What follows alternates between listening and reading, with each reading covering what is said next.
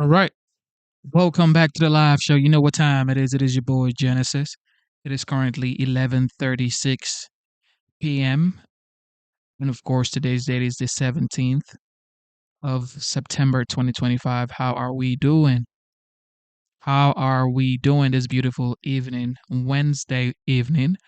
Of course, we saw the first hearing for Kash Patel, director of the FBI, Kash Patel, yesterday.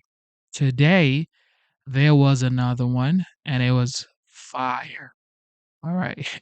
It was straight fire. So we're gonna check that out. It's about 5 hours. So sit back, relax, chill, get your, I don't know, homemade strawberry cake, or get your coffee or popcorn or whatever you want to get, a chocolate drink or whatever. Whatever you want to get. And don't forget, in here, we don't care if you're a Democrat or a Republican. We do not care. We do not care if you are a Republican or a Democrat. It is country before party over here. So chill. All right, chill. Be nice to your fellow American brothers and sisters. All right. Doesn't matter who they voted for, if they voted for Kamala Harris or for Donald Trump. Okay. We both know the president of the United States today is President Donald J. Trump. Okay, so let him do what he is currently doing. All right, securing the border, making sure manufacturing comes back to the United States. Okay, renegotiating trade deals. All right, and so many more. So let him do what he's doing. All right, you can criticize, but you know, chill with all that rhetoric. All right. With that being said, everybody, here we go for Cash Patel. The Federal Bureau of Investigation. This is the first occasion for the committee to get back together since the tragic death of Kirk. Charlie was a good man, a happy warrior who fought for principles and values I think make our country special, and certainly was a strong proponent of defending the First Amendment, something this committee cares deeply about. I said this over the weekend. I think Charlie lived that scripture verse, 2 Timothy 4:7, fight the good fight, finish the course, keep the faith. Charlie certainly lived that, and he did it with a smile on his face. And so the tragic killing happened a week ago while we were in markup here in the committee. And I know everyone, I know our witness was a friend of Charlie's, and I know many people in the dais were as well. So I know we're all praying for Charlie's family, and I would extend a moment to the ranking member if you wanted to say something. Thank you, Mr. Chairman, for saying that. The whole country reacted with horror and shock to the brutal assassination of Charlie Kirk in cold blood. And there is never any warrant for political violence in America. And just as we all recoiled together at the shocking assassination of Melissa Hortman and others who died in that Minnesota attack, we all stand together categorically against political violence in America and determined to end the cycles of political violence that have traumatized the country. Well said. Chair now recognizes the gentleman from Kansas, Mr. Schmidt, to lead. Thank you guys for tuning into the live show. God bless you. Yes, we are here to see the FBI Director, Kash Patel. He will be here soon. But before that, I want to make sure this is smooth. All right, I want it to be smooth. I don't want us to have any lags. All right, no lags, people.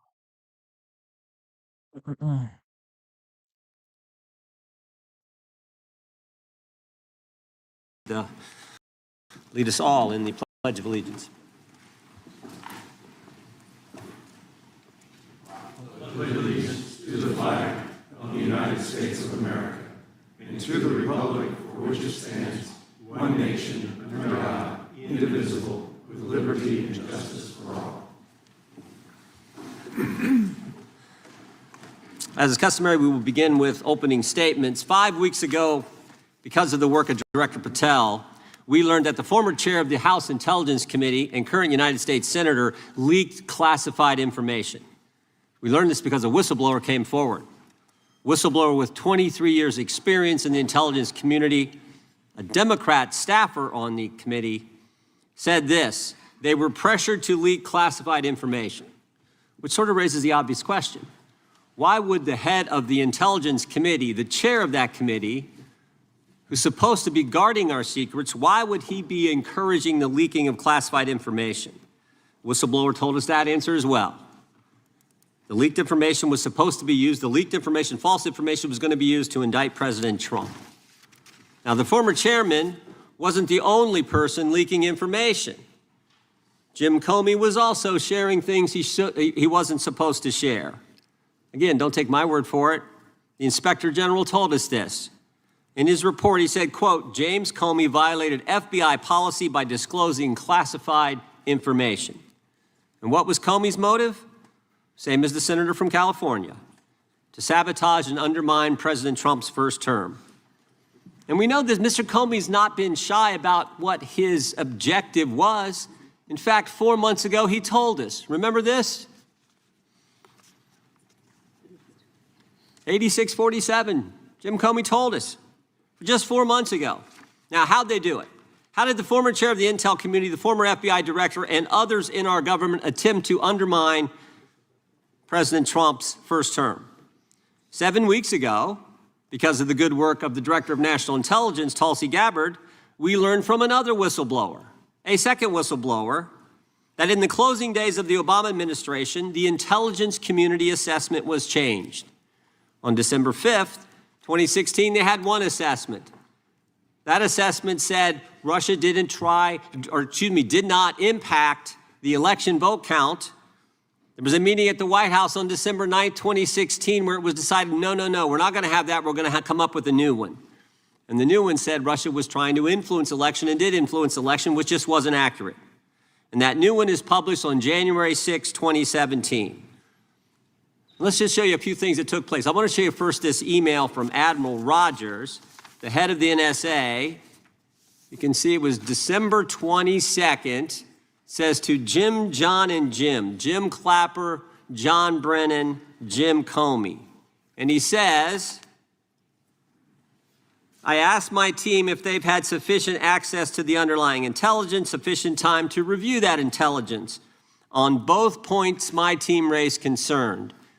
Further states, my folks aren't fully comfortable. A few hours later, there's an email back to Admiral Rogers. This one is from Jim Clapper, and it says this: it is essential that we be on the same page and all of us are supportive of the report in the highest tradition of, that's our story and we're sticking to it.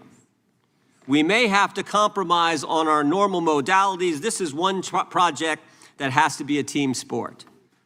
That's our story, and we're sticking to it. Compromise on normal modalities, that's a fancy way of saying, that's the government speak for we're going to have to change the rules.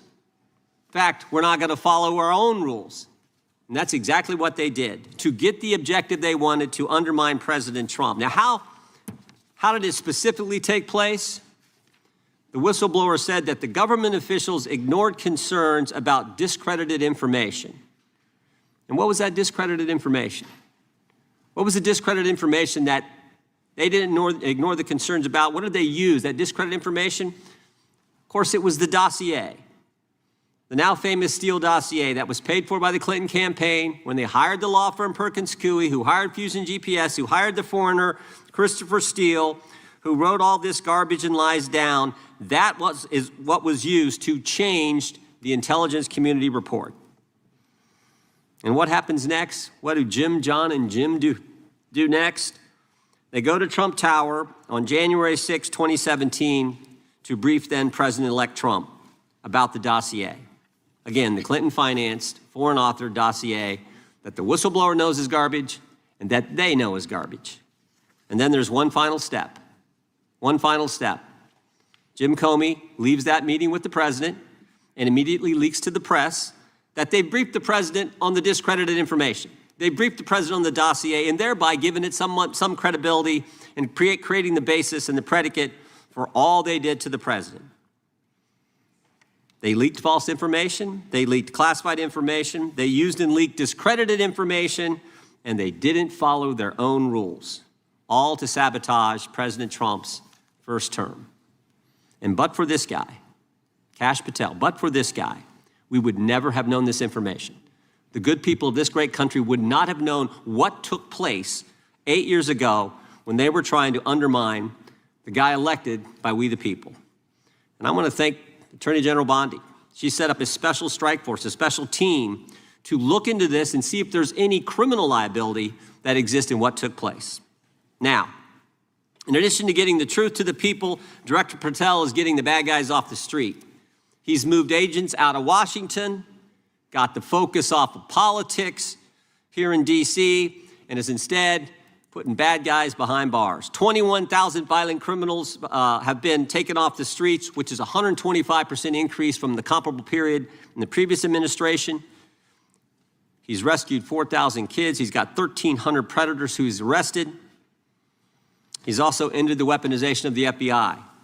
No more spying on parents at school board meetings. No more pre-dawn raids on pro-life Catholics. No more retaliation against whistleblowers.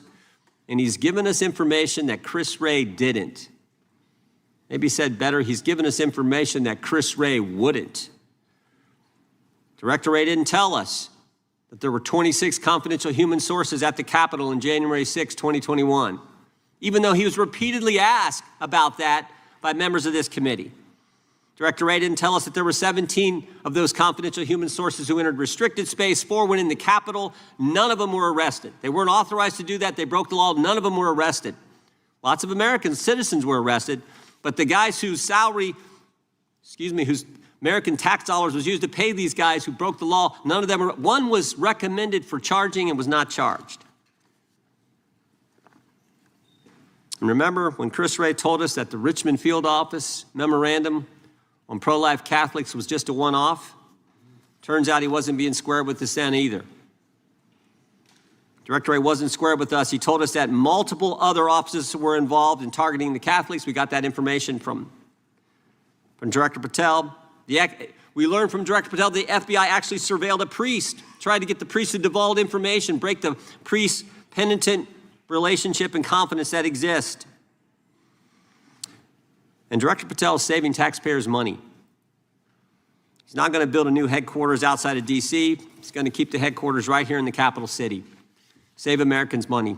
Save the taxpayers money. In 8 months, Director Patel has given us the facts. He's ended the weaponization at the FBI. He's taken bad guys off the streets, and he's saving taxpayers money. But my guess is the Democrats won't focus on all that good news. They'll focus on politics. They'll stick with Comey and Clapper and Brennan and continue to try to undermine President Trump. With that, I yield to the ranking member for an opening statement. Thank you very much, Mr. Chairman, and welcome, Director Patel. You and I have not had the opportunity to meet, and alas, you failed to respond to the 8 oversight letters I've sent you over the last 7 months. So we do have a lot of questions piling up for you, but I want to start with a word of praise.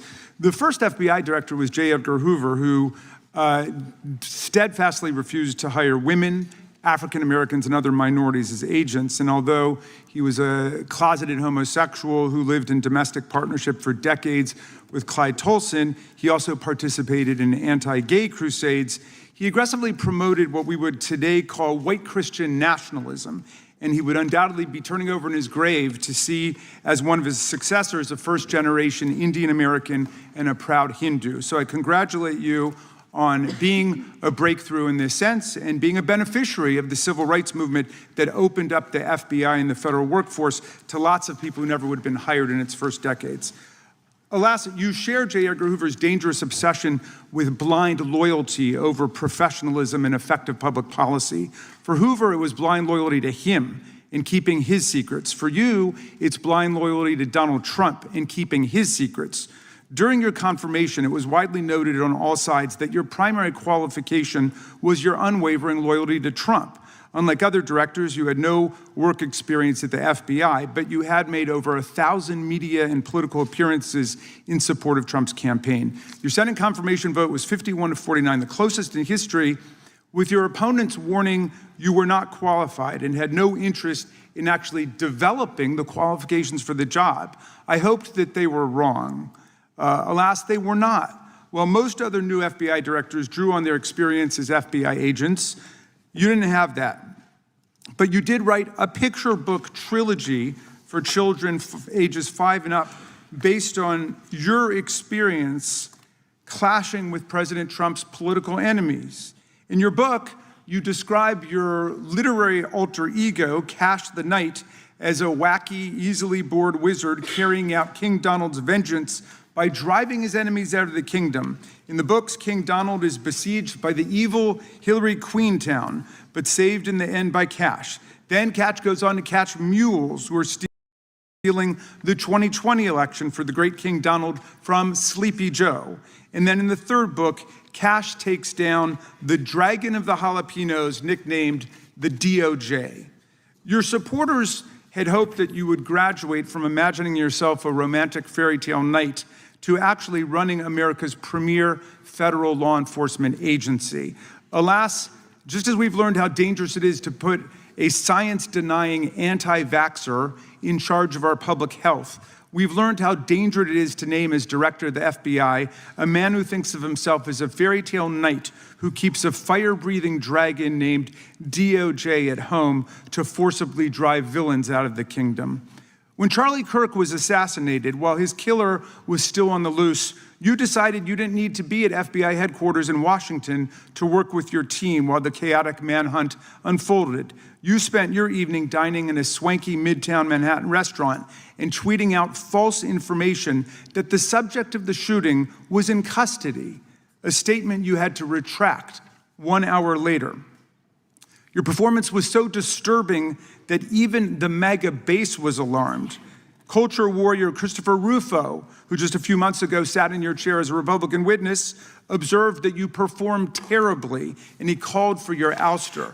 The FBI might be able to survive your delusions of grandeur and the explosively volatile temper that was on display yesterday in the Senate. But the intractable problem is that you are running the FBI not as a law enforcement agency charged with keeping the American people safe, but as a political enforcement agency working directly for the president's vengeance campaign. 7 months in, it's impossible to overstate the destruction, chaos, and demoralization you've brought to the FBI and its workforce and the resulting danger your actions have caused to our country. You've been systematically purging the FBI of its most experienced and qualified agents, division leaders, and experts in counterterror, counterintelligence, and cybersecurity, precisely the people who have the expertise you lack and which the FBI and the country need.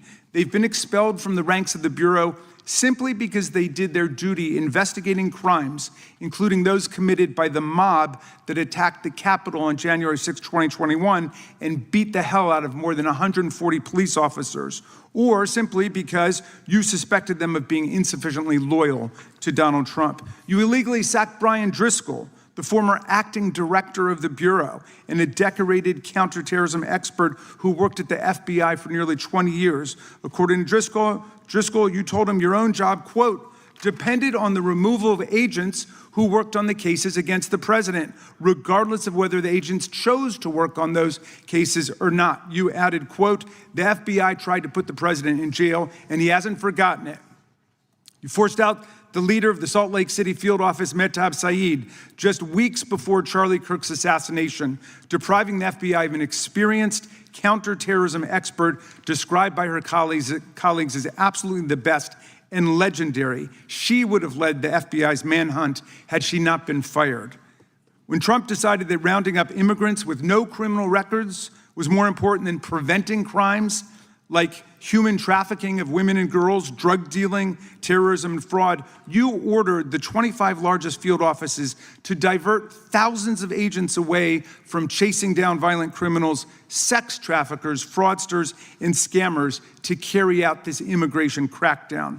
Director Patel, you treated the men and women at FBI with disrespect and paranoia. You've assembled a roving band of freelancing henchmen within your office and charged them with conducting unauthorized investigations, targeting and harassing career FBI employees. Amazingly, you forced senior leadership to repeatedly take polygraph tests to prove their political loyalty and pushed out leaders who refused these demeaning exercises.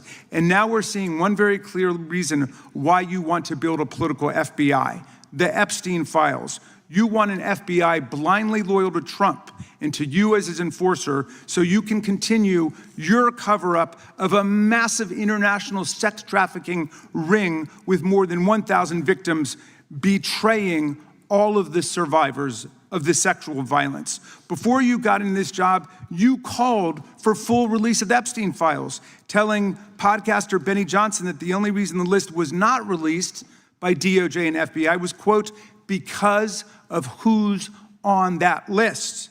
Upon your confirmation, you promised that, quote, there will be no cover-ups, no missing documents, no stone left unturned. And anyone from the prior or current bureau who undermines this will be swiftly pursued. This spring, you ordered hundreds of agents to pore over all the Epstein files, but not to look for more clues about the money network or the network of human traffickers. You pulled these agents from their regular counterterrorism or drug trafficking duties to work around the clock, some of them sleeping at their desks, to conduct a frantic search to make sure Donald Trump's name and image were flagged and redacted wherever they appeared, whether an email, a text, a letter, an interview, a photograph, or a video. In May, Attorney General Bondi reportedly told Trump that his name had indeed appeared multiple times throughout the Epstein files. And not long thereafter, in July, you and the Attorney General released a memo claiming that, quote, no further disclosure would be appropriate or warranted. In a few short months, how did you go from being a crusader for accountability and transparency for the Epstein files to being a part of the conspiracy and cover-up? The answer is simple. You said it yourself, because of who's on that list. Donald Trump's relationship with Epstein over the years is well documented. A week ago, the Oversight Committee released Trump's disturbing birthday book, Note to Epstein, written over a drawing of a woman's naked body, referring to a, quote, wonderful secret. The Oversight Committee obtained the note from the Epstein estate, not from the FBI, raising questions again of whether the FBI has been withholding documents. While you're unleashing the FBI to cater to Trump's desire to shut down the Epstein inquiry, the first 9 months of the Trump presidency have seen a spate of political violence and domestic terror events. We saw deadly attacks on political figures on both the left and the right. The brutal assassination of Minnesota Democratic House Speaker Melissa Hortman and her husband, and the attempted murder of Democratic State Senator John Hoffman and his wife, who miraculously survived a combined 17 gunshots. We saw an arsonist set Pennsylvania Governor Josh Shapiro's residence on fire. And of course, last week, we saw the horrific, cold-blooded assassination of Charlie Kirk in Utah that has shaken the nation. 1 minute after Charlie Kirk was shot in the neck, a 16-year-old shooter in Evergreen, Colorado, radicalized by white supremacist ideology online, opened fire and critically wounded 2 other students at Evergreen High School. We've seen lethal anti-Semitic violence, including the murder of 2 young Israeli embassy staffers just blocks from the Capitol, and then in the attack on a gathering of Jewish people in support of hostages held in Gaza in Boulder in June. We've seen continued mass shootings at schools, like the domestic terror incident at a Catholic school in Minneapolis last month, which killed 2 children and wounded 18 others. And in August, a man fired more than 500 bullets at the Centers for Disease Control and Prevention, killing a police officer who was a Marine veteran and a father.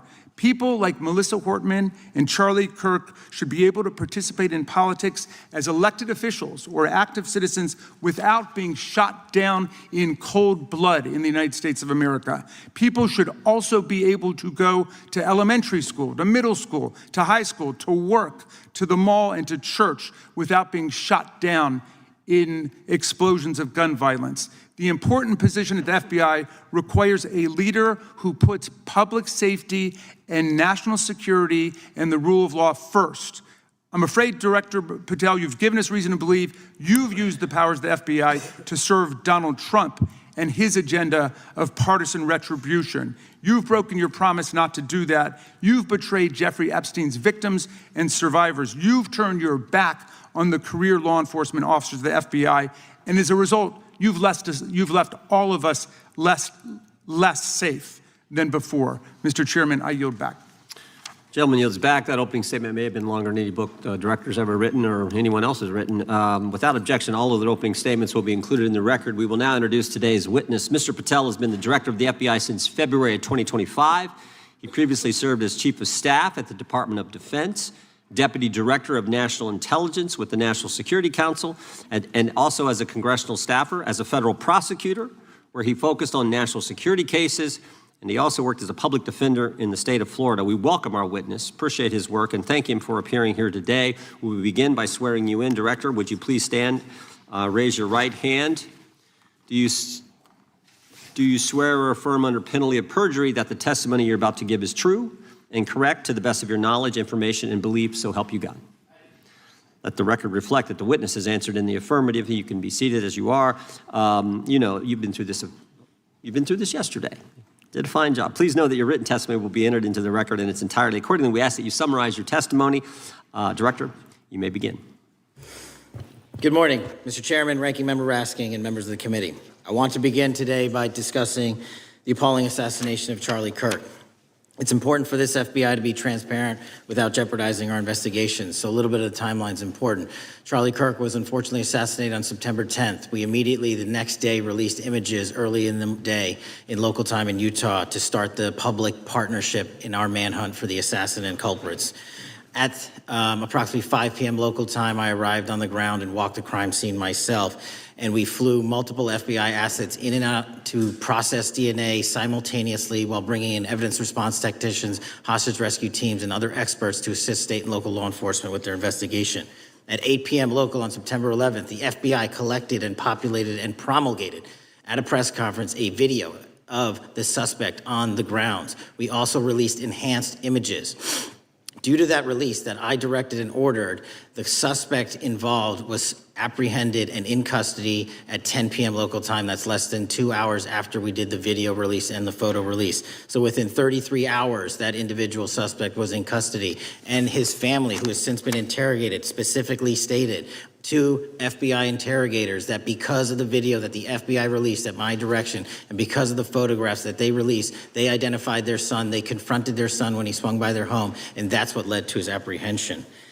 We are still, the FBI has that investigation ongoing, and it continues to be ongoing, and I want to thank the state of Utah and the state and local authorities there. And I also want to thank the Attorney General and President Trump for directing resources to allow us to conduct that investigation as we have. Under this administration, the FBI has arrested more than 23,000 violent criminals. 23,000 in 7 months. That's twice as many year to date last year. We've taken over 6,000 firearms off the streets. 6,000 guns are no longer in the hands of criminals in 7 months. We've identified and found and located 4,700 child victims. That is a 35% increase year to date last year. We have arrested 1,500 child predators. That is a 10% increase year to date last year in just 7 months. We've assisted our partners with countless counterterrorism operations around the world. We've captured at the FBI 4 of the most top 10 wanted fugitives in the world in 7 months. To put that in perspective, that's as many as my predecessor nabbed in the entirety of the Biden administration. We got 4, we got more coming. On top of that, in 2 weeks, thanks to the help of the CIA, we collected and captured one of the individuals responsible for the horrific Abbey Gate bombing that led to the murder of 13 service members. We did that in 2 weeks. They didn't do it in the 4 years of the entire prior administration. Nationwide, we've been executing our Operation Summer Heat, the FBI's national focus on targeting violent crime based on intelligence-driven operations. Ask the citizens of Seattle, Miami, Memphis, Charlotte, Chicago, New Orleans. To specifically highlight New Orleans and Nashville, there has been a 250% increase in violent crime arrests in those cities alone and other mid-major cities that I've just listed. In just a few short months, we have already unleashed 1,000 FBI personnel across this country. Every single state across this country is getting a plus up. This is a fiction that the FBI is short or that we are compromising the men and women in the field. They do not need to be in Washington, D.C., so we're sending them into the field to each and every one of your states. Because of that, crime is at an all-time low. We had to do it because of the explosion of crime. And maybe the most important stat for Americans to realize: in just 7 months, we are on track to produce the lowest murder rate in modern U.S. history by double digits. Those are results not of mine. Those are results of the men and women of the FBI. If you want to criticize me, bring it on, but do not attack the brave leaders in the field. We are also working 24/7, 365 on the opioid epidemic that is killing more than hundreds of thousands of people a year. We have seized 1,600 kilograms of fentanyl off the streets so far in 7 months. Year to date, 25% increase. To put that in perspective, that's enough to kill a third of the American population, 120 million Americans. 100,000 kilograms of cocaine and meth gone off the streets. Earlier this year, I highlighted in Cincinnati, Ohio, how we're getting creative to chase down those that were willing to do harm to our citizens, not just by striking at the heart of the fentanyl producers, but the fentanyl precursor companies in China. And we indicted for the first time multiple companies and individuals, not just in America, but in mainland China, that are producing the ingredients that produce and make fentanyl that kill our children. And we're going to keep going. Counterterrorism work, cyber attacks, and foreign adversaries are something the FBI must never sleep on, and we are not sleeping. In the counterintelligence space alone, this year, year to date, 30% increase in counterintelligence arrests from the DPRK, Russia, Iran, and China. And I want the American people to know, in this setting, there's a lot of work that the brave men and women in the FBI are doing we just can't get into, but they don't stop. Our cyber threats, ransomware attacks, those harming our children online. We have nearly a 20% increase in indictments and arrests in 7 months alone this year. We're going after those that harm our malware, infrastructure systems, telecom systems, and energy structure. Combating SALT and Vault typhoons are just a little bit of the examples we're doing. Maybe most importantly, under the counterterrorism and domestic terrorism umbrella, are nihilist, violent extremists, and those that label themselves 764, who wish to go online and convince children to maim and mutilate themselves and commit suicide. And we are producing record numbers of arrests under that umbrella organization. We even stopped an individual in the 764 network who wanted to conspire to kill an adolescent girl. He is now in custody. Transparency remains one of my main priorities at the FBI. And this is what I've done in my 7 months at the helm. We've produced more than 33,000 pages of documents to Congress to a variety of committees, including, I believe, 7,500 to this committee alone, if memory serves me correct. To put the 33,000 in perspective, my predecessor in 7 years produced 13,000 pages in total to the United States Congress. His predecessor in 4 years produced 3,000 pages in total. I repeat, I have produced 33,000 pages in 7 years to this Congress and will continue to do so. I'm dedicated to restoring the trust and the mission and the integrity of the FBI, and we cannot do so without congressional oversight, and I promise you I will continue to do so.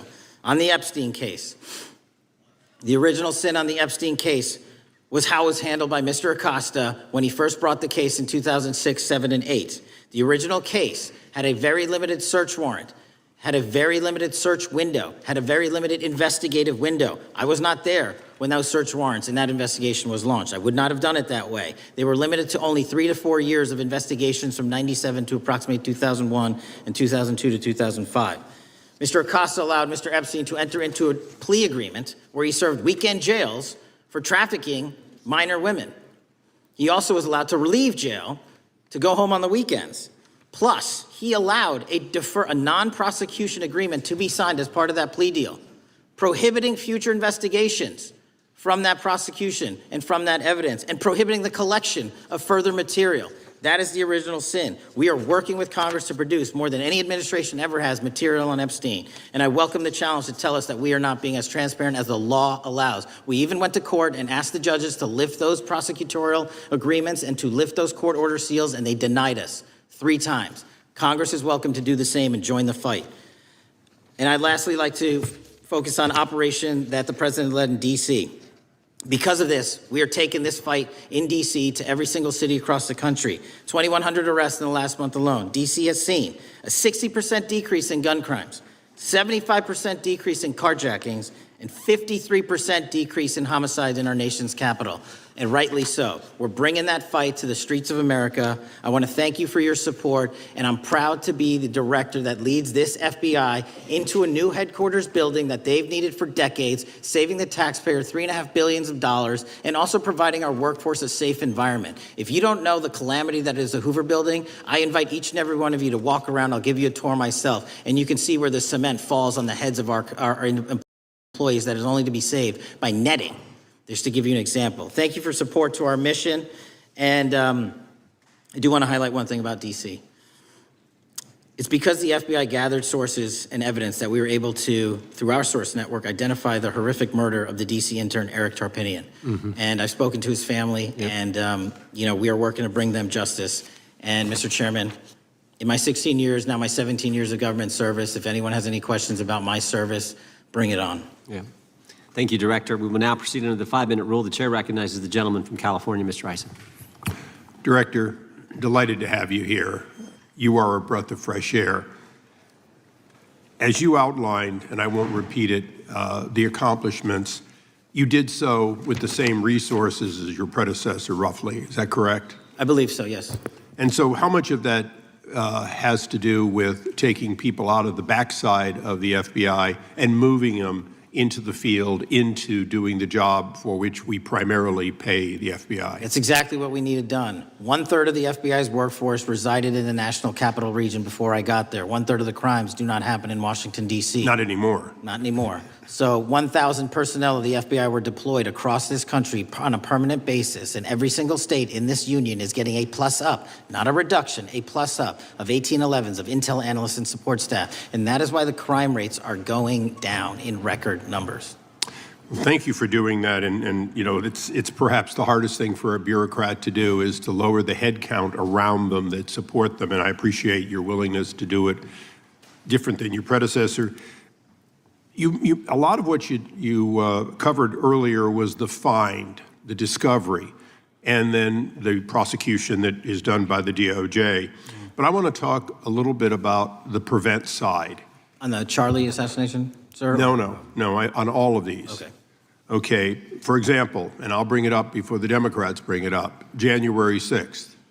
January 6th, we now know, because of your find, that in fact there were people involved who were not just observers, but participants who, in fact, it's been alleged, and I personally believe, in fact, were part of promoting, perhaps even the one woman who died, encouraging her to walk through a door that led to her death. When you see that kind of activity, and you know it was done under predecessors with full knowledge, whether it's January 6th, where embedded people crossed the line, or any other activity, including obviously the Russian hoax that we're now dealing with up in front and center. My question to you is, what can you or others do to prevent it from occurring again? Not on your watch, but on future watches. How can we know that this won't happen again the moment you leave the FBI? It's simple. What I'm doing through our leadership cadre is having FBI agents do what they were trained to do, not what they were not trained to do, not put them in situations that both harm them and the public. We're also utilizing our SORT networks and prioritizing the threat structure to go after the narco traffickers, the counterterrorism people, the counterintelligence threats, and the cyber threats. That's what they were trained to do, and that's what we're letting them do. One major question I have, after decades of doing this, on our side of it, both the chairman, myself, and others, both at oversight and here, have seen that the FBI and the Department of Justice hide behind non-statutory practices. Now, you've changed the interpretation of many of those practices. That's why we're getting the discovery that was previously withheld. How do we work together to make sure that we never again have false walls, non-statutory walls that say the Department of Justice has a prohibition about giving, quote, you fill in the blank, that has led to the chairman not seeing anything until you took over? I'm wedded to aggressive constitutional oversight. Having been a House congressional staffer, I know that is an important part of securing our democracy. And the way we make it an everlasting, enduring process is by showing the American people the results of what we are doing and the important work of this committee and putting it out to them so they can see government waste, fraud, and abuse. And then they can demand from our constituents and our electors that they want this process to continue. Last major question here. Some things are so sensitive that we both would agree they cannot be made public. Will you commit to this committee when it is too sensitive to disclose that you would at least make it available for in-camera review by the chairman and ranking members or others designated? I have done that and I will continue to do that. Well, thank you, Mr. Chairman. This is a breath of fresh air. This is the beginning of what we need. But my questions today for the director are ones in which I believe that we do need to codify by agreement or by statute, if necessary, the kind of openness and transparency that we're seeing from this administration, the kind of discovery that's allowing us to do our oversight properly. And I would hope that that be the follow-up to this, obviously along with the Attorney General. And I yield back my 4 seconds. Thank you. The gentleman yields back. The gentleman from New York is recognized. Thank you, Mr. Chairman. Welcome, Director Patel. In the wake of the tragic murder of Charlie Kirk, Donald Trump said, quote, "Violence and murder are the tragic consequences of demonizing those with whom you disagree, day after day, year after year, in the most hateful and despicable way possible," close quote. I would note for the record that Donald Trump has famously demonized practically every person he has ever disagreed with, and therefore, using his own logic, he has put their lives at risk. I should know.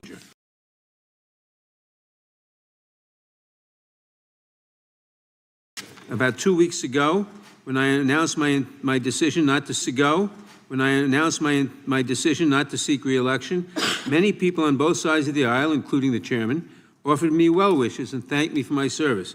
Donald Trump, on the other hand, took to Truth Social to call me a, quote, "psychopathic nut job," among other things. Yesterday, I received a threatening note filled with anti-Semitic comments and hateful attacks that mimicked some of the same language used by the president. I am sure many of us on this committee face similar threats every day. We have seen political assaults on both the left and the right. The attack on Charlie Kirk, the attempted assassination of the president, the murder of the Democratic Speaker of the Minnesota House, the assault on Paul Pelosi, and the attack on the Capitol on January 6th, for example. Director Patel, do you agree that there is political violence from both the left and the right? There is too much political violence. Do you agree, yes or no, that there's violence? There is too much political violence based on ideologies from either side. From either side, okay. Are you aware of the study by the Cato Institute, a well-known conservative group, that found that 69% of the violence is from the right? I'm not familiar with that study. You're not familiar, okay. I would commend it to you. Are you aware the administration has threatened to use violence as an excuse to crack down on liberty and freedom of speech? Say that again, I'm sorry? Are you aware the administration has threatened to use violence as an excuse to crack down on liberty and freedom of speech? Nobody at the FBI is doing that. I didn't ask you about the FBI, I said the administration. I speak for the FBI. I would like to enter the record an article from today's New York Times titled, "Trump Invokes Kirk's Killing and Justifying Measures to Silence Opponents." In the wake of Charlie Kirk's killing, President Trump and his allies have laid out a broad plan to target liberal groups, monitor speech, revoke visas, and designate certain groups as domestic terrorists. I ask unanimous consent to insert this into the record. Thank you. Politicizing the murder of Charlie King to go after free speech is not a legacy I believe Charlie King would have wanted. Moving on, I want to address another topic. The FBI has traditionally played a key role in prosecuting public officials for corruption.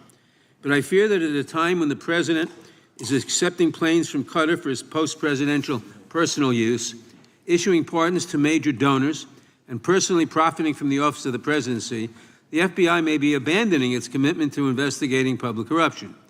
Since its creation in the wake of the Watergate scandal, the Public Integrity Section has been one of the crown jewels of the Department of Justice, investigating and prosecuting corruption among the nation's public officials and acting as a key safeguard against politicized prosecutions. This section's work has been supported by an elite squad in the FBI, devoted specifically to rooting out corruption. But according to reports, the public integrity section has now been decimated, and the FBI's public corruption squad has been disbanded. I would like to submit for the record a New York Times article entitled FBI Dismantles Elite Public Corruption Squad. I ask unanimous consent.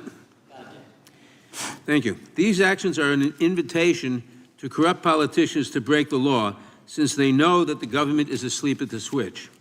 Last month, Senator Warren and I, along with dozens of other members of Congress, wrote to you and Attorney General Bondi expressing grave concern over your decision to effectively legalize corruption and to politicize prosecutorial decisions. And he asks unanimous consent to enter this letter into the record.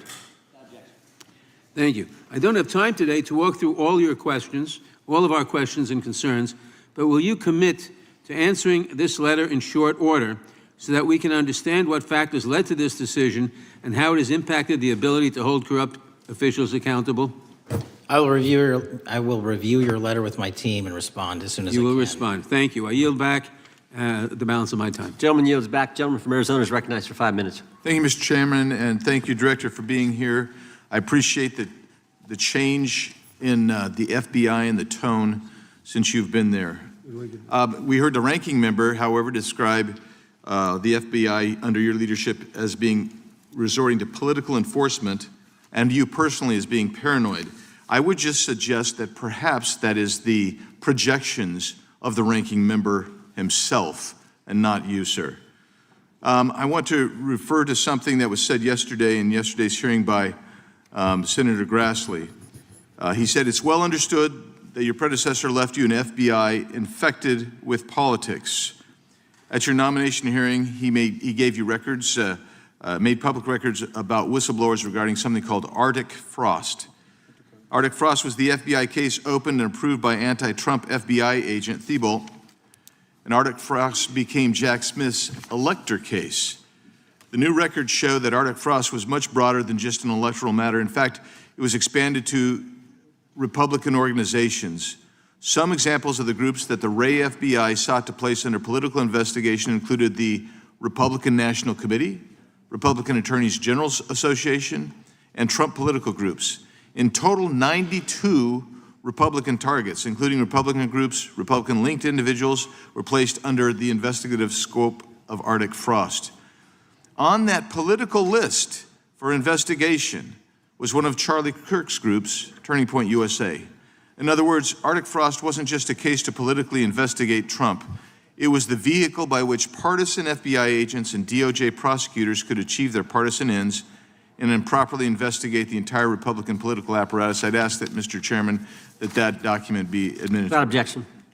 So, I know that this may be under current investigation, but I wish to ask specific questions about this for just a moment. What search tools were used in Arctic Frost to view private communications of targets?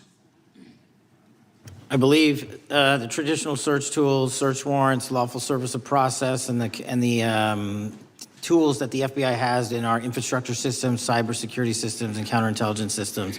But generally speaking, if I may, I want to use this to highlight the fact that I'm continuing my promise to work with Congress to produce documents simultaneously and also conduct ongoing investigations. I'm giving you as much as I can, and I'll give you more when I can.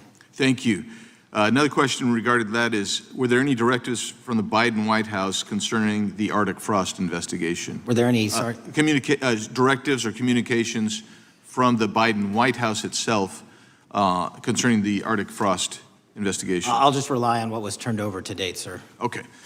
So I want to add here, the search warrants that were used included the seizing of a U.S. member of Congress, his phone. I think we all know who that was and how that was taken away and used for political purposes, Mr. Chairman, Mr. Director. So we'll leave that for a second, and let's go over to the Charlie Kirk case for just a second. Let's emphasize this. How many hours did it take from the assassination to the arrest of the assassin, Mr. Director? 33. That seems pretty swift, and it was because of the actual release of videos and photographs that you directed to be released, sir. That's correct. And to put it in perspective, the Boston bomber took 5 days and Luigi Mangione took 5 days.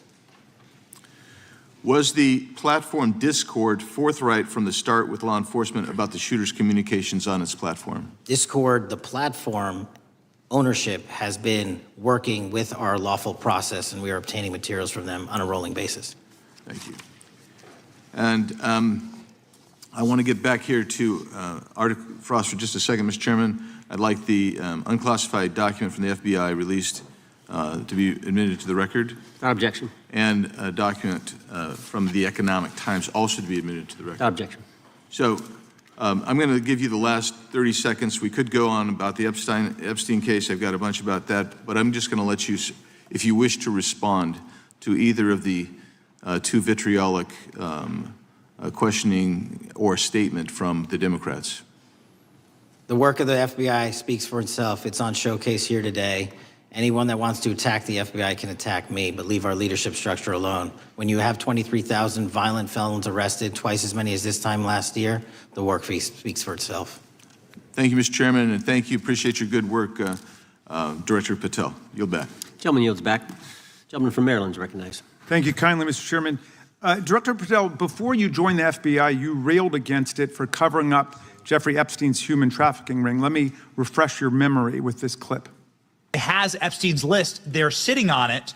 That doesn't seem like something you should do. You're protecting the world's foremost predator. That seems like an evil thing to do, regardless of who may be embarrassed in the release of that list. Why is the FBI protecting the greatest pederast, the largest scale? Why is the FBI protecting the greatest pederast, the largest scale pederast in human history?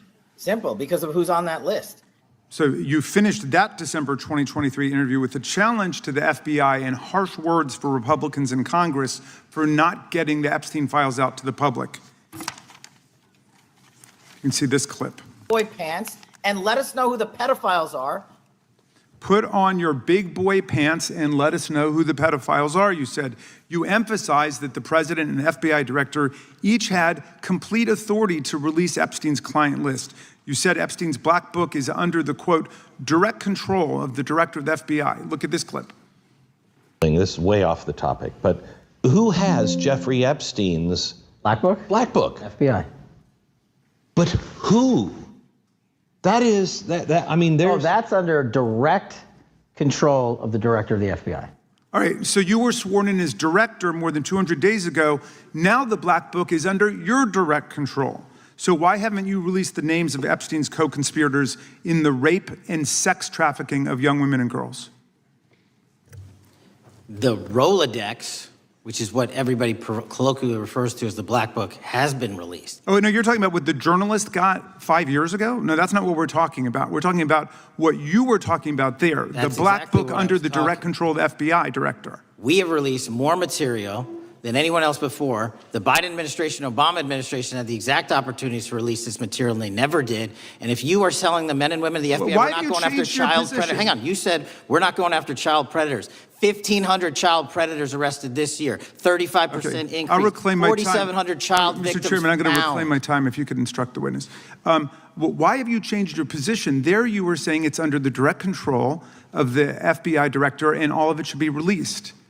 Why have you changed your position? Everything that has been lawfully permitted to be released has been released. And as I told you, Really? the investigation was limited. And let me make something crystal clear. I never said Jeffrey Epstein didn't traffic other people, other women, and they're not other victims. This is the investigation we were given from 2006, 7, and 8, and the search warrants from 2006, 7, and 8. That's what we're working with. Well, wait, have you released all of the stuff that the FBI has seized from Epstein's house? The computers, the emails, the file cabinets, the documents? What about the financial records? Have you released all of that? Everything the court has allowed us to Which release. court are you talking about? 3 separate federal courts have come in and said... We're talking about the evidence you've got. It's got nothing to do with what those courts have. Do you have any idea how the law works? Wait, do you want me to break the law in a federal judge's order? No, to I want you to satisfy follow your own curiosity? word, Director Patel. You said up there it was under the direct control of the FBI director. He had the black book. Everything I have direct control over, we have gone to court. You haven't. Complete your We went sentence. to court. Everything you have direct control over, you said. have gone to court, and everything we have direct control Patel, over. complete your and sentence. can You said everything- lawfully Like to co- release. the We're gentleman- releasing. He'd like to complete his answer. You began the sentence, everything you have direct control over, and then you stopped that sentence. You have released everything that you have direct control over? I have direct control over and can lawfully release. If you're not familiar with the court orders, that's not my fault. Oh, I'm Go perfectly, look at them. I'm Go perfectly to familiar court. with them. But how did we prosecute Ghislaine Maxwell? She was prosecuted with the investigatory material that was collected from 2001 and 2005 because of the non-prosecution agreements and the court orders on the investigations and search warrants. We were not able to develop new information. And oh, by the way, Jeffrey Epstein was out for 12 years, and the Obama and Biden administration did nothing to look at his work, his pedophile network. If you want to blame me, that's fine. But now you're blaming the men and women who conducted this Stop great that. search. I'm not blaming anybody other than you. You're not keeping your word. You said that you would release all of the materials Has under your anyone direct released control. more information on Epstein than I have? Has Well, anyone? much more- Did Comey? Did Ray? Much Did more. they? Excuse me. Much more has come out in the days since the American people and Congress have been demanding it. But it's coming out in dribs and drabs. Why don't you just release the entire file as you promised to do? I literally just told you, there are multiple federal court orders. I'm not going to break the law to satisfy your curiosity. You didn't join us when we filed court to release the court orders. You could have. You have lawyers. You could have shown up. You didn't do that. That's a tiny fraction of the material we're That talking is about. not. It is How a do you- tiny fraction. How do you know that? Have you seen No. everything? Time It's of the all gentleman. misdirection. How do you know Time that? of the gentleman has expired. The gentleman from California is recognized. Well, thank you. Mr. Director, just to be clear, how many of the Epstein files were released in the 4 years of the Biden administration? 0. And how many have you released? I don't have the number, but it's got to be thousands of pages of stuff. I was going to ask you to begin whether Americans are safer today than they were 9 months ago, but you cited dramatic increases in criminal arrests since you've taken office, a dramatic decrease in crime that's resulted. Who would have thought that taking criminals off the streets would reduce the crime rate? But somehow we have stumbled upon that new truth. But it begs the question, what was the FBI doing during the 4 years of the Biden administration to see that dramatic an increase in work under your tenure? The simple answer is I'm letting good cops be cops. We're working with our state and local law enforcement. We're energizing our partnerships. We're bringing on more task force officers. When you have more cops in the streets, when you're using ground-based intelligence, when you're not weaponizing law enforcement and focusing on D.C. and focusing on the rest of America, this is what happens. It is not a significant mind shift in terms of how we maneuver the FBI. They've wanted to do this work since they signed up. We're just letting them. And we've seen many prominent Democrats oppose your efforts to restore law and order to the streets of our nation's capital. I mean, all of us here have seen a dramatic change for the better here in Washington, D.C. Why are so many Democrats attacking you for that? Sir, Democrats have been attacking me for a decade, as is the fake news media. They didn't like the fact that I exposed the Russiagate host and the largest weaponization of the FBI, DOJ, and U.S. history. We proved it to be true with congressional oversight. I'm wed to that congressional oversight and will continue to do that work. Christopher Wray repeatedly warned this committee that the Biden open borders policy had produced a significant increase in terrorist threats that he said kept him up at night. A particular concern, he said, was the 2 million gotaways that entered the country during the Biden administration. That's an average of 41,000 every month. What are the monthly gotaway numbers today? Sir, I'll have to get back to you on the exact gotaway numbers, but identifying that there are gotaways is step one. Going and manhunting them is step two, and that's what we're committing our resources to do. Well, that's my next question, is what progress has the administration made in apprehending and removing terrorist threats that came in during the Biden years? I think you're talking about, if you're not, let me know, known or suspected terrorists, and we've encountered almost zero at the southern border since the southern border has been sealed. But the problem that we are running into is our northern border. It's largely expansive. The enemy has adapted, and we need more focus on the northern border to stop known or suspected terrorists from coming in from places like China, Russia, the Middle East, Africa, Afghanistan. And what can you tell us about the remaining threat posed by potential terrorist cells here in the United States? The terrorist threat that continues to be posed by international terrorists here in the United States is one of my highest priorities. We are working through our intelligence community partners to identify those individuals, and we've taken down numerous individuals in numerous rings across this country to neutralize that terrorist threat, including in places like New York City, Los Angeles, and I believe Dallas, Texas most recently. How extensively did criminal cartels like Sinaloa, Jalisco, New Generation, MS-13, Trinidad, and others infiltrate our country during the Biden administration? By the tens of thousands. Well, and what progress have you been making in combating their presence? I think the DHS is best to speak to that, but I think I can't remember the numbers of tens of thousands or hundreds of thousands of individuals they found that came in illegally, and the tens of thousands that associations to criminal networks have all been deported. And that effort is being opposed every step of the way by Democratic leaders in our cities, some of our states, and right here in the Congress. Isn't that true? Well, we're just working where we can in every single city we can, and I welcome the opportunity to partner with Republicans or Democrats on fighting violent crime like we're doing. Mr. Biggs asked about Arctic frost. What else can you tell us about that and what we need to do to assure that it never happens again? Continue the congressional oversight work that you're doing on Arctic frost. Let me provide you with more documentation on Arctic frost, and also call in witnesses from the paperwork that we have given you. You have that right, and the American public deserves to hear what those people have to say. As for my ongoing investigation, there's not much I can say. What role did the FBI play in suppressing the Hunter Biden laptop story during the 2024 election? Off the top of my memory, sir, I believe the FBI was in possession of verified information from that laptop, and it was improperly publicized that they did not have information and masked it as Russian disinformation. We now know that was categorically false. I don't know why the FBI did that, when they did that, but we've released all the materials related to that. Thank you. Gentleman yields back. The gentleman from New York is recognized. Mr. Golden. Mr. Patel, does Donald Trump appear anywhere in the Epstein files? I'm sorry, could you say that again? It's not a complicated question. Does Donald Trump appear anywhere in the Epstein files? I didn't say it was a complicated question. I just didn't hear you, so my apologies. We have released where President Trump's name's in the Epstein files and everybody else, and all credible information that we are legally allowed to release has been released. All right, so let's go through that. You're referring to court orders that prohibit you from releasing grand jury testimony under Rule 6E. Is that what you're referring to when you say as the law allows? That's a piece of it. Really? What other evidence do those three court orders you cited prohibit from being released?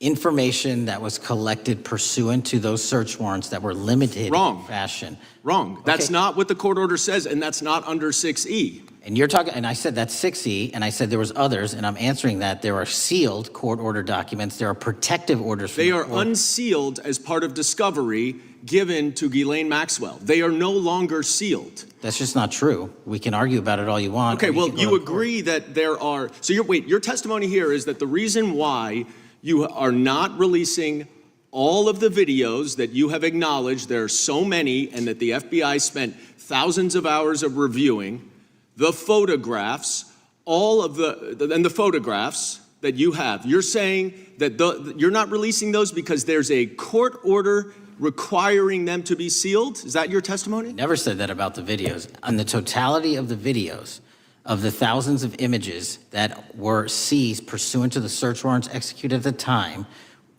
the overwhelming majority of that video is pornographic material that was downloaded from the internet and child sexual abuse material. We will never release that. Well, as you should not release the victims, but if there are videos that relate to others who Epstein trafficked to, such as maybe Prince Andrew, or photographs, that you have total control to release. Yes, and if it exists. And so why haven't you released it?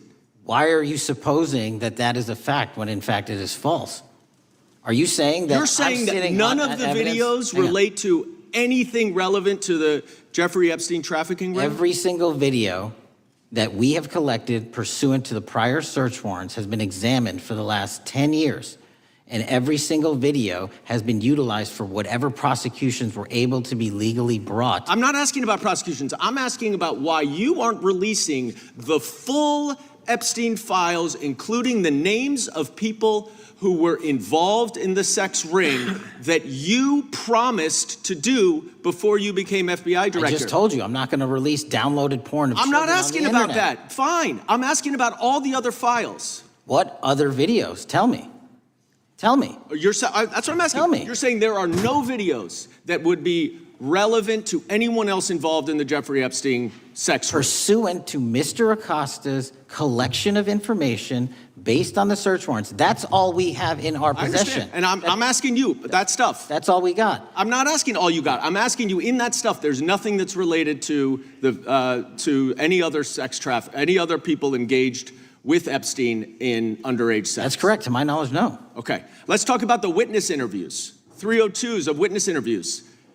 Those are not subject to the court order. Those are not subject to any fictional sealed order for a search warrant. Why aren't you releasing those with the redacted names of the victims? We are releasing as much as legally allowed. That's why we went back to the courts. How is that not legally allowed? Sir, do you know how court orders work? Do you know how protective orders Actually, work? Do you know how Mr. sealing Patel, orders I was work? a real prosecutor for 10 years. I know exactly how. So I was a court fake orders. one? And I want to understand what the court order prevents you from releasing witness statements that the FBI took. You should know that as a real prosecutor, when the court hand downs a protective order and a motion to seal, the material is sealed unless So that your judge testimony waives here it. is that all of those witness statements are under a court order, a protective order.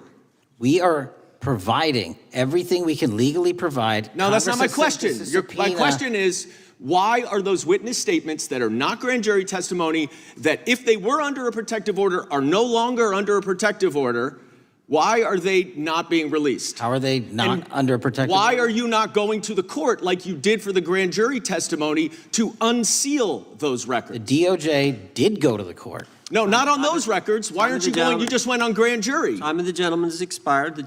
You are hiding the Epstein files, Time Mr. of the gentleman Patel. has expired. You are part of the cover-up. Can I respond? You sure can. Any allegations that I'm a part of a cover-up to protect child sexual trafficking and victims of human trafficking and sexual crimes is patently and categorically false in the work of my So I hope you will talk to them when they Gentlemen's have time has requested expired. to speak with you. Because the Gentlemen's time has victims have expired. Gentleman requested yields and you are back. not responding to them. Director, yes or no, is the FBI still spying on parents at school board meetings? No, sir. Is the FBI still targeting Catholics? No, sir. Is the FBI still spying on President Trump? I don't believe so. Is the FBI still censoring Americans? No, sir. Is the FBI still targeting Americans for shopping at Cabela's or purchasing Bibles? Nobody is targeted for their faith. Is the FBI still targeting Americans who are pro-life? Nobody is targeting anyone for their Is beliefs. the FBI still cooking the books on crime data? The crime data is real. Is the FBI still purging agents for conservative viewpoints? No one at the FBI has asked their viewpoints on Is policy. the FBI still labeling the Betsy Ross flag, the flag of the American Revolution, a hate symbol? No. Well, maybe that's why you've been able to, what was the number? 23,000 bad guys you've arrested, a huge increase from the same time period in the previous administration. I think you said 1,400 predators, 4,000 children rescued. Were those the facts? 4,700, 35% increase on children rescued. Yeah. And you got the guy that, Abbey Gate? We got the Abbey Gate We had guy. a guy from the 4th District of Ohio who lost his life there serving our country. We appreciate that.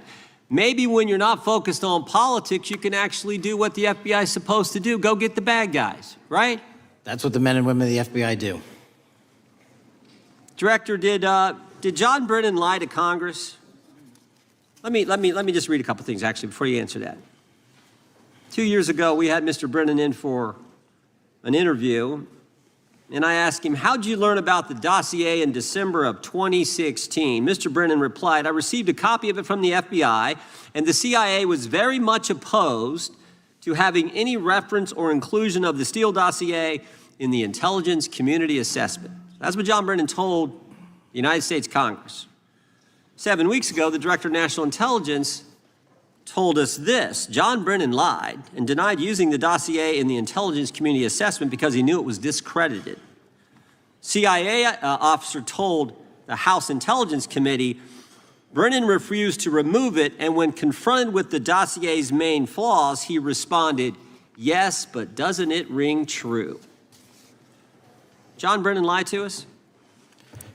Mr. Chairman, I won't stylize the evidence. What I will say is that the intelligence community assessment, those that created it, and any individual involved with it, is an ongoing investigation. There's an investigation into what took place in December and January of December 2016, January 2017, when this whole thing started, this grand conspiracy. That is being investigated, is that right? That has been publicly announced by the department. That's been announced by the department. Did Chris Wray hide documents from this committee? You would know better than me, sir. Well, I think you told us like 700 pieces of information you've given this committee since you've been the director relative to just one incident, the Catholic memorandum from the Richmond field office. I can give you the comparison, sir. Yeah, the Catholic memo, I believe we turned over 750 documents. In Mr. Ray's tenure, I believe they turned over 19 pages. 19 pages. You've given us 700. Why would Chris Wray hide information from this committee? You'd Want have to to hazard a guess? I'm sorry? Hazard a guess why he would do that? I don't know, sir. I think maybe it was because FBI was spying on a priest, trying to get him to break the priest penitent confidence that exists. You think maybe that was the reason? You'd have to ask him, sir. Yeah, we'd love to do that. I want to read a few names here. Arctic Haze, Tropic Vortex, Riding Hood, Foggy Falls, Echoes Fate, Sirens Lure, Genetic Christmas. What are these code names about, Director? You know? Not off the top of my head. Well, Arctic Haze, Tropic Vortex. My understanding, these are code names for leak investigations of classified information from the year 2017. Does that ring a bell?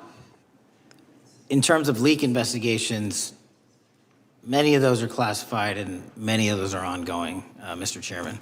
But we are working with you to produce documents as we close those investigations or as we declassify them. Let me ask you this question, because this is something I've wondered about, the way the FBI used to work. Wade, this whole thing so many of these things unfolded. Seems to me you had all these people in government leaking information that then gets reported in the press, and there's a story written about it, and then that article is then used to further the investigation and move forward with what they want to do.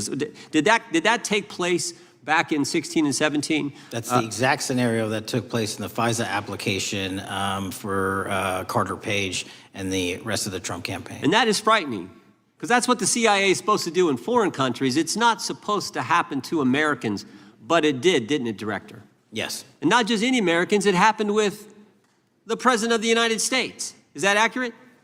Yes, sir. Yeah, and you were the key guy in helping expose that. And I think our country will be forever grateful for what you did to let the country know that was going on involving Americans, which is not supposed to happen, and not just, again, any American, but the President of the United States. Chair now recognizes the gentlelady from California. Thank you, Mr. Chairman. I'm concerned by reports that FBI agents have been diverted from their important work on crime and anti-terrorism to work on matters that are not critical to our safety. I'd like to play the video, the whole video Jeffrey clip. Epstein's Black Book? Black Book. FBI. But who? That is, I mean, there's... Oh, that's under direct control of the director of the FBI. But the Black Book, it's not just sitting, I mean, that's Hoover power times 10. And to me, that's a thing I think President Trump should run on. On day one, roll out the Black Book. In contrast to that attitude of let it all out, we're getting reports of actions that run contrary to getting everything out and that also involve diversions of FBI resources. For example, an FBI whistleblower reported that you were pressured by the Attorney General to place 1,000 personnel on 24-hour shifts to mine roughly 100,000 Epstein-related records to redact President Trump's name from the files. Bloomberg reported this, that you directed FBI special agents from the New York and Washington field offices to join the Bureau's FOIA employees in Winchester and another building a few miles away, and that while reviewing the Epstein files, FBI personnel identified numerous references to Trump in the documents and people familiar with the matter said that Trump's name, along with other high-profile individuals, was blacked out. Now, the New York Times reports, and this is a quote, Justice Department officials diverted hundreds of FBI employees and federal prosecutors from their regular duties to go through the documents at least 4 times, including once to flag any references to Mr. Trump and other prominent figures. Details of the review were based on accounts by 3 former FBI and Justice Department officials who spoke on condition of anonymity because of fears of retaliation, and further that the FBI finished after they finished its review of the files and materials, was sent to a team of Justice Department lawyers who double-checked the FBI's redactions and, quote, were instructed to flag any mentions of Mr. Trump and other celebrities. Now, I have 3 questions for you, Mr. Patel, about this. First, how many times did President Trump's name appear in the Epstein files? Was it more than 100, more than 1,000? Were the agents who were pulled from their duties to redact the president's name from the Epstein files working on criminal cases or national security cases or child sex trafficking cases? And are the number of agents that have been reported diverted for these purposes, is that accurate? No. No what? You asked if it was accurate. I said it wasn't. So you're saying that none of this happened? No, I'm saying it was inaccurate. Okay. How many times did President Trump appear in the Epstein files? More than 100? More than 1,000? No, and what we've been able to release is what we've been legally able to release, and that has No, been that's not the question. I asked you, how many times did the president's name appear? I don't know. It's your testimony. You do not know that answer. The number of times? No. Could you tell us how many agents were diverted for this task and what they were working on? Well, when you say diverted, you make it seem as if agents were pulled off what they do all the time. Agents at the FBI masterfully do double duty and triple duty. And because of the public's interest in this case, we flexed resources to make sure that we could answer the public's signal demand. So do you want us to look through the material and provide it to you, or you do not want us to do that? So it's Which your testimony that no one was diverted from a criminal matter, that this was a top priority to go through this material to look for Mr. Trump's name. Is that your testimony? That's the highest priority for the FBI? What's one of the most impressive things about the FBI leadership and the careers that are in place is that they make the decisions on who to send where on priorities and make sure the mission needs are not hurt. And that's what happened here. It's shocking to me that the FBI would think that erasing Mr. Trump's name from the Epstein files is a high priority when we have crime, we have national security threats, we have terrorism threats, we have murders such as that occurred, unfortunately, with Mr. Kirk. It's shocking to hear that that's your highest priority. And with that, Mr. Chairman, I yield back. That's literally not what I said. Gentleman yields back. Gentleman from Wisconsin is recognized. Director, is President Trump implicated in any wrongdoing related to Jeffrey Epstein? Based on the entirety of the evidence that we have, absolutely not. The president is not implicated. Correct. Thank you. I want to talk a little bit about China's malign influence here in America. And, we've seen spy balloons traverse the United States. We've seen police stations in communities around America. And sitting in the chair you're in just 2 years ago, there was a sheriff from Cochise County, Arizona, Mark Daniels, that was here, who said that the exponential increase in the amount of fentanyl that is coming into America is directly related to the open borders policies of the previous administration. Do you agree with Sheriff Daniels' characterization? In large part, yes. So since you've been director, has there been a reduction we've talked about how the border is largely secure now, right? The southern border, yes, sir. The southern border is largely secure. Has there been a concomitant reduction or a reduction in the amount of fentanyl that is coming into America? There has been a massive reduction to the tune of, we have seized more than 25% year-to-date this year than the prior year, and that's enough fentanyl to kill 120 million Americans. Does China play a role in this fentanyl that's coming to America? As I stated in my opening, sir, what they do and the companies in China, mainland China, do is produce the precursors and the cutting agents that they ship overseas through various countries into the Mexican drug cartels who produce it. So they basically are the cooks in terms of the ingredients.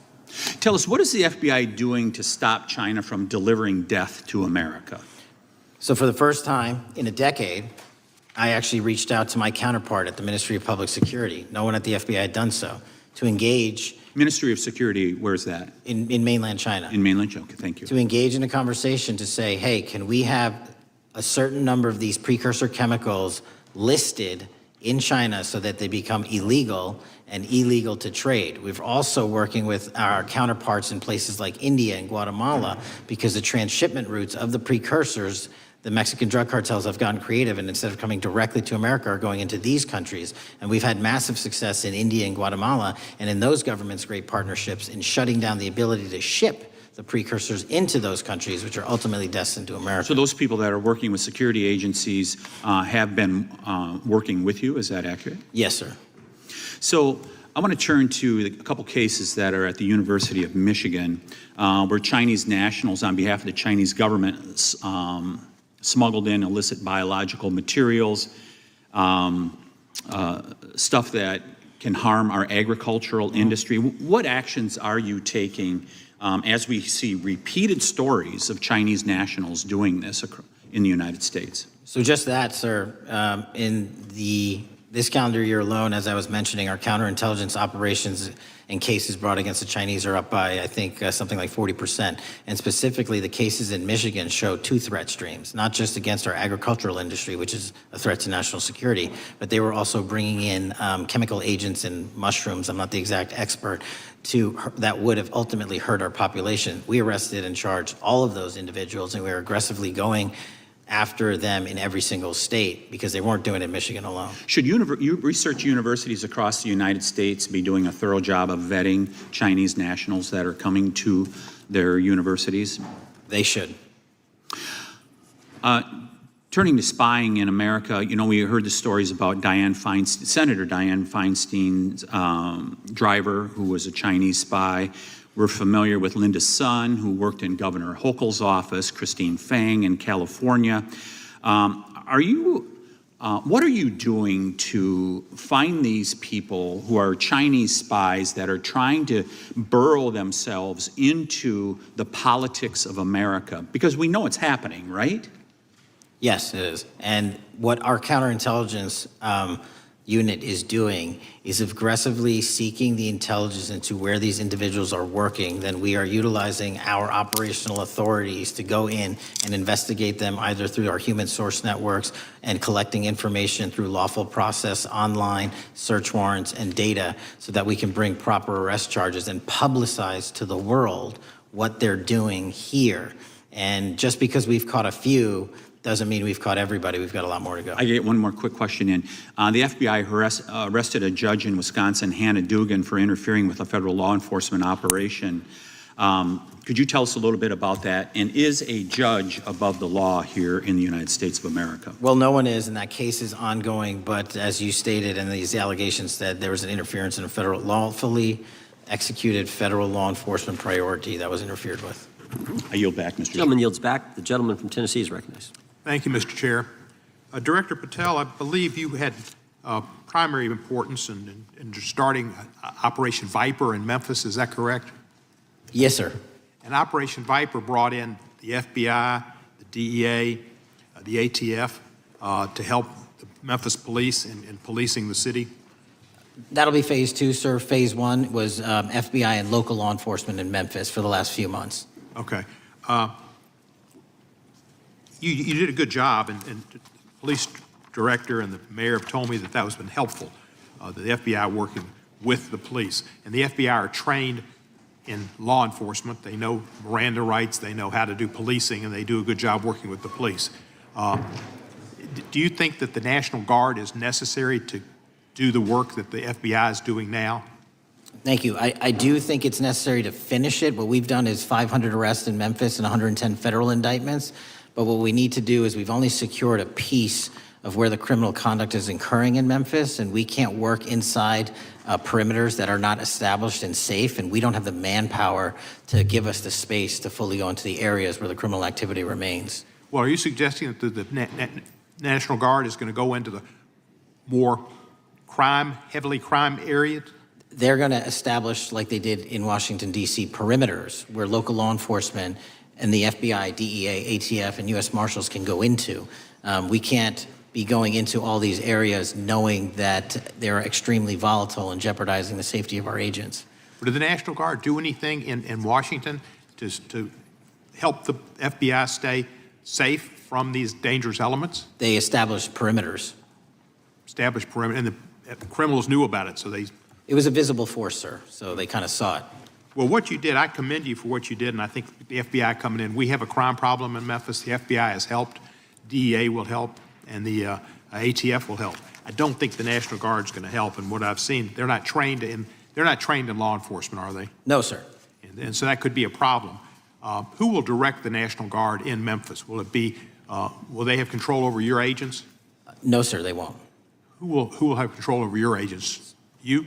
Well, the SAC and then ultimately the chain of command up to Washington, D.C. will control the FBI, but there's a task force that was put together that is going to be led by an interagency. The heads of U.S. Marshals, DEA, and FBI will be working together with DHS collectively on this. Have you visited Memphis before? Yes, sir, I have. So you know how good a city it is. I love Memphis. A lot of us do. And Memphis is a great city, great history, civil rights museum. Might say something about slavery, but that was the history. Needs to be taught. Blues, Elvis. Beale Street. Beale Street, right. Barbecue. And people should come. It's not a troubled city. We've got some crime, but it's not a troubled city. We're not troubled, and we love our city, and we hope that the National Guard doesn't come in and cause people to have questions about Memphis because it's a city they should visit. Let me ask you this about, you said that the homicide rates are coming down to an all-time low? In modern recorded U.S. history, yes, When sir. does modern recorded history start? I think the FBI, and I'll get back to you on this, has stats on that going back about 30 years, sir. Okay, I was thinking back to Ozzie and Harriet, and I didn't think you could beat Ozzie and Harriet's time. Secondly, you mentioned the Epstein case. Did any of the women that were victims, and they came up here and had a press conference and all, did any of them contact your office and ask to give information? To my knowledge, no, sir. If they did, let me ask you first, is there a statute of limitations on sex crimes like that, with sex with a minor, rape? The DOJ is the expert, but I do not believe there's a statute on that, limitations on that. So if there's not a statute of limitations, should you not be interviewing those people who know who raped them and the names and the places and give you that information? That seems like that's a treasure trove of information, and it's a serious, serious, serious number of crimes. Sir, I couldn't agree with you more. We've been very public about asking individuals to come forward with new information, and we would run out every single lead on that.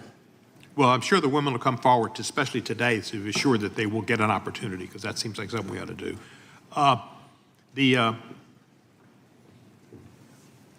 Mr. Driscoll, what was his reputation? I can't comment on Mr. Driscoll's matter. It's an ongoing litigation. Yeah, but his reputation you could tell us about. I can't tell you about his reputation. His work has been laid out in that lawsuit. How many of the FBI agents who worked on the January 6th case have been fired? I don't have that number, sir. Do you have a ballpark figure? No, but I can tell you that individuals based on case assignments in the FBI that I have led have not been terminated for case assignments. Thank you, sir. And come back to Memphis, and you work with Kevin Kane in our Tourism Bureau. He's great. Thank you. And thank you for your work in Memphis. Gentleman, yes, back. Mr. Chairman, I have a unanimous consent request. Gentleman's recognized. So I've got 4 documents I'd like to introduce into the record. The first one is Jeffrey Epstein's 6th story played out for years in plain sight. And Acosta is quoted in here saying, "I was told Epstein belonged to intelligence and to leave it alone." The second document is entitled, "What Epstein's Bodyguard Warned About His CIA Connections." The third document is from Fox Digital. It's titled, "Epstein's Private Calendar Reveals Planned Meetings with Obama Admin Official CIA Chief."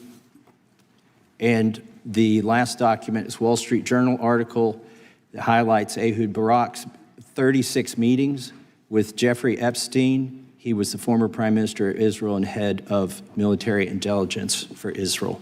It may have held that title when he met Epstein, and then, yes. Without objection, the gentleman will hold for a second. The gentleman from Maryland is recognized. Thank you, Mr. Chairman. Just one UC request. This is Judge Engelmeyer's decision from August in U.S. versus Epstein, stating the government's 100,000 pages of Epstein files dwarfs the 70-odd pages of Epstein grand jury materials.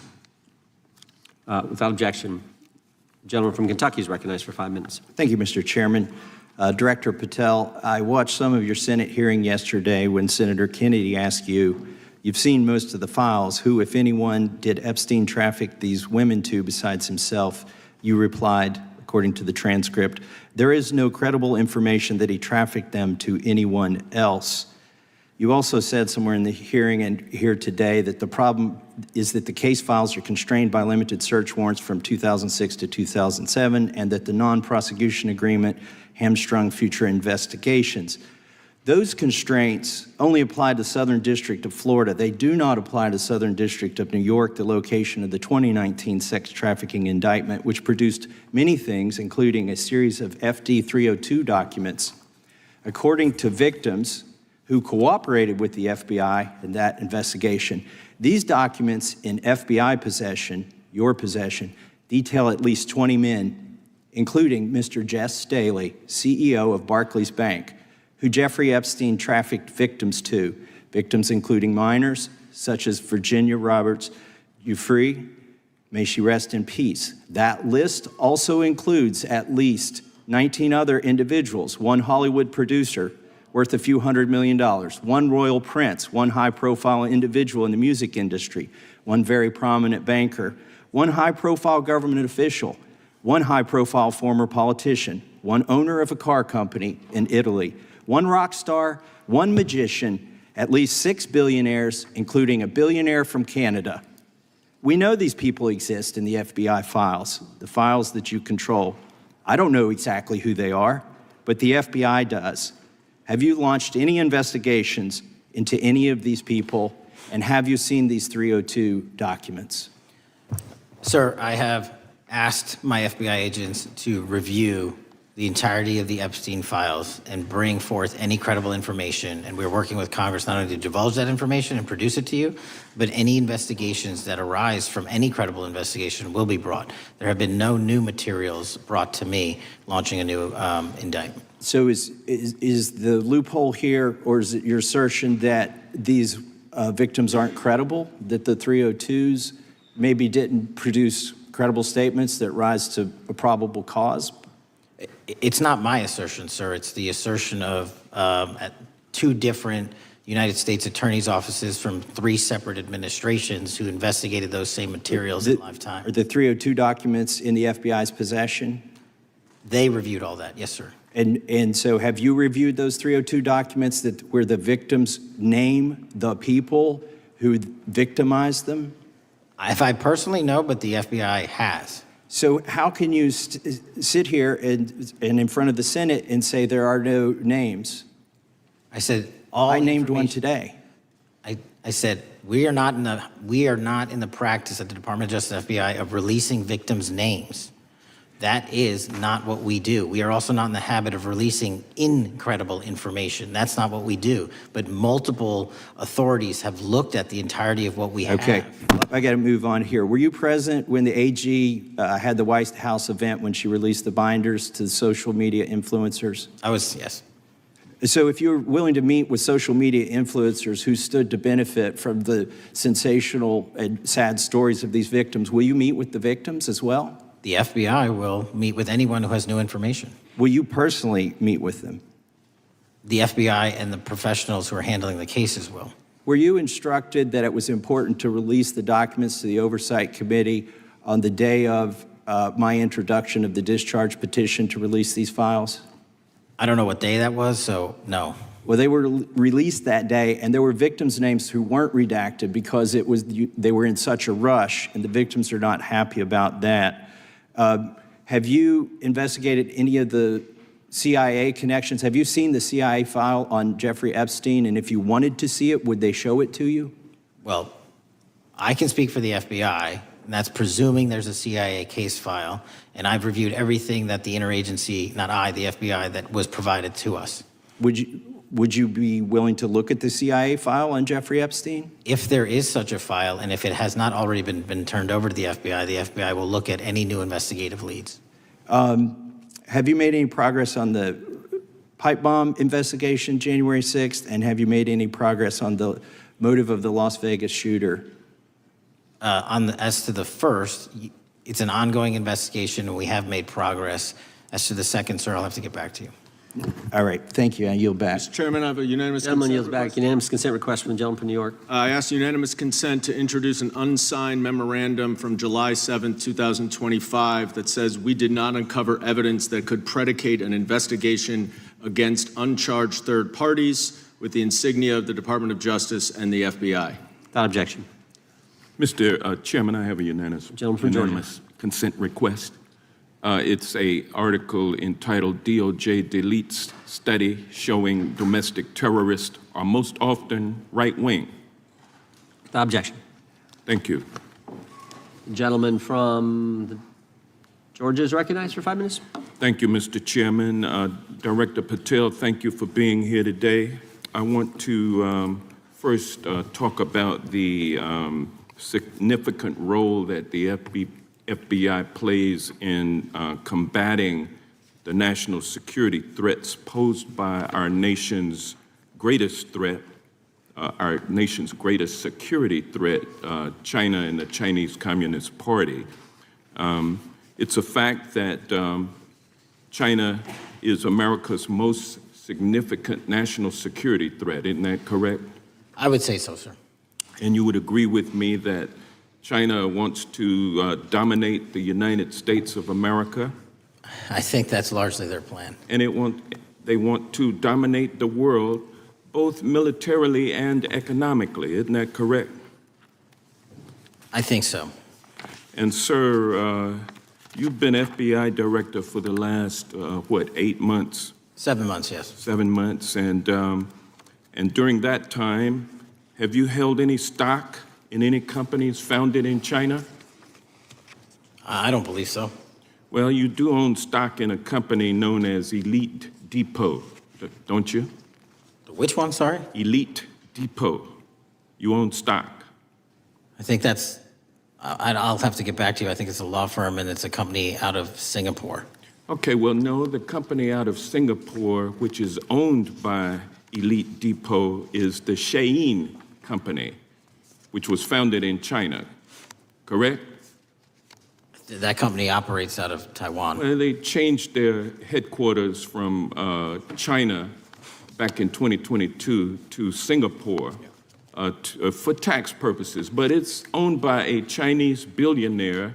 I think his name is Charlie Zhu, and you own stock in the company that owns Shein.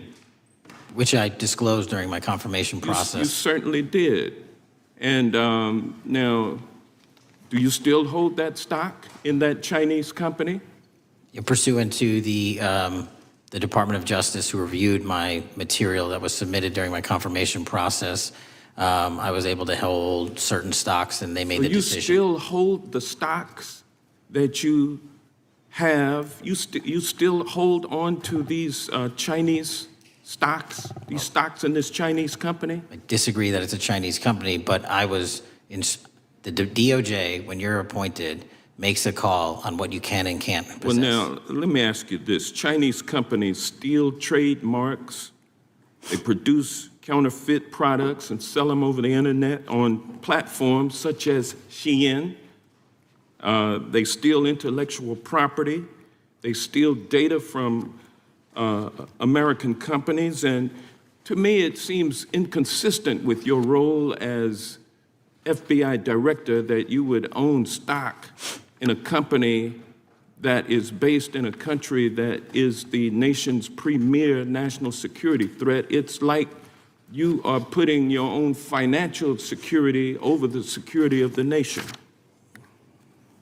I disagree with that characterization. Well, I think the American people look at it like it's a classic situation of the fox guarding the hen house. If the FBI is charged with investigating espionage, economic espionage by companies controlled by the Chinese Communist Party, and you are the director of the FBI, you've got a conflict of interest. Sir, I would just show if there's any intimation that I'm against. Why are you holding on to this stock? It wasn't a decision I made.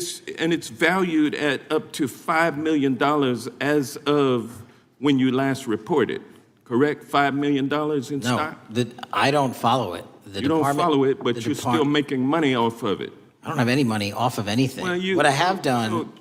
Trump's trade policies directly impact the value of that Chinese stock. Won't you agree with that? Which trade policy? I'm not a trade expert. Okay, all right. But I want to tell you this. Crazy on me today. Let me ask you this question. Why are you hiding pedophiles? Why are you shielding pedophiles? Why are you protecting pedophiles? That is maybe the most offensive thing you could say to me, given the numbers. Well, you have not released given the Epstein numbers files of pedophiles. You are aware of the we have Epstein arrested. client list that was published in the 18,000. Time the gentleman emails has released. expired. The gentleman yields back. Can he answer the question? Can I just respond? Of course, the gentleman can answer the question. Since I took over the FBI, there has been a 33% increase. Sir, all of that started under Christopher Your Wray. time is done, but No, it didn't. the witness gets All to of answer that the started question, under and the then we'll go to our previous, next. FBI director, sir, and you're coming in here trying to take credit for something that a previous director instituted and largely brought to conclusion. I take no I think it's credit. been clear that the director It's offensive. has numbers are so incorrect much also. better than the previous director. It's Dr. deceptive. Patel, if you want to answer the question. I take no credit. The men and women of the FBI have seen a 33% increase in the number of counterintelligence arrests out of the PRC. And so all of a sudden, with you coming in 7 months ago, and Gentlemen, his time has Heaven on earth. expired. And on Sir, the pedophile the American public not gonna accusation, go for that. we have arrested 1,500 child predators in the last 7 months. Under That's investigations more initiated than by anybody the prior Appreciate directorship. the director's good work, and we really appreciate that the time of the gentleman has expired. We now go to the gentleman from Texas. I thank the chairman. I thank the FBI director for coming before the committee. I assume the FBI director, Mr. Patel, I believe you probably agree with me that there is a significant organized effort on the left side of the political spectrum to advance criminal organizations being able to put more criminals out on the streets. And that what we've seen this in daily action. Are you familiar with the report that came out this last Monday from the Law Enforcement Legal Defense Fund? I'm not familiar with that, sorry. So this report came out this past Monday, and it said that significant amount of the money flowing out of George Soros and other leftist organizations and funders has been funding DAs and prosecutors, and quote, many of these DAs had never managed an office, prosecuted a criminal case, developed organizational policies. In dozens of America's largest cities and counties, this report finds these progressive district attorneys have outsourced core parts of the American criminal justice system to activists and political donors, taking direction and advice on everything from staffing decisions and communication strategy.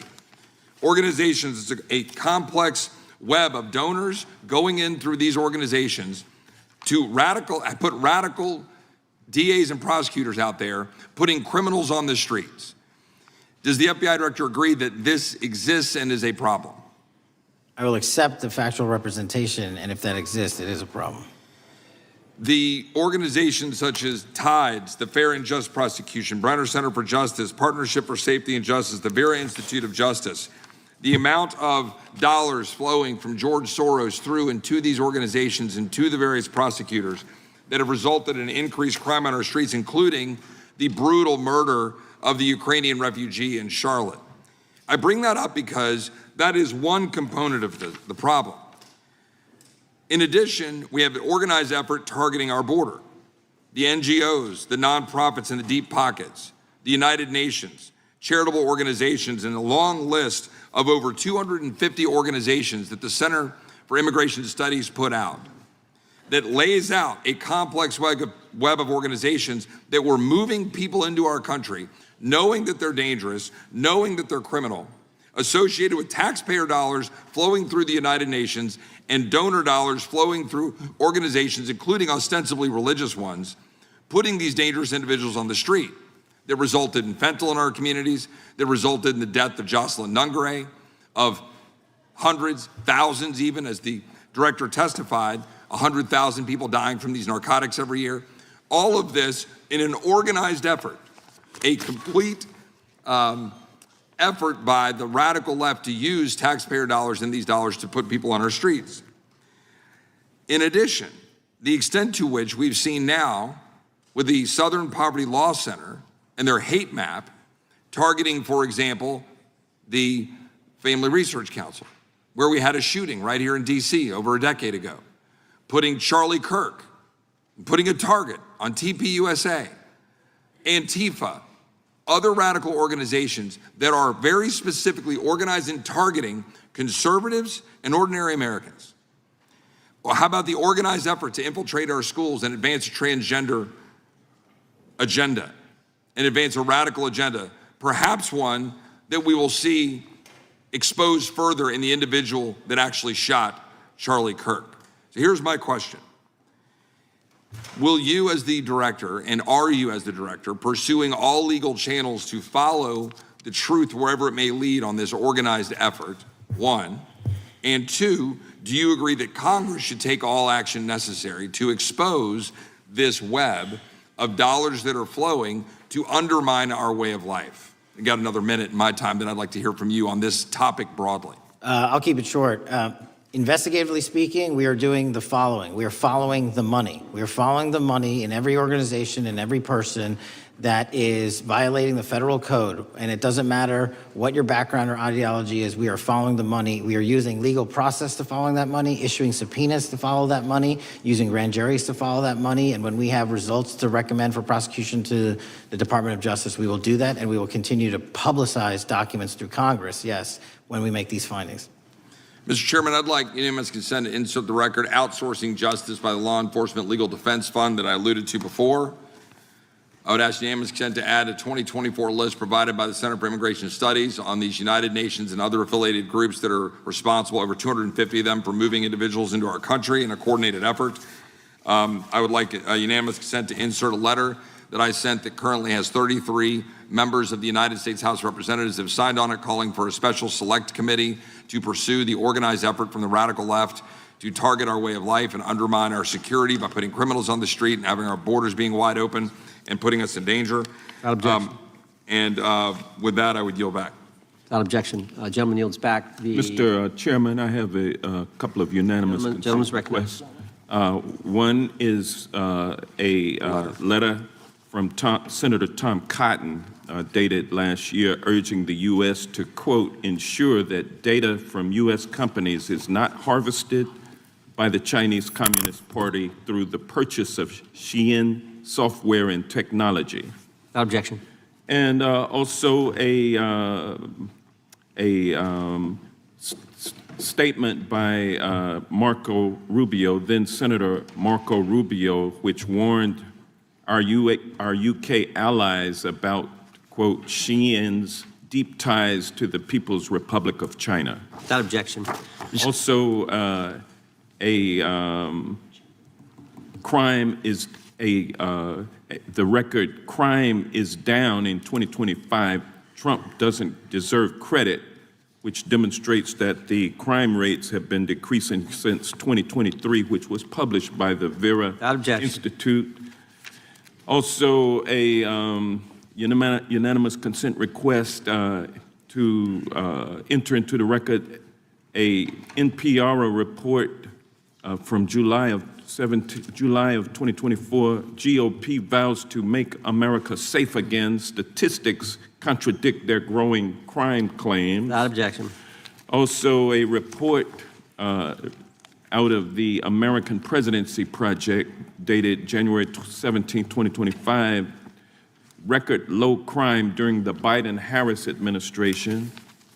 Without objection. Also, Joe Biden is correct that violent crime is near a 50-year low, which was a PolitiFact publication of May 2024. And last but not least, FBI releases 2024 reported crimes in the nation statistics. These are FBI statistics published on August 5th, 2025, which details decreases in murder, rape, aggravated assault, and robbery in 2024. Without objection. Gentleman from Kentucky is recognized for unanimous consent. Mr. Chairman, I ask unanimous consent to submit two sets of documents. The first is a series of emails from the victims of Jeffrey Epstein. They are making FOIA requests to get their own FBI files and not having any success. So I want to bring attention to that by submitting that to the record. The second document that I want to submit to the record, for the record, I know we don't usually read these. This one's not readable. It's completely redacted for the most part, the first 50 pages. This is actually the search warrant that was served on James O'Keefe for a diary that he had already given to the government 2 months before.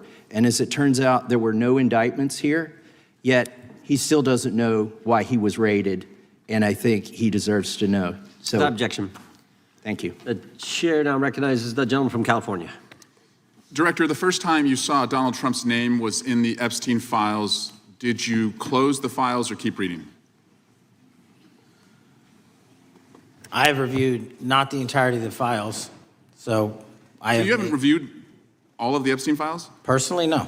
You're the director of the FBI. This is the largest sex trafficking case the FBI has ever been a part of. Buck stops at the top, and your testimony today is you have not reviewed all of the files. What I've been doing is been busy providing the safest country this country has seen in modern U.S. history in historic speed, because the men and women of the FBI are given the resources to reduce the homicide rate, to reduce the drug trafficking rate, to reduce the amount of children that are being trafficked and the number of pedophiles. It sounds like those children being trafficked would appreciate the director reviewing the files.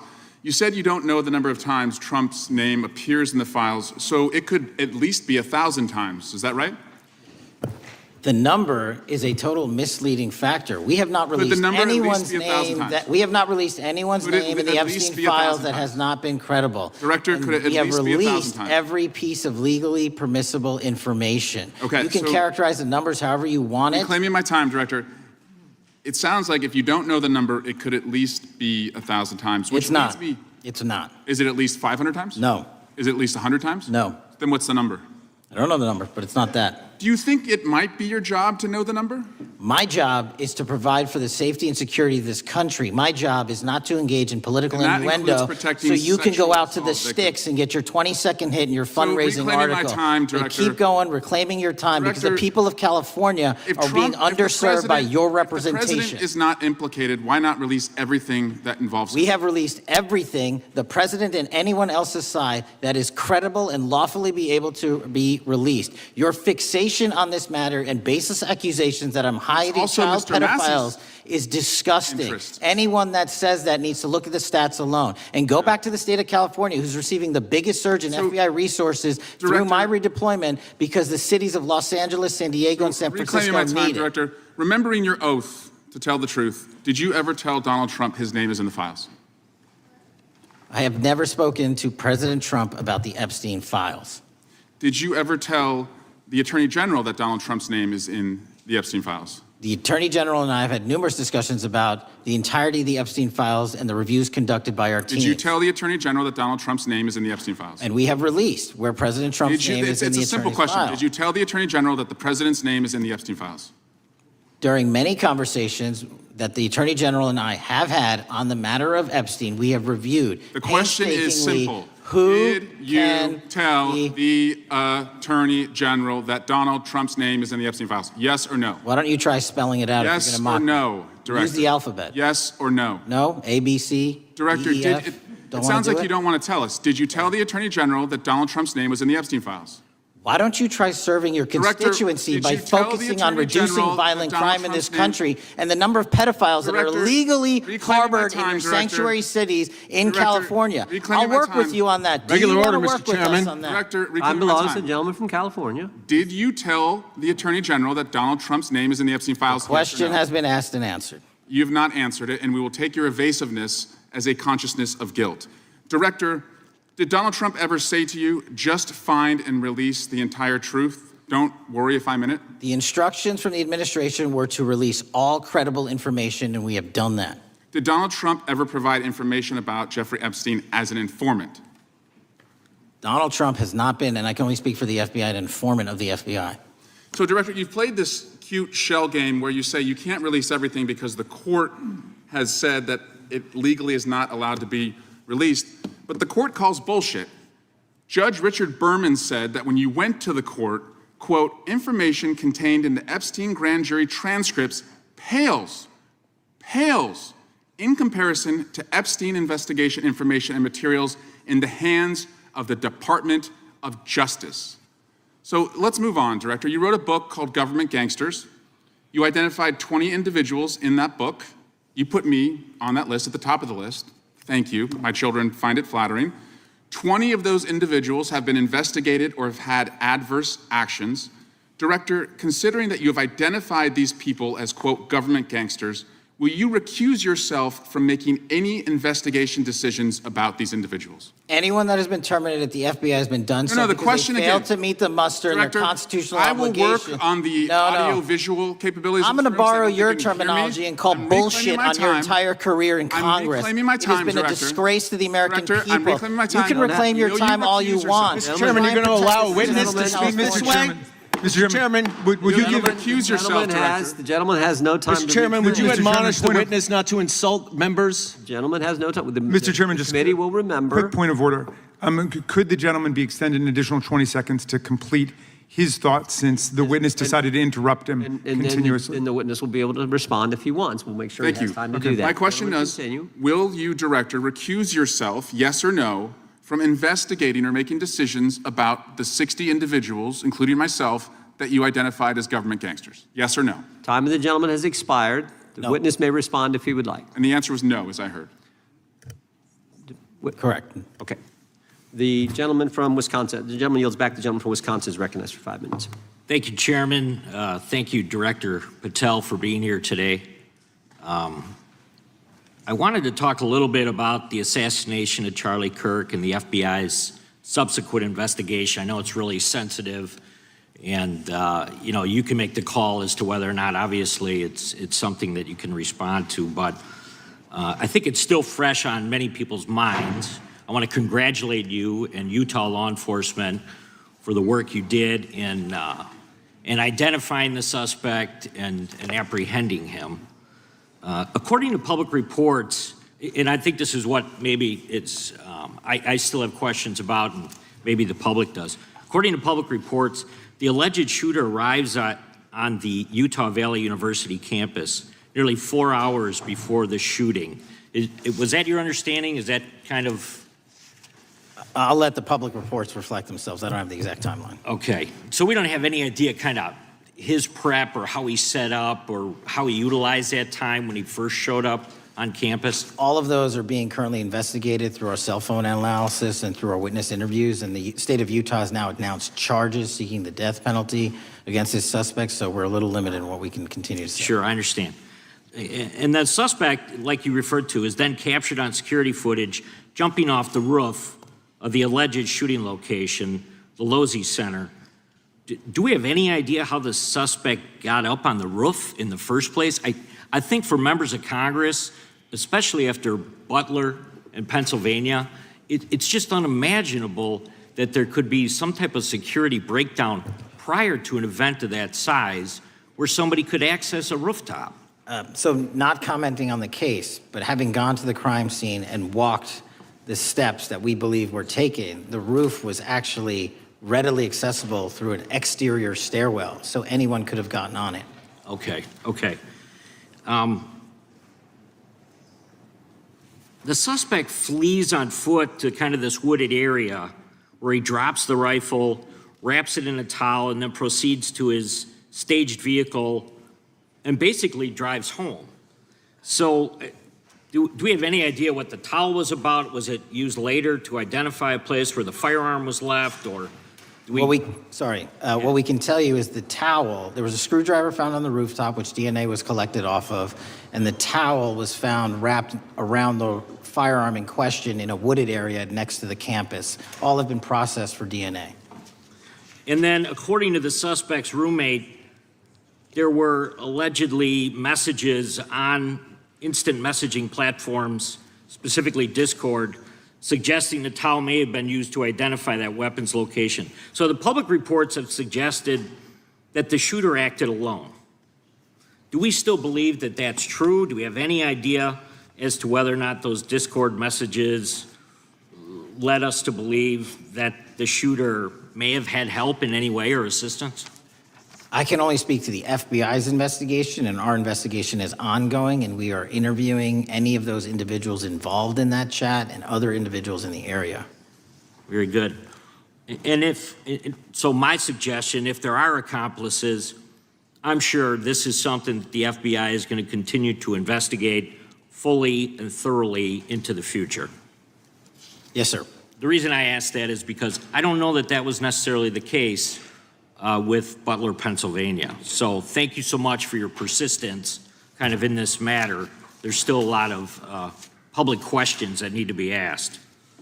Let me shift to another topic very quickly. On July 31st, 2025, the DOJ and the CIA declassified the annex to Special Counsel John Durham's 2023 report on Operation Crossfire Hurricane. The 29-page Durham Annex contains previously classified information about, among other things, the investigative referral of the Clinton campaign plan. Why would somebody place documents in a burn bag related to this case? That case is very much ongoing, so I can't comment on the stylization of the evidence we're collecting. Can you comment at all on the Durham Annex as I described it? The Durham Annex, which has been publicly released thanks to the FBI's commitment to transparency, is one of the documents that's being utilized. And in general terms, speaking for a burn bag, sir, a burn bag is what you use to put classified documents into generally, because that is literally how you destroy them. So it appears that efforts were made by the Clinton campaign to reach out to the FBI agents or the Clinton sympathizers in the intelligence community in order to lead more credibility to the Clinton campaign plan. Do you think that's an accurate characterization? Again, I'm not going to characterize that material because it's part of an ongoing investigation. Thanks for being here today. I yield back. Gentleman yields back. Gentleman from California is recognized. Thank you, Director Patel, for being here today. The FBI searched Jeffrey Epstein's Manhattan residence, correct? I believe that happened in 2018. I think there was 2 locations, sir. It's 2019, and in that residence, the FBI found a safe, correct? I don't have the catalog of evidence in front of me. In that residence, the FBI found a safe, correct? I'll accept your representation. Okay. And in that safe, the FBI found topless and lewd photographs of girls, correct? Again, sir, I'll accept your representation. I don't know. Thank you. It was all over the media at the time. There's a New York Times article that says Jeffrey Epstein is indicted on sex charges as discovery of nude photos is disclosed, dated July 8th, 2019. And the Times reports a trove of lewd photographs of girls was discovered in a safe inside financier Jeffrey Epstein's Manhattan mansion. Author Michael Wolff has conducted numerous interviews of Jeffrey Epstein. I'm going to play for you a video clip of what Michael Wolff said Epstein told him was in the safe and what he showed the author was in this safe. So let's please play that clip now. Elected. And I was sitting talking to Epstein, and he said, "Wait a minute, I got to show you something." And then he went into his safe, and he came out with photographs. They were Polaroids, I think, and he kind of spread them out like playing cards, and it was Trump. I mean, I think there were a dozen of them, and it was Trump with girls of an uncertain age at Epstein's Palm Beach house, where all of the things that he would ultimately be accused of took place. And I remember very vividly 3 of them. There are 2 in which Trump the girls, topless girls, are sitting on Trump's lap. and then a third in which he has a stain on the front of his pants, and the girls are kind of pointing at it, sort of bent over, laughing. So Director Patel, I'm going to ask you a very broad and general question. As you know, Donald Trump and Jeffrey Epstein were friends. There are, of course, photos showing Donald Trump together with Epstein, correct? I don't have the entirety of the photographs, but I think they've been photographed in public together. All right. Are there any photos showing Donald Trump with girls of an uncertain age? No. How do you know that? Because that information would have been brought to light by multiple administrations and FBI investigators over the course of the last 20 years. Well, you know what? That's just not true, because no one knew about the creepy birthday message that Donald Trump wrote to Jeffrey Epstein until the Wall Street Journal disclosed it, and then all of a sudden, the Epstein estate provides it to Congress. Well, so certainly, you weren't there at the search. You don't know what Epstein may or may not have done with those photographs even prior to the search. Maybe someone has it. Maybe the Epstein estate has it. You raise a great point. So I'm going to ask you, have you asked to talk to Michael Wolff? You raise a great point. I haven't personally asked to talk to Has the Michael FBI Wolff, asked? but you the to Michael Wolff? FBI, I'll get back to you if the FBI specifically So Michael Wolff has has ever. about 100 hours of testimony of Jeffrey Epstein. Wouldn't it be good for the FBI to interview Michael Wolff? I'm not saying they haven't, I just don't know. Has FBI subpoenaed the tapes that Michael Wolff has conducted of Jeffrey Epstein? I don't know. All right, so if you could provide us an answer, that would be terrific. Well, let me ask you this question then. Have you looked at all the photos in Epstein files? I have looked at all the information that the investigators who investigated this case have provided to run out credible leads. And in the Epstein files, was there that creepy birthday message that Donald Trump had written to Epstein? No, that's what I was trying to tell you. You raise a great point. The estate of Jeffrey Epstein has a voluminous amount of information that they have not released before. Okay, so that's great. So wouldn't it be great if FBI subpoenaed the estate of Jeffrey Epstein for all that information? The estate is under no obligation to provide that material, even pursuant to a subpoena. That's a great point. Yeah, that's just false. Okay. That's just false. You're the frickin' FBI. You can subpoena the information from the estate, and you better do that. I'd like to move literally on. not how it works. I'm going to move on now and talk about Epstein's client list. You confirmed that it exists. Attorney General Pam Bondi confirmed earlier this year that it exists. So I just want to ask you a simple question. Is Prince Andrew on Epstein's client list? The material related to Prince Andrew has been made public. Is Prince Andrew on the client list? We have released the index of names All right, that were is- in is- Jeffrey Epstein's. Is Donald Trump on Epstein's client list? The index has been released, and the index will speak for So I'm itself. just going to say, America, there's a huge red flag. The FBI director could not answer whether Donald Trump was on Epstein's Gentleman's time client has list. expired. I Chair yield now back. recognizes the gentleman from Virginia.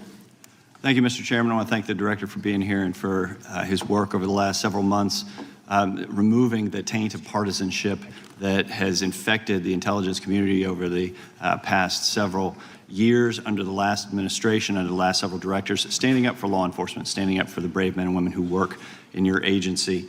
But to set the record straight, we have to correct the record. And the record, early days of the first Trump administration saw a dramatic spike in news stories that contained sensitive and sometimes classified details about the FBI's bogus Russia probe, about a leak a day. It's unacceptable that senior FBI officials coordinated to leak classified information to try and harm President Trump.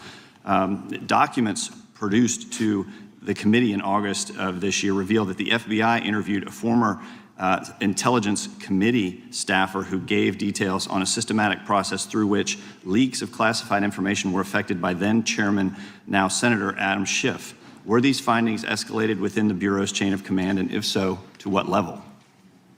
Sorry, were the findings escalated? Were these findings that were given to us escalated within the Bureau's chain of command, and if so, what level? Did you receive this information?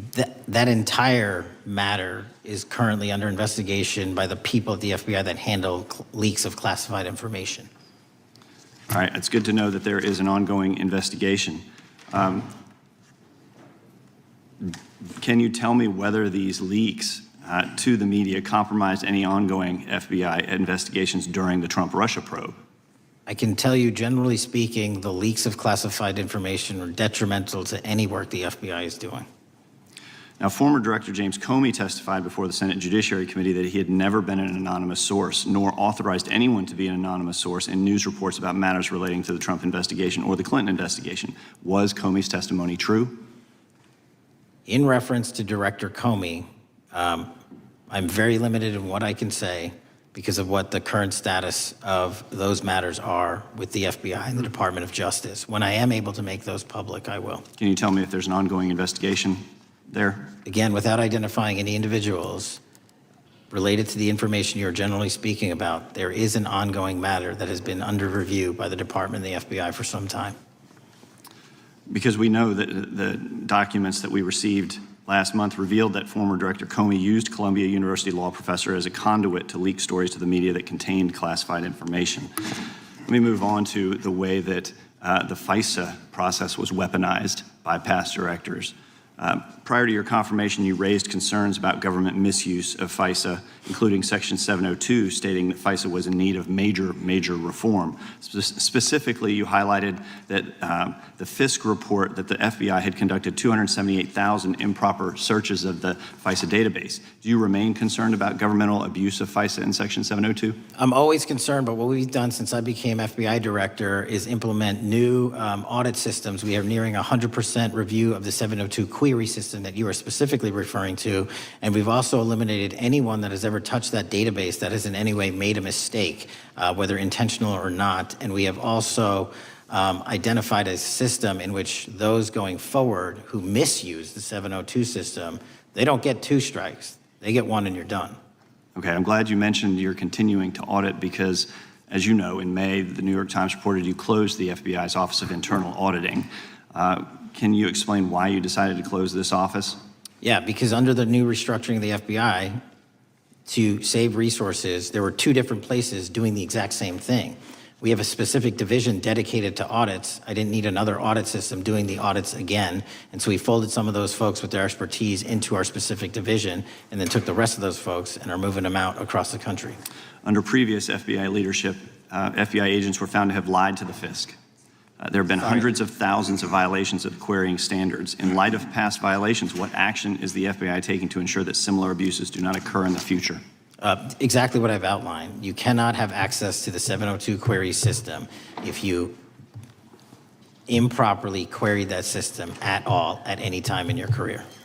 Okay, at a Senate hearing 2 years ago, your predecessor, Director Wray, testified FBI had previously purchased U.S. phone geolocation data for a specific national security pilot project and further stated that the project had not been active for some time and that the FBI relies on court-authorized process to obtain location data from companies. Does the FBI purchase location data or any other data of Americans from data brokers? I don't believe so, but I'll get back to you. Thank you, that'd be important. I appreciate that. I yield back. Gentleman yields back. Gentlelady from Washington's recognized. Thank you, Mr. Chairman. Mr. Patel, before you joined the FBI, you had very strong opinions about what the FBI was hiding regarding Jeffrey Epstein. In a September 2023 interview with Glenn Beck, you said, the Black Book is under the, quote, direct control of the director of the FBI. In December 2023, you said, let us know who the pedophiles are. Even for a short time after becoming FBI director, in February of 2025, you tweeted, quote, there will be no cover-ups, no missing documents, no stone left unturned. In June, you told Joe Rogan, quote, we've reviewed all the information, we're gonna give you every single thing we have and can.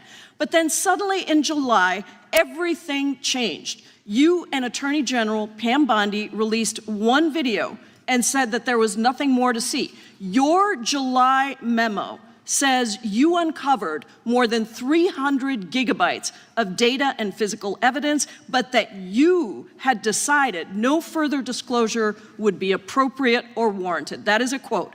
I think what happened, Mr. Patel, is that suddenly you discovered that Donald Trump's name was all over these files, and you started a giant cover-up.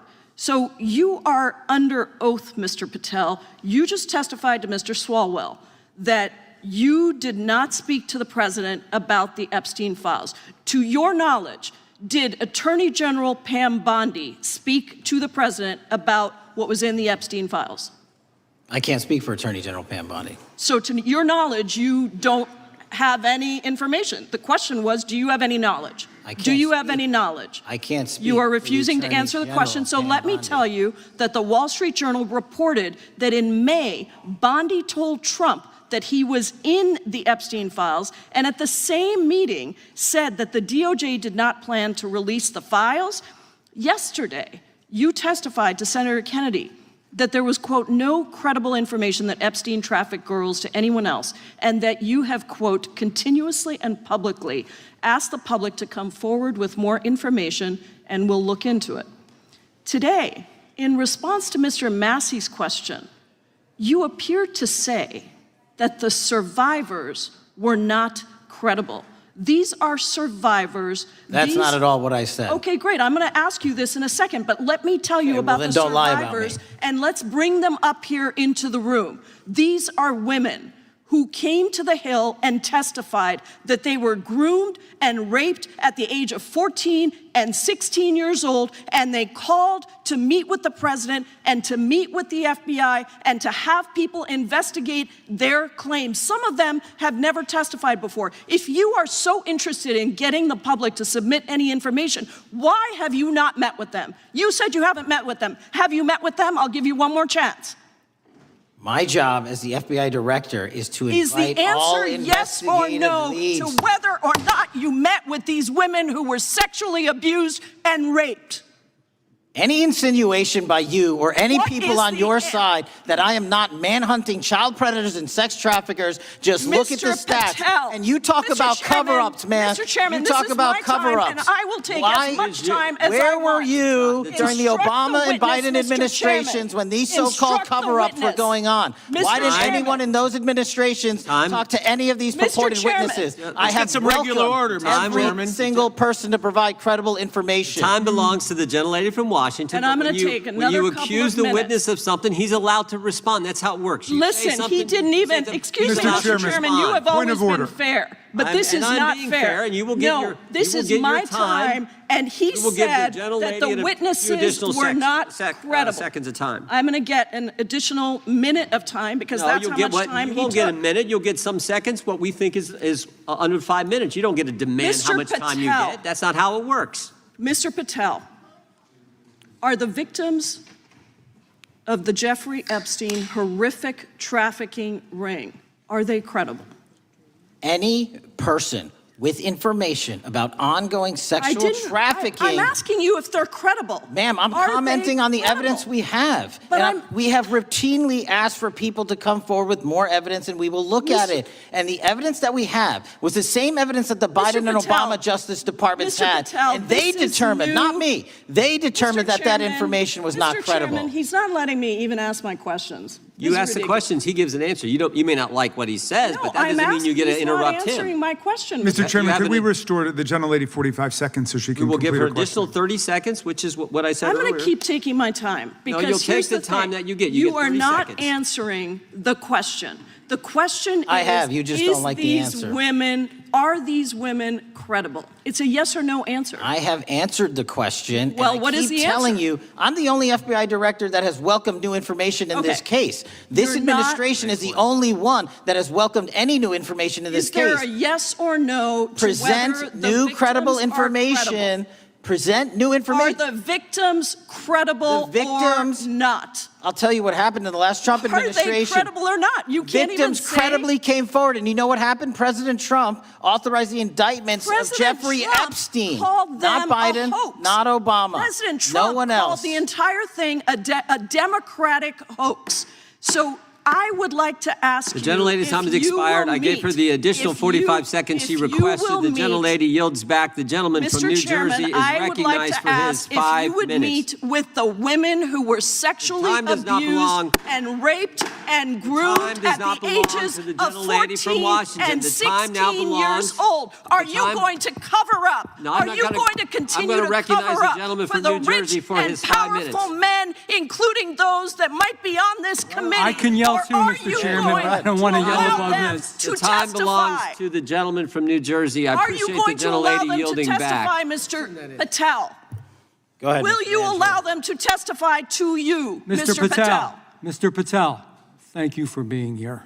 I know it's been an interesting and difficult 2 days.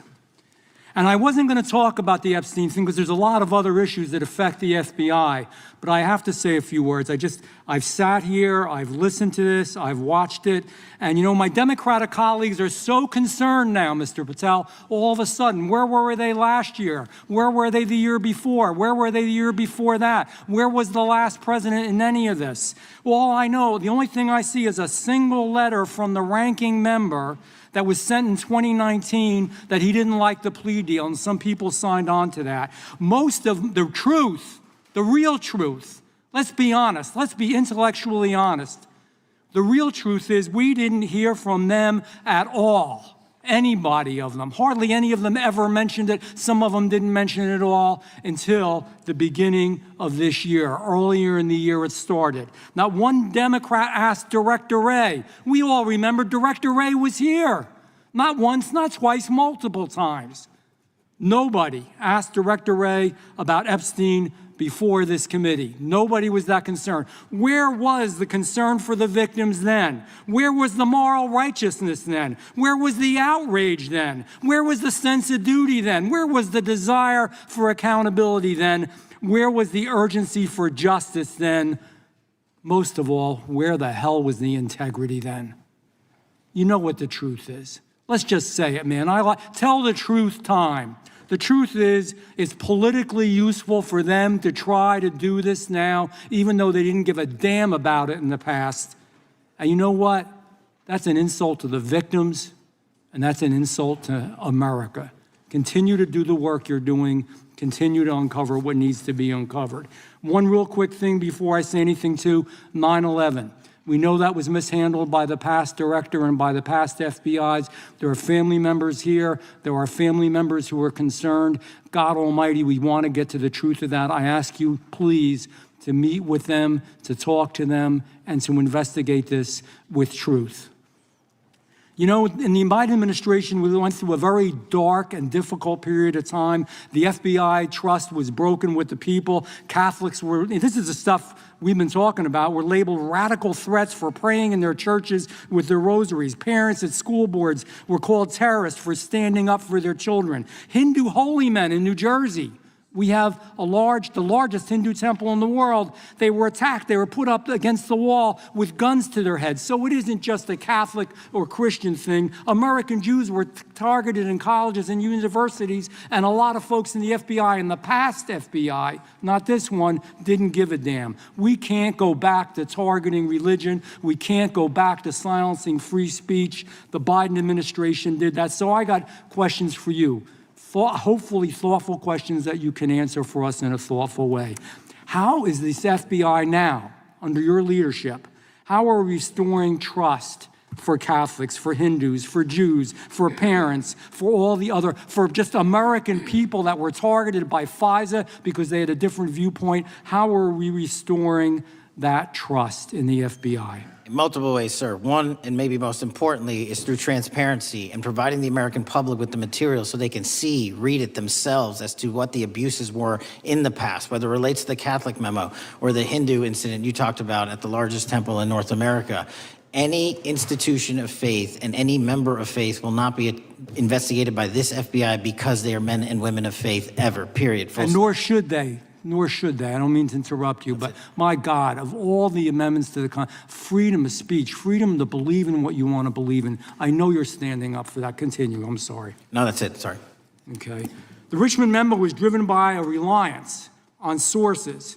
The Southern Poverty Law Center, the words sound nice, but the organization's not so nice. And we've seen the Anti-Defamation League distort data that counts as violence.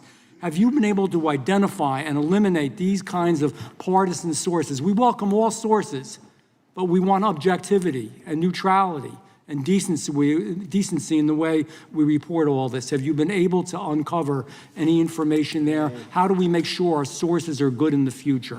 We have reviewed the source processes that infiltrate any institutions of faith, and they will no longer be going into institutions of faith. They will be directed towards criminal activity and protecting the homeland, the two most important missions the FBI has, and that's what we're going to continue to do. Good. And I'll say this, there was a lot of bull today, a lot of you know what, and I'm not going to say it because I respect the institution so much going on around here. Continue to do the work of the people. You are here for that reason. The administration is here for that reason. It was weaponized and politicized, the FBI, in the past. I hope to God we never, ever see that again. One of the darkest parts of American history. Thank you, Mr. Patel. I yield back. Mr. Chairman, I have a unanimous consent. Gentleman yields back. The gentleman from New York is recognized for UC. I would like to introduce a CNN article that explains how an alleged top leader of the MS-13 gang was dismissed. His case was dismissed in Brooklyn so that he could be deported back to El Salvador, even though he was charged with murder. Without objection. Mr. Chairman, I have some unanimous consent The lady from requests. Washington is recognized. I ask unanimous consent to enter into the record an article titled "Justice Department Told Trump in May That His Name is Among Many in the Epstein Files."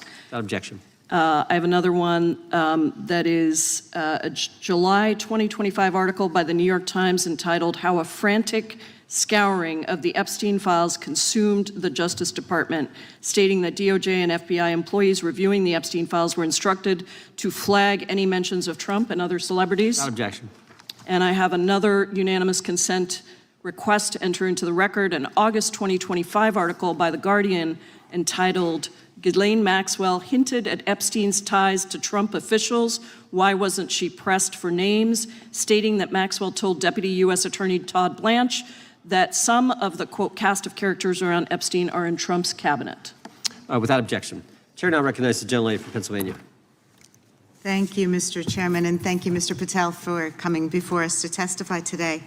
I am concerned by your repeated claims that you're not able to disclose anything further about the Epstein investigation and files, and that there's no evidence of a broader conspiracy or other people who should be charged, because the American people aren't buying that you've been transparent or that there's nothing further to be seen. In your exchange with my colleague, Mr. Roy, you reiterated something that I heard you say yesterday in your Senate testimony, and that is, under your direction, the FBI will always follow the money. Is that right? The money, did you say? Yes. Yes, you said you'll follow the money. That's great. And just now you said you welcome the opportunity to investigate new evidence. So there has been significant recent reporting just in the last couple of weeks that after Jeffrey Epstein was arrested, 4 major banks flagged more than $1.5 billion in suspicious transactions connected to him that suggested a massive conspiracy related to his child sex trafficking activities. Director Patel, has the FBI reviewed the $1.5 billion in suspicious bank transactions flagged to the government relating to Epstein and his co-conspirators? I know the FBI has reviewed numerous SARs. I don't know the totality of that number. Okay, can you provide us with that number? I'll get back to you. Okay. And have you initiated any new investigation of those bank transactions since, say, September 8th, when the new reporting came out? I'll check with the Treasury Department because they're the lead on that. Okay, so Director Patel, how many individuals or entities has the FBI interviewed, subpoenaed, or compelled to testify? Can you give us those numbers with respect to these bank transactions? Not off the top of my head. I'll have to work with Treasury. Okay. We're concerned, you see, because you say you're going after child predators, but We are. obviously this is how you follow the money, is if you follow the bank transactions that apparently enabled the child sex trafficking. Would you agree? It's one of the valuable investigative tools is to follow the money. Okay. Have Jeffrey Epstein's victims have asked us to ask you whether or not you've investigated Epstein's lawyers, the lawyers who facilitated those payments. Have you subpoenaed or questioned any of those lawyers? So in 2018 and 19, what I recollect is many, if not every one of those lawyers was part of the investigation. But you weren't there at that time, right? I wasn't there. Okay. So can you get us the names and the numbers of who was investigated then with respect to those lawyers? As long as I'm allowed to release it, absolutely. Okay. Well, if we provide you with subpoenas, I assume you can release it. Is that right? We have a current subpoena and we're working with Congress to provide it. Okay. You've said that the Acosta investigation had an original sin. Mm-hmm. What do you mean by that? Basically, if you're looking at an actual pedophile ring, what you should not do is limit the time frame in which you're legally able to collect information. So search warrants that Mr. Acosta utilized in 2006 and 7 leading to the 2008 plea agreement had a very specific narrow window of years, I think 3 or 4 years. And so information pursuant to legal process wasn't collected for 10 years or 15 years or 20 years. It also, subpoenas were not sent out to hundreds of witnesses at the time, hundreds of victims at the time. None of that was done. None of these people were put in grand juries. And so the totality of information from the jump, instead of being this big, was like this. And that, in my opinion, is not how you run an investigation if you're trying to break a sex trafficking ring. So you're now in charge of the FBI. Why haven't you done that investigation?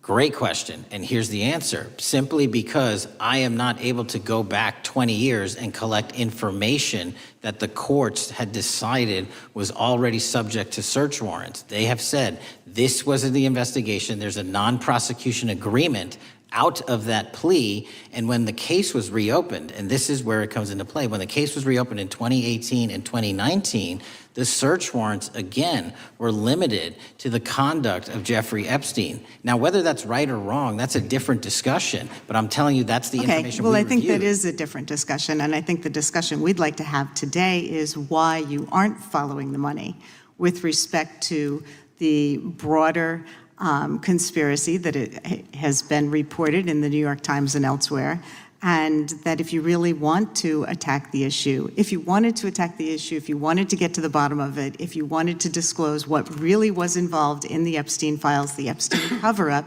that you would be taking very different actions that you are today. I do want to seek unanimous consent to enter into the record the New York Times September 8th, 2025 article, How J.P. Morgan Enabled the Crimes of Jeffrey Epstein. Objection. And also an article dated July 17th, 2025 in the Epstein case, Follow the Money. Objection. Okay, thank you. Gentlelady yields back. Mr. Chairman. Gentleman from Maryland is recognized. Thank you much.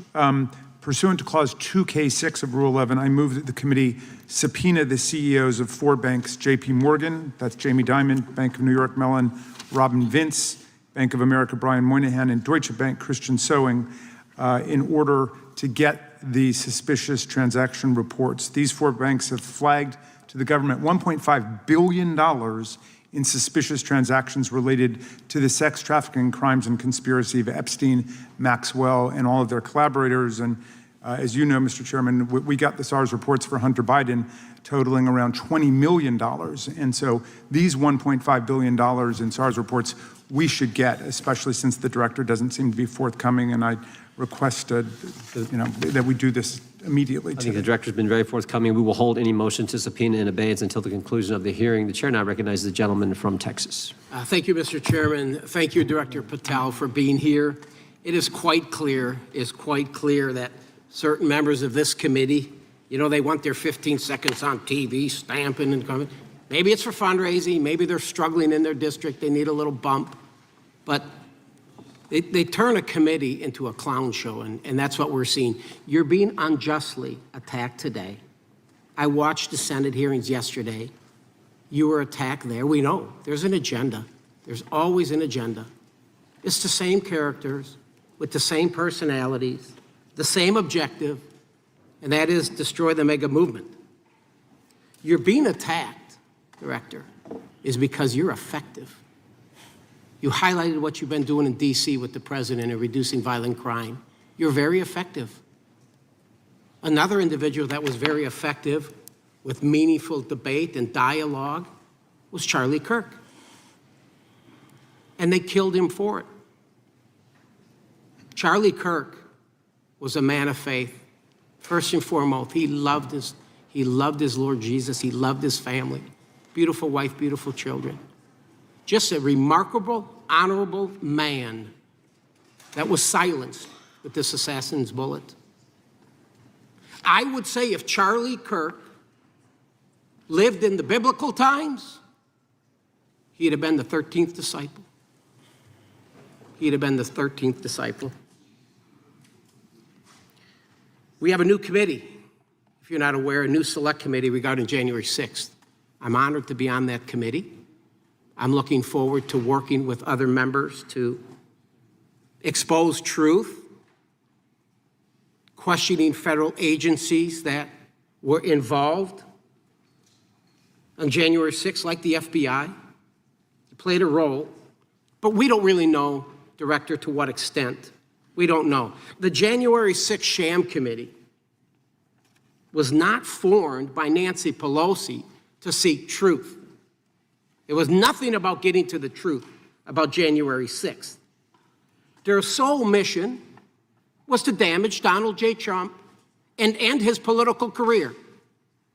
And everybody knows it. That's what the purpose was. You know what's nice, so I kind of get to ask the question, though, how did that work out for you?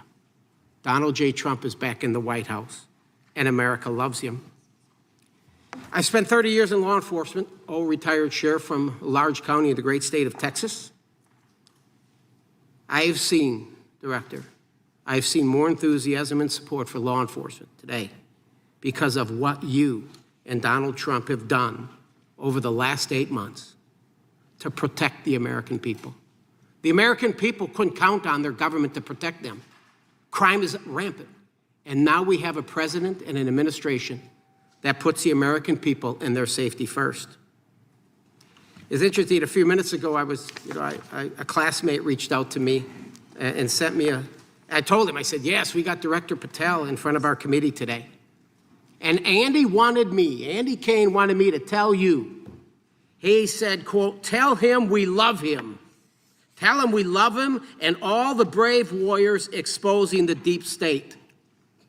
Kash, you're a great American, sir. You're a great American. Your work as the director of the FBI is commendable. It's commendable. And I want to thank you, sir. Thank you for your service. Keep up the good fight, brother. Don't let him tear you down. Keep up that good fight. You have it in you. With that, sir, I yield back. Gentleman yield. Gentleman yield to me.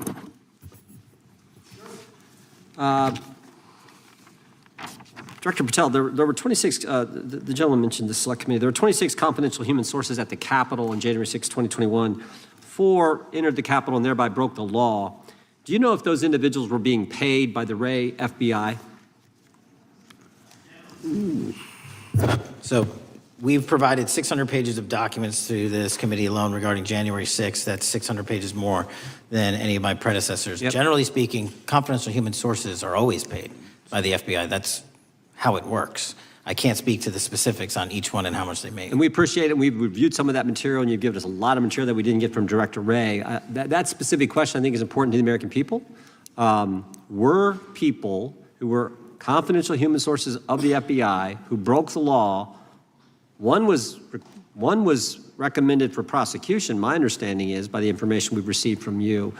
Were they actually paid by the very taxpayers who may have got charged with the same offense? I think that's important for us to understand. I'll get back to you on that. Thank you. Chair now recognizes the gentleman from California. Thank you, Mr. Chair. Welcome, Director Patel. I want to focus a little bit on domestic terrorism. We have a graph here, data up to 2021, but as you can tell, domestic terrorism is on the rise. Nation, our citizens under threat. We saw the assassination of Charlie Kirk, 2 assassination attempts on the president, school shooting, Minnesota last month, and closer to home, just a couple of days ago, Huntington Beach, peaceful vigil for Charlie Clark, infiltrated by neo-Nazis who essentially made the local individuals attending that event fear for their safety. All of us know that a lot of these domestic attacks are by lone wolves, but yet they do leave clues, social media or elsewhere. Director Patel, you're it. You're the thin blue line.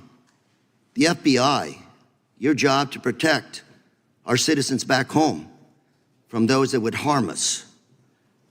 You have to find the needle in the haystack. Takes a lot of work, a lot of resources. Talking to my local sheriff this morning who said they're concerned. Federal cuts to local grants that help them do the job. Then, of course, let's not forget about other threats that are coming before us, like high-tech fraud. Local senior recently was talking to me about a text she had gotten, a demand by the IRS to send a payment immediately, or the IRS agents were on their way to arrest this individual. Pretty gutsy stuff by folks probably from Europe, North Korea, Russia, China, people, okay, going after those precious savings our senior citizens rely on. Yet the president's proposing a budget cut of $500 million or more to your organization, the FBI. You've said that that'll essentially equate to about 1,300 less jobs at the FBI. So I'm going to ask you essentially, what is it that we can do to help you do your job? Little concerned. Friday night lights. One of the events I love to do on Friday nights, go to the local high school football game.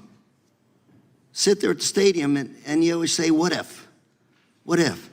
You're the thin blue line. Can you do your job cutting $500 million from your budget? Thank you, sir.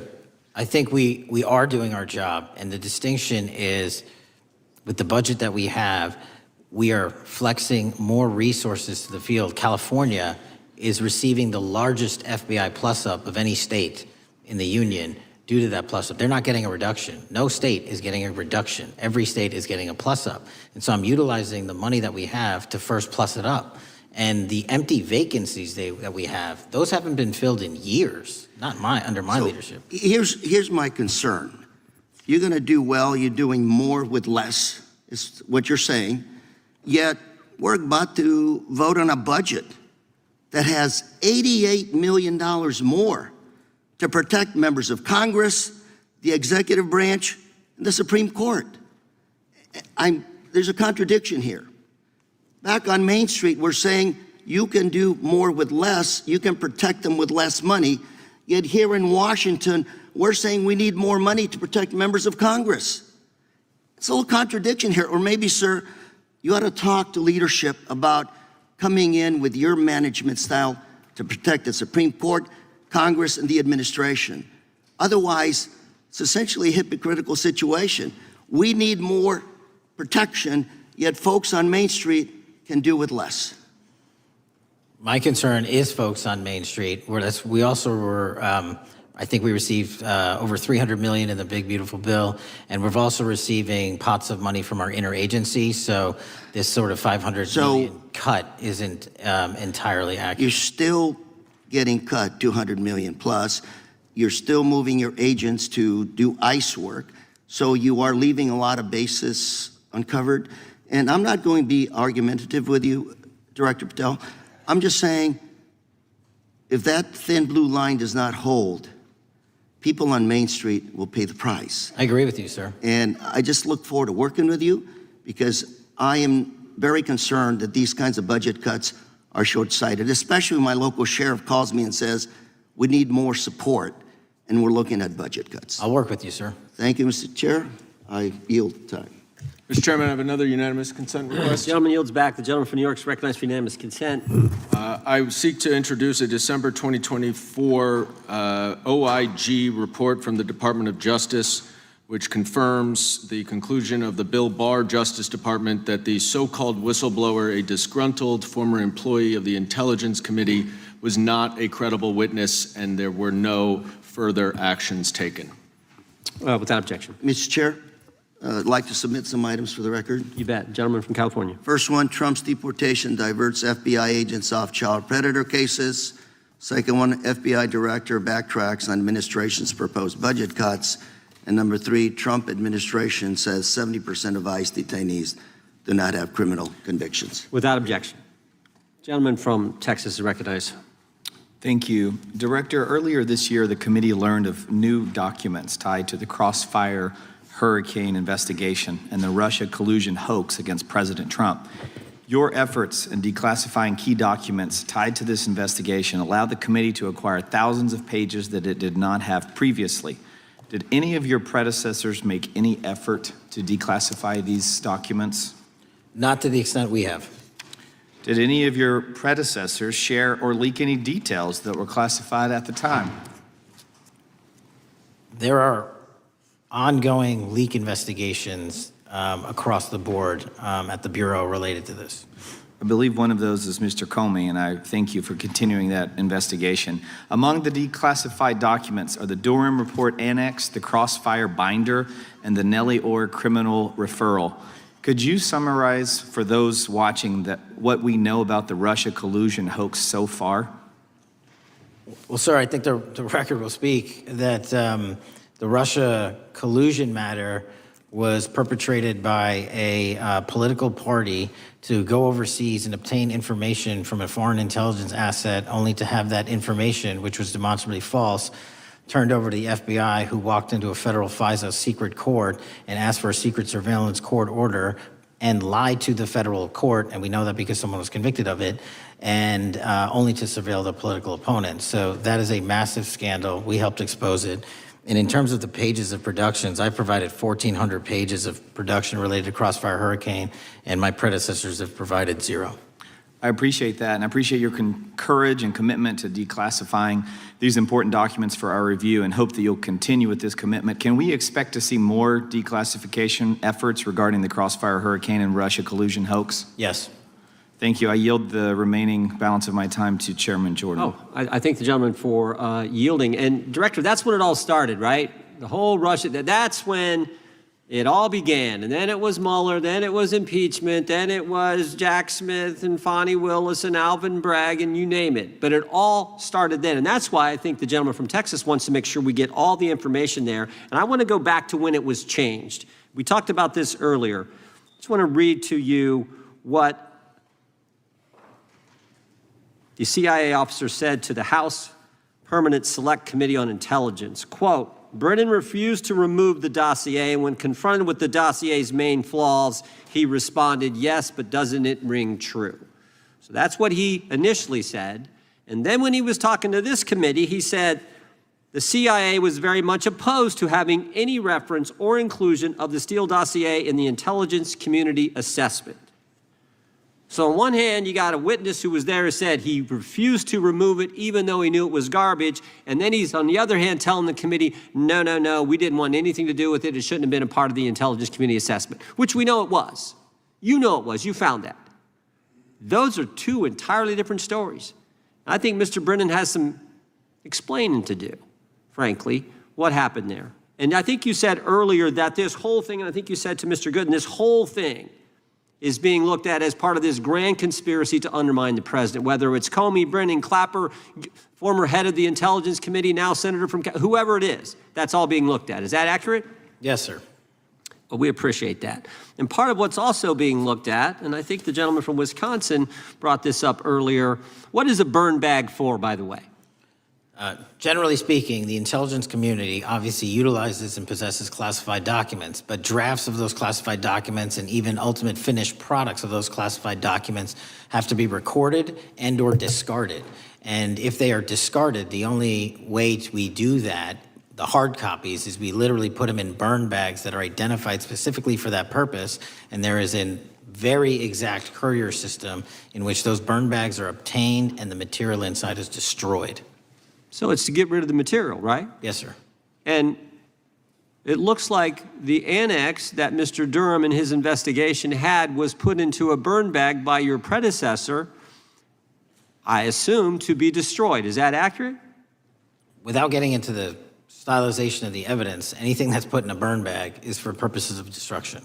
Do you find that interesting that the Durham annex was placed in a burn bag, that you would discover that when you took over as the head of the FBI? We found a lot of information in a lot of burn bags. Well, we appreciate you finding that. We'd like to know a little bit more about that, and we look forward to that information coming forward. And I appreciate the gentleman yielding. With that, we now recognize the gentleman from Colorado. Thank you, Mr. Chairman, for holding this hearing. Thank you, Director Patel, for being here today.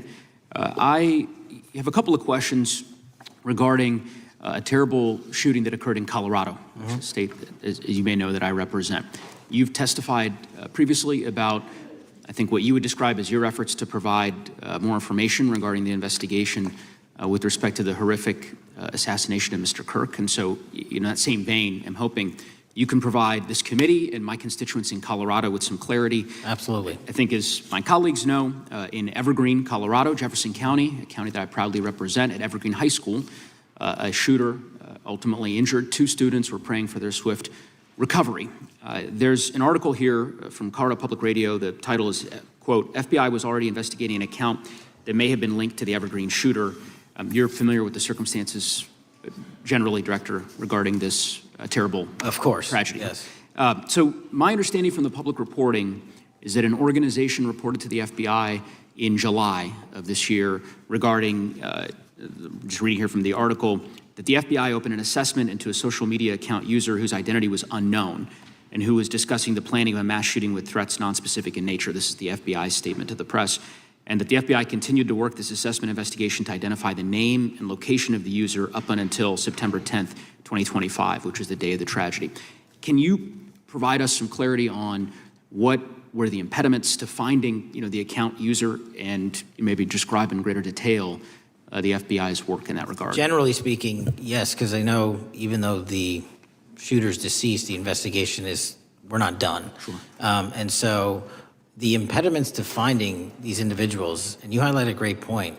We had 2 huge tragedies in the span of days in this country, the school shooting in Evergreen, Colorado being one of them. And proactively going out onto these social media platforms, which are so large, is our biggest impediment.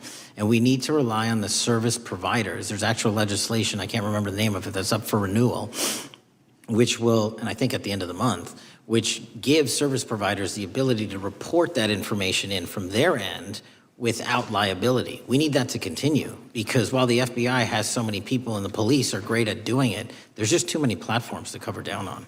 Well, I appreciate that, Director Patel, and I think we're certainly, I'm interested in continuing this conversation, because I think the reporting suggests that there's a pattern, and that ultimately, we want to make sure that law enforcement is able to prevent this kind of tragedy from happening in the future.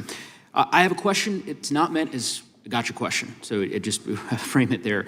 But it is in regards to some reporting around a periodic transaction report that you had filed earlier, this year. So this is in July, pursuant to the ethical obligations as a senior executive official. You remember filing that in July? Yes. Yeah. So in that report, as best as I can surmise, you disclosed that you divested, $100,000 or more in a variety of different stocks, which I presume was pursuant to the ethics agreement that you negotiated with the Department of Justice. In that same report, there's a disclosure regarding purchases of 2 different transactions. So between $15,000 to $50,000 in a national coffee house chain, and between $50,000 to $100,000 in a semiconductor company on May 9th and May 12th.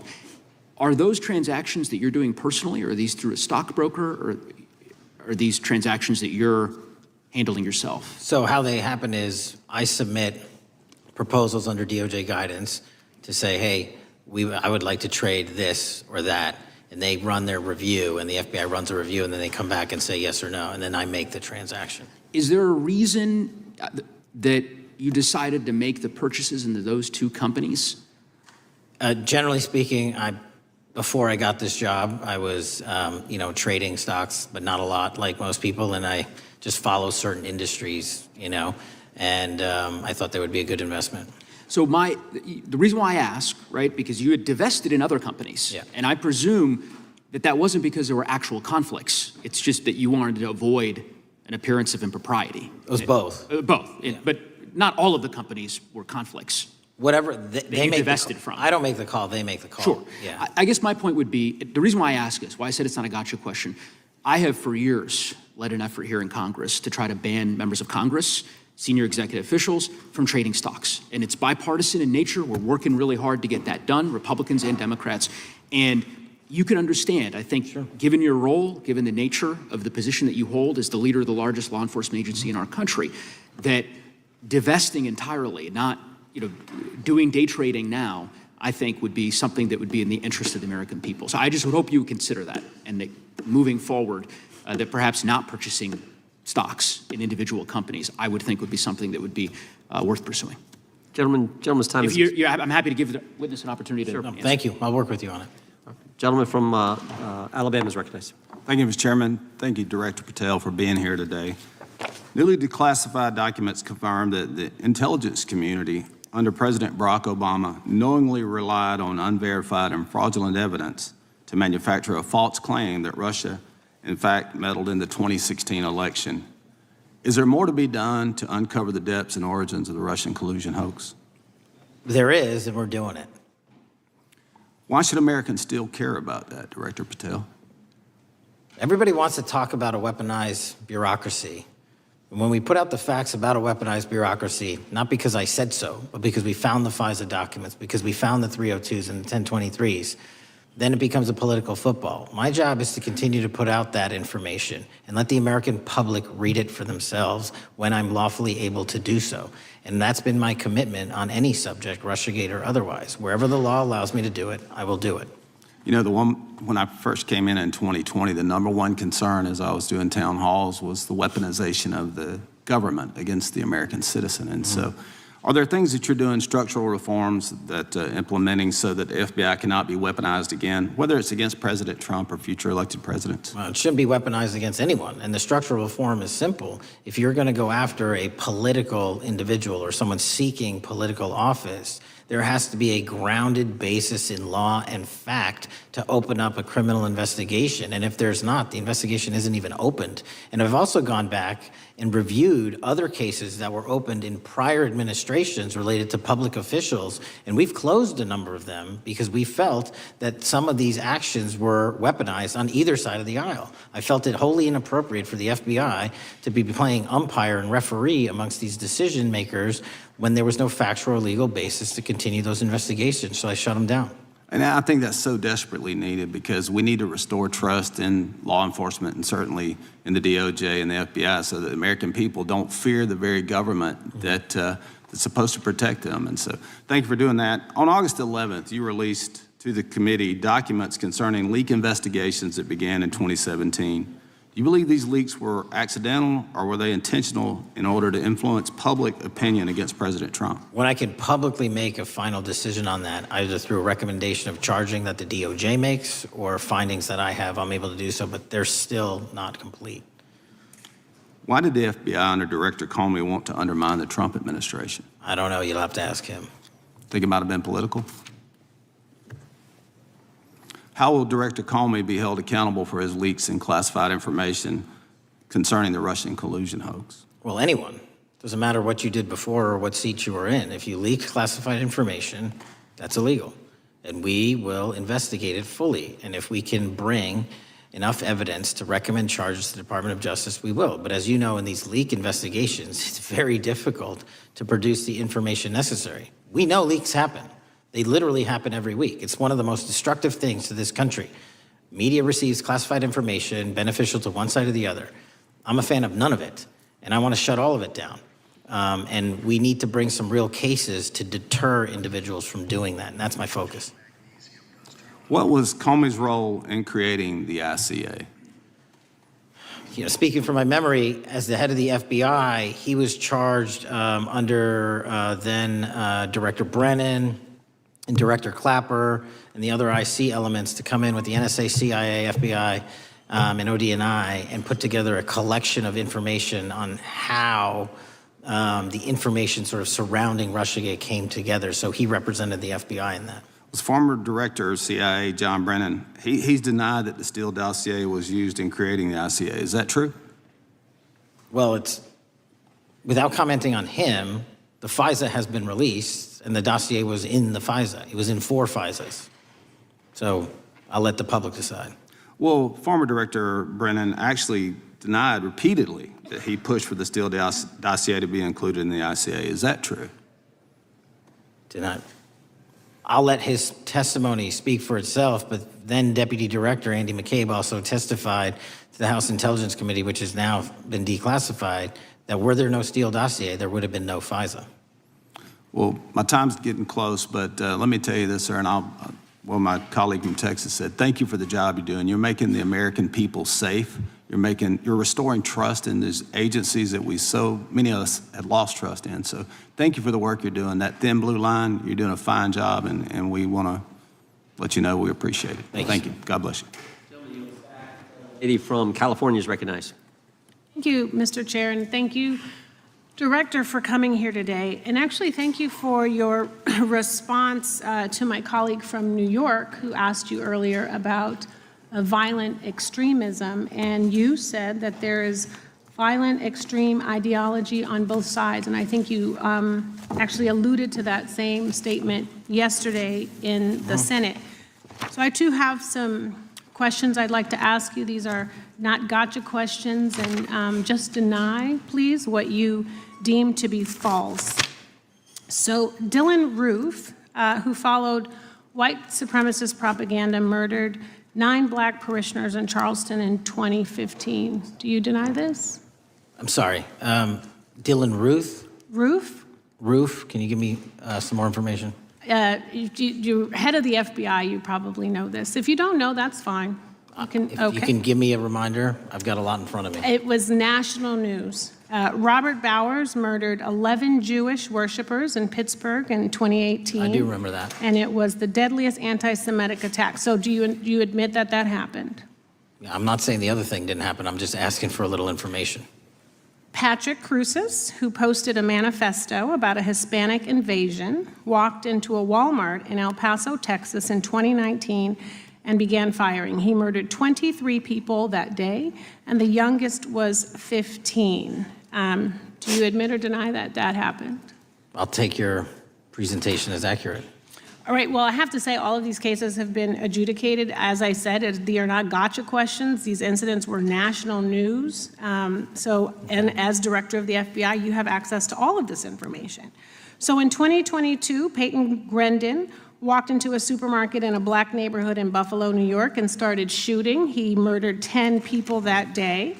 And on September 10th, your friend Charlie Kirk was assassinated. Tyler Robinson has been taken into custody and charged, but also on that day, Desmond Holley, a 16-year-old white male, shot and injured 2 students at a high school in Colorado before killing himself. And according to the Anti-Defamation League, he had a fascination with mass shootings and white supremacy. So do you admit to, deny these facts? Those happened. Okay. Your predecessor, former FBI Director Christopher Wray, said that one of the most dangerous concerns is that racially motivated violent extremism, especially white supremacists, has been the biggest chunk of our domestic terrorism cases and is responsible for the most lethal attacks over the last decade. Do you admit or deny, A, that he said this? I'll let the record reflect that. Whatever he said was what he said. All right, and do you agree? That there is racially motivated crimes being committed in America? Yes. Yes, especially white supremacists, which is the biggest chunk of our domestic terrorism. I'm glad that you said this. So last week, President Trump was asked if there were extremists on both the left and the right. He was actually asked this by Fox and Friends, and his exact words were, "I'll tell you something that's going to get me in trouble, but I couldn't care less. The radicals on the right oftentimes are radical because they don't want to see crime. The radicals on the left are the problem, and they're vicious, and they're horrible, and they're politically savvy." Do you agree with the president? I don't speak for the president. The president speaks for himself. Do you agree with the president? I don't. On what matter?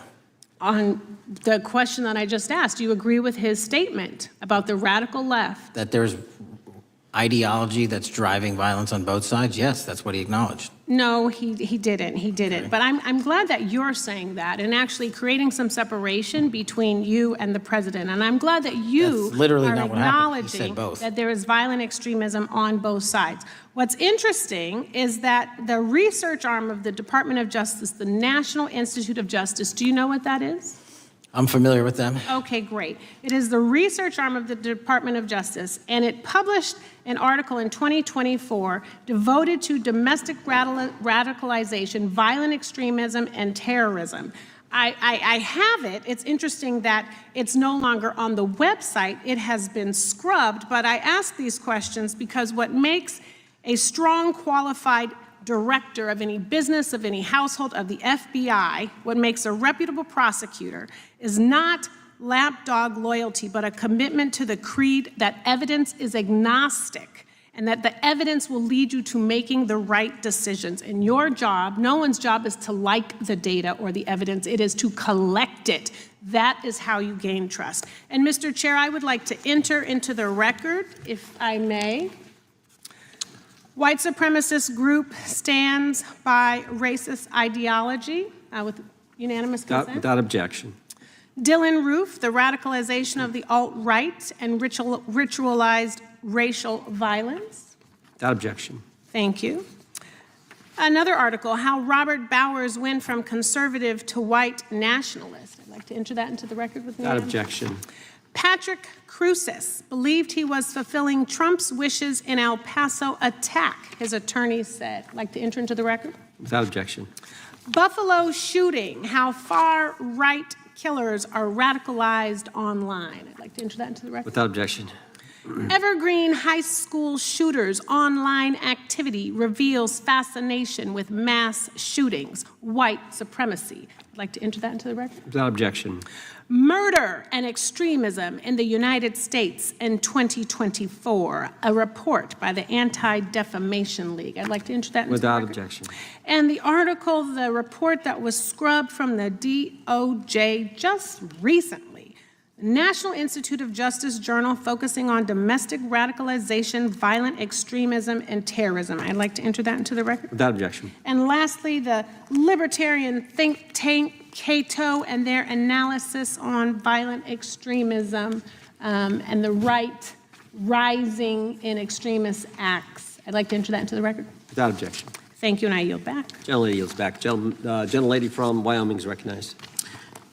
Just very quickly, Director Patel, thank you for being here, for your service to this country, and for the transparency that you have brought to the FBI and for the American people.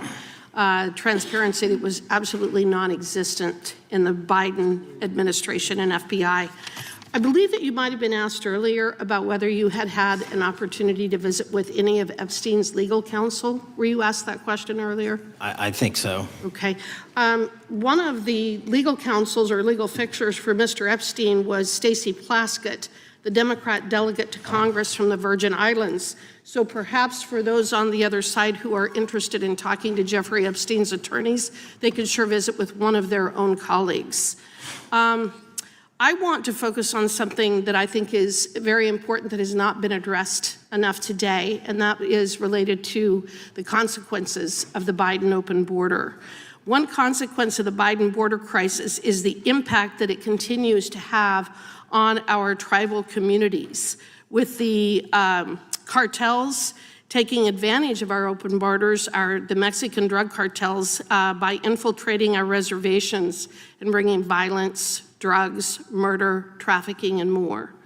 Last year, when I questioned the Attorney General Garland about what the DOJ was doing to protect these communities, he simply deflected responsibility and said that Congress had not appropriated sufficient resources for them to be able to protect our tribal communities. Mr. Patel, what is the Trump FBI doing to counter the drug cartel infiltration and other violent crime targeting our Native American communities? Thank you. It only took more than half of this proceeding to talk about one of the priorities that the FBI has, which is crimes on tribal lands. Every single crime that we have been talking about, whether it's child predators, human trafficking, narco traffickers, murder, they all happen on tribal lands as well. And I've said since the beginning, it is a priority, which is why we launched Operation Not Forgotten on tribal lands. And I'm the first FBI director to meet with the staff and tribal leaders here in Washington, D.C. and elsewhere, and invited them into my office and headquarters to see them, because I need engagement with tribal leadership, and I need our police and FBI agents to be engaging with tribal leadership. Otherwise, we're not going to break through. We have 1,900 Indian country cases open right now. We've got 600 indictments this year alone. We cannot forget tribal lands. Every single one of those people lives in the United States of America, and it is an absolute priority to protect them and their children just as it is anyone else. So I think it's fair to say that what Mary Garland testified to, that the FBI and DOJ did not have the resources to address that. I think that was an absolutely false statement. Would you agree with me? It's a decision by him not to do so. That's not my decision. At the end of August, the U.S. Attorney and FBI announced that nearly 100 personnel representing members of the Safe Trails Task Force operated near Wyoming's Wind River Reservation to assist with reducing drug trafficking and illegal guns. Director Patel, you have routinely stated that it is your mission to partner with and strengthen local and state law enforcement partners. How does the task force and other FBI efforts bring tribal law enforcement into this process? The major problem with tribal lands is the sheer tyranny of geography and the amount of coverage that they have on land versus the personnel they have to do it. So what we've done is constantly surge resources to tribal lands across this country on a 30, 60, 90-day rotating basis, reporting back to us saying who needs more.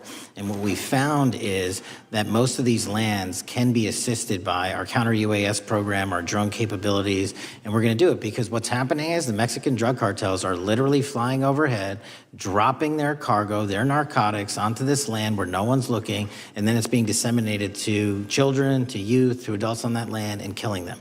And we got to stop it before it gets dropped off. Well, and your testimony proves that the Biden administration did not lack the resources to address drug and violent crime in tribal communities or around the United States. It instead expended and wasted these resources investigating parents, Catholics, we now find out Turning Point USA, the RNC, and Republican organizations, rather than protecting our Native Americans by closing the border. Is that fair? I think so. Wonderful, thank you. And I do appreciate the work that you've done in this regard. I was previously the chairman of the subcommittee on Indian and Insular Affairs with the Natural Resources Committee, and safety and security on our reservations and for our tribal members has been one of our priorities, one of my priorities, and I very much appreciate the work that the FBI has done. Let me know if there's anything else I can do to help you, and with that, I yield back. I will, ma'am. Gentlelady yields back. The gentlelady from Georgia is recognized. Thank you, Chairman, and thank you for coming in today, Mr. Patel. In the past few months, the country has experienced a string of horrific, high-profile attacks that have been motivated by racial hatred or political ideology. A shooter attacked the CDC headquarters, firing hundreds of rounds and killing a police officer. An arsonist set fire to the Pennsylvania governor, Josh Shapiro's residence, with the governor and his family actually inside. Minnesota House Speaker Melissa Hortman and her husband were assassinated earlier this year. Clark and Charlie Kirk was murdered last week. Bomb threats have been made against HBCUs and the DNC, and just the list goes on and on. I only have just a few minutes today, so I don't want to take a lot of time to go into all the countless and devastating violent crimes and incidents that have happened at our schools or on our streets and in our communities that have just been happening all year long. Mr. Patel, just yes or no, is this type of political violence ever acceptable in your eyes? No. I'm glad that we agree that these heinous acts designed to instill fear and division in our nation are never, ever acceptable, yet each of these incidents has recently taken place under your watch. The FBI's website states that protecting the United States from terrorist acts is the FBI's #1 priority, including from domestic terrorists. Is this still your #1 priority? Domestic terrorism? Preventing domestic terrorism. Our #1 priorities are protecting the homeland and international terrorism and crushing violent crime, and domestic terrorism sort of interlays between both of those. Okay, so well, then I'm glad that you're giving us the right answer, but unfortunately, your actions kind of tell a different story. Earlier this year, you granted the ranks of the FBI's Domestic Terrorism Operations Section. This is the section of the FBI that is most directly responsible for addressing political violence in our country by preventing attacks from occurring and effectively responding to them if they do. The agents in this section are the ones who stopped an individual stockpiling weapons, who planned to attack schools and churches in Florida and seized bombs made by an ISIS sympathizer in New Orleans. And instead of ensuring that this section has all the resources that it needs at a time when its mission is critical, you fired its decorated veteran FBI agents who have served their country proudly under Republican and both Democratic presidents, and you scrapped the tools that they developed to fight domestic terrorism, including the National Domestic Terrorism Incident Database. I mean, most of that is just not true. We have 1,700 current DT managed programs. We're up 300% in the amount of cases we brought against nihilistic, violent extremists, including 764, wishing to harm our children. The FBI and the men and women are getting after that problem set more than ever because I've unleashed them to do so. And any insinuation that these tragic occurrences across the country are somehow singularly my fault or disgusting because that watershed goes Mr. down to the Patel, men I'm and going to women at the reclaim my time. FBI, Mr. Patel, and I'm they going are to not reclaim my time. responsible for Mr. it. Chairman, I'm I'd happy like to to work enter with a you unanimous to consent- get them what they Gentle- need. Consent Gentlelady request. controls the time. Unanimous consent request. She'll state Thank a you request. very much. Into the record, an article from Reuters titled FBI Scales Back Staffing, Tracking of Domestic Terrorism, Probes Sources Say. Thank you very much. Without I objection. appreciate that. So, Mr. Patel, and it isn't just the domestic terrorism operations section. Under your watch, agents are fully diverting their attention to these anti-immigrant and city takeover operations, leaving our children vulnerable to dangerous networks of online predators, both domestic and international. You pulled more than 120 FBI agents from their normal duties to operate sobriety checks and conduct traffic stops, exposing the FBI's fleet of unmarked cars and thereby making it harder for the FBI to combat violent criminal gangs, foreign intelligence services, and drug traffickers in the process. That's simply not true. If we were not able to do two things at one time, how would we be Patel, I seizing reclaim record my amounts of time. I reclaim my fentanyl? time. 23,000 Chairman, I'd like to violent enter felons have into been the arrested. Time belongs to the More gentlelady. than twice as many as Consent Time last belongs year. to the gentlelady from Georgia. Thank you very much. And this request basically is, it is an article from Reuters which quotes law enforcement officers familiar with agents who once covered child exploitation cases but now focus on immigration child exclusive. Thousands of agents diverted to Trump immigration track down. Mr. Patel, in the short time I have left, your tenure as director of FBI has been somewhat problematic. Americans are left safe, definitely less safe under your watch. You have gutted the FBI's ability to keep safe from domestic terrorism. You have sent FBI agents to conduct traffic stops and round up hardworking immigrants who pose no danger to public safety. People even President Trump referred to as good, long-time workers. Your job is to protect and serve the American public. Time to the You have gentlelady. spent your time protecting heinous individuals and using the FBI to serve as a political circus. You at times have appeared unequipped. Time to This the country gentlelady has deserves better, and expired. I yield. Gentlelady yields May back. I respond? Sure can. Simply put, what is it? Are we failing? If we're failing, how are we arresting 23,000 violent felons? Twice as many as this time last year. Are we failing? Because if we're failing, how are we seizing 1,500 kilograms of meth, 25% increase from last year? Are we failing? Because we captured 4 top 10 FBI most wanted from around the world in 7 months. That's more than the entirety of the last administration. Are we failing? Because we put 1,500 child predators in prison. Are we failing? Because we dismantled 300 human trafficking networks. Which is it? You don't like me, that's fine. But don't you dare disparage the men and women of the FBI that are producing record results in historic fashion to protect this country. They are kicking ass for America, and they're going to continue to do so. And we appreciate your leadership. The gentlelady from Florida is recognized. When I was home recently, I met with the agents leading the Tampa office of the FBI, and I saw what they're focused on in my community: stopping drug traffickers, rescuing children from exploitation, fighting cybercrime, protecting us from acts of terrorism, foreign and domestic. And I know from my time as a federal prosecutor and a judge that this work by the Bureau doesn't make headlines, but it is happening every single day. At the top, accountability is necessary, transparency is critical, but today we've seen an effort not just to diminish, but to distort the work of Director Patel and the agents he leads. If we really care about transparency and about truth, then what we owe to the American people is this reality: that thousands of dedicated professionals at the FBI wake up every single day thinking not about themselves, but about this country and keeping every single one of us and our children safe from harm. And Director Patel, I would like to hear from you the facts about what the FBI is doing in your efforts to fight crime. Director Patel, isn't it correct that since January 20th, 2025, the FBI has made over 25,000 immigration-related arrests, including 350 members of Tren de Aragua and 195 members of MS-13? Those numbers are accurate. The Tren de Aragua numbers are up over 350% from the year before. And during that same period, hasn't the FBI seized over 66,000 kilos of cocaine, 6,000 kilos of meth, and 1,500 kilos of fentanyl? Not to be nitpicky, but it's 89,000 kilos of cocaine and 7,300 kilograms of meth.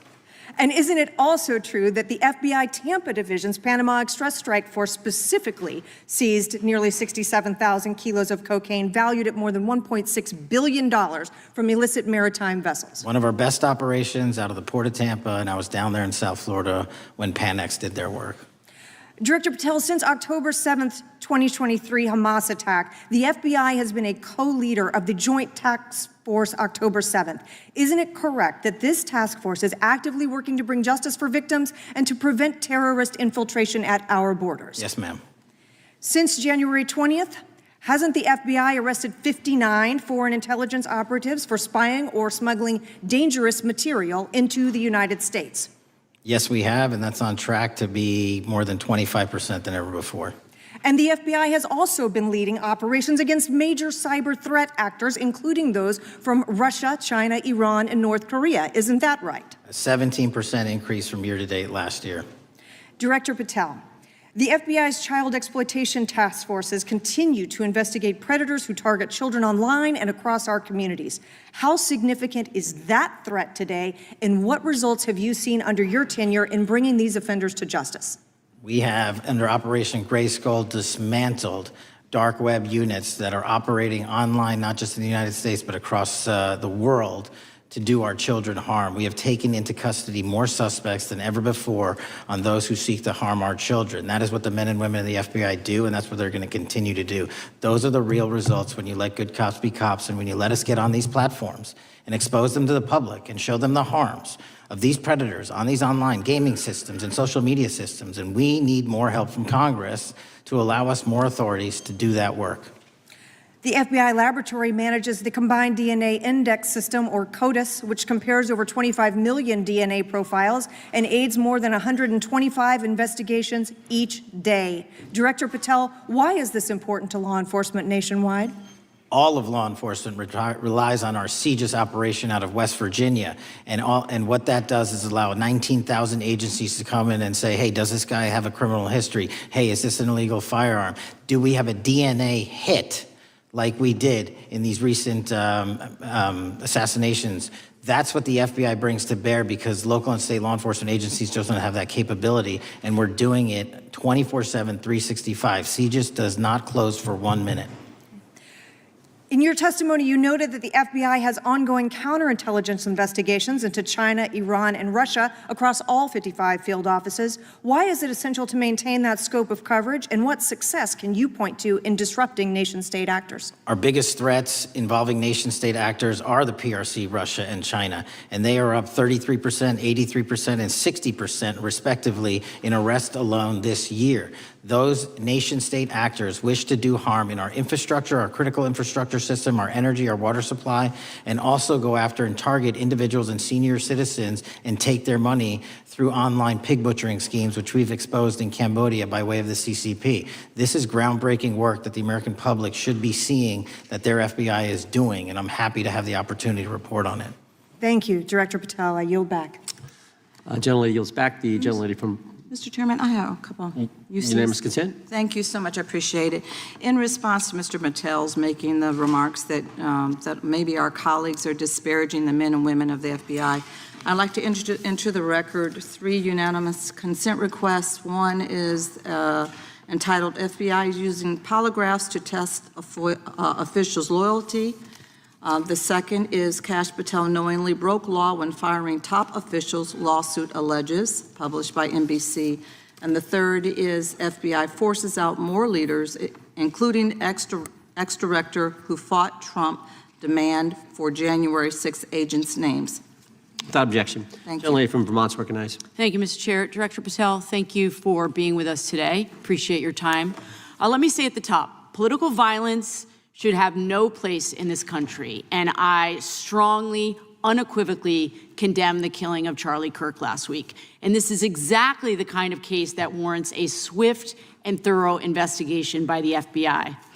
What shouldn't be happening, however, is this administration's seeming attempt to exploit Mr. Kirk's death within minutes of this horrible, horrible assassination, dividing us even further without knowing enough about the killer's complicated, confused political ideology and the extent of his motivation. And this week, Vice President Vance claimed that this is, quote, an extremely destructive movement of left-wing extremism, and said that, quote, it's part of the reason why Charlie was killed. He pledged to go after organizations on the left. But Director Patel, it was just 3 months ago that Melissa Hortman, the Minnesota House Speaker, and her husband, Mark, were shot to death in their home in the middle of the night by a self-identified right-wing extremist and Trump supporter. When that assassination happened, the FBI released a written statement denouncing the killings and pledging to hold the killer accountable. And I thank the Bureau for that. It was clear, concise, to the point. But when you compare that statement to the over 50 mentions of the Charlie Kirk killing and just 4 for the Hortmans on accounts affiliated with the FBI and your personal account, it appears to many Americans that you're valuing some lives more than others, and that's painful. And this is what I'm hearing from my constituents, so I just want to convey that to you. And the Vice President didn't even call on right-wing organizations to tone down their rhetoric after that horrific killing in Minnesota, and he never once spoke about dismantling conservative institutions. This week, when the President was asked by a reporter about Speaker Hortman, he claimed he didn't even know who she was. One of the most high-profile assassinations of an elected official in recent memory, and the President claims to know nothing about it, hasn't even heard of it. It was absolutely devastating for her colleagues and for her family. And I think we all can agree in this room that we have to stop this political violence. So my first question to you is, Director Patel, what is your plan as Director of the FBI to turn down the temperature, especially in light of the fact that it seems like members of the administration are reacting to political violence based on party affiliation? What's your plan? I can only speak for myself and the Of course. FBI. And what we are doing is, I think I mentioned earlier, we're following the money, because whatever attack you are describing, and they are all despicable, equally so, people need money to operate. People need money to conduct these attacks, to conduct these investigations. And so what we are doing is finding the people that supported this infrastructure system, because even when you say there's a lone, quote unquote, lone wolf actor, he's not truly a lone wolf actor. Something happened along the way. I agree. And so can I just because we have such little time, are you making a commitment right now to follow where the evidence goes in investigating whether it's violence on the left or the right? Because over the last 10 years, when you look at the ideology, I want to follow up on what my colleague from California said. When you look at the data, you look at the Anti-Defamation League data, 96% of ideological motivated killings were committed by the right wing. When you look at the Institute of Justice report that she cited, it's 5 times the number that 5 times the number of far-left extremist incidents are perpetrated by far right. And it's been reported, and she mentioned this, that as of September 12th, 2025, just 2 days after Charlie Kirk's killing, that the DOJ removed that report from the DOJ website. That's why Americans are concerned that there seems to be a separate system of justice, that if you are a Republican and you are attacked, you will get the full weight and authority of the FBI in this administration. But if you are somebody serving in the Minnesota State Legislature and you are assassinated in your home, that the response is different. And I think to ignore the threats from the right or try to do a both and when there are multiple instances when it's overwhelmingly coming from the right, this is a disservice, because Americans want to know that whoever they are, whatever their political affiliation, that the response is going to be the same. and it is going to be done with the same diligence. And I'm wondering if you will commit to me right now that you will be a voice right now standing up to those voices in the administration that are adding to the violent rhetoric right now. That's what I'm asking you. Will you commit to this? Time of the gentlelady has expired. The gentleman can respond. My voice will be through the investigations that the FBI conducts, and we will conduct them all lawfully and equally. Can we expect in the future that your tweets in related to one killing will be the same level of concern? The gentleman from Texas is recognized. Thank you, sir. Director Patel, thank you for being here today, and most importantly, thank you for restoring trust and faith in the FBI, which has been severely eroded under the Biden administration. Thank you for your service and your continued service in this capacity. On April 7th, 2025, Charlie posted on X, "Assassination culture is spreading from the left. 48% of liberals say it would be at least somewhat justified to murder Elon Musk. 55% say the same about Donald Trump. In California, activists are naming ballot measures after Luigi Mangione. The left is being whipped into a violent frenzy and set back. Whether losing an election or losing a court case justifies a maximally violent response," end quote. And unfortunately for Charlie, that reaction also came when they couldn't win a debate on a college campus. You cannot be intellectually honest and say that this problem is on both sides. It's not just what happened to President Trump, it's also what just happened to Charlie. And we've gotten to a point in America where violence is encouraged.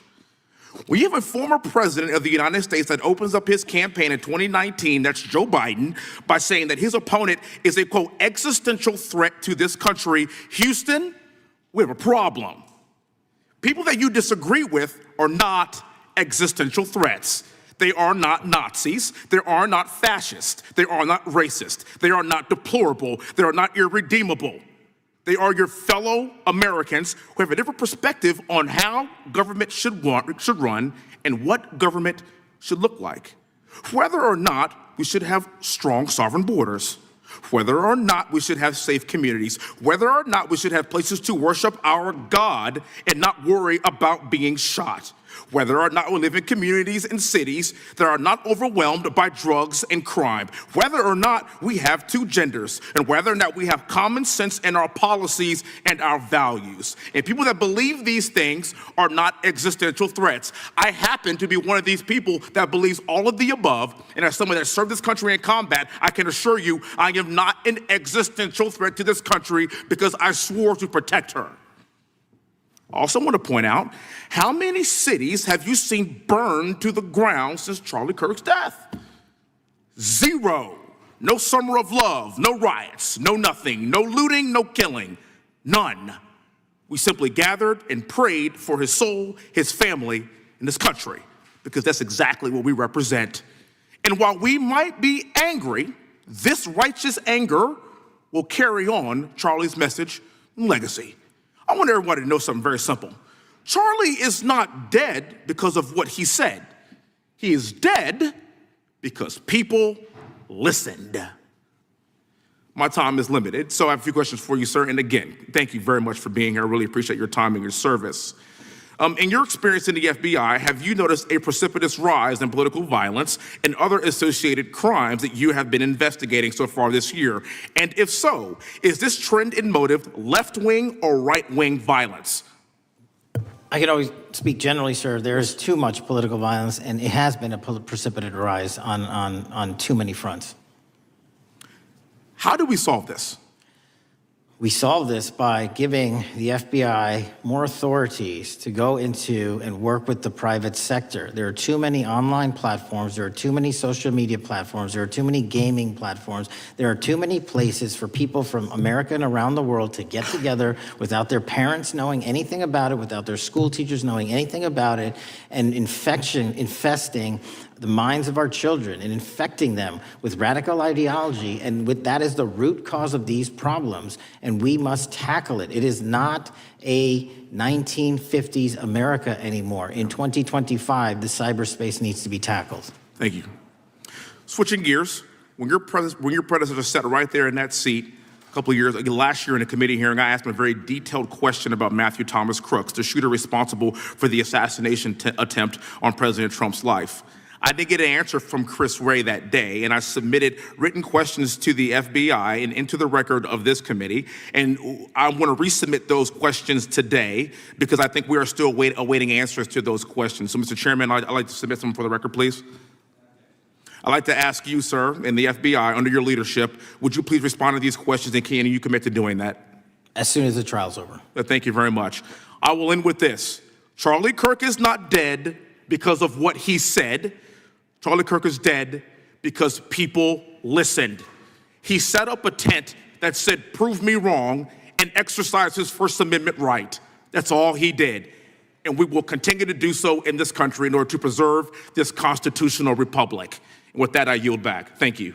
Gentleman yields back. The gentleman from Florida is recognized. Thank you, Mr. Chairman. Before I begin, I want to caution my colleagues on, one-sided violence in this country.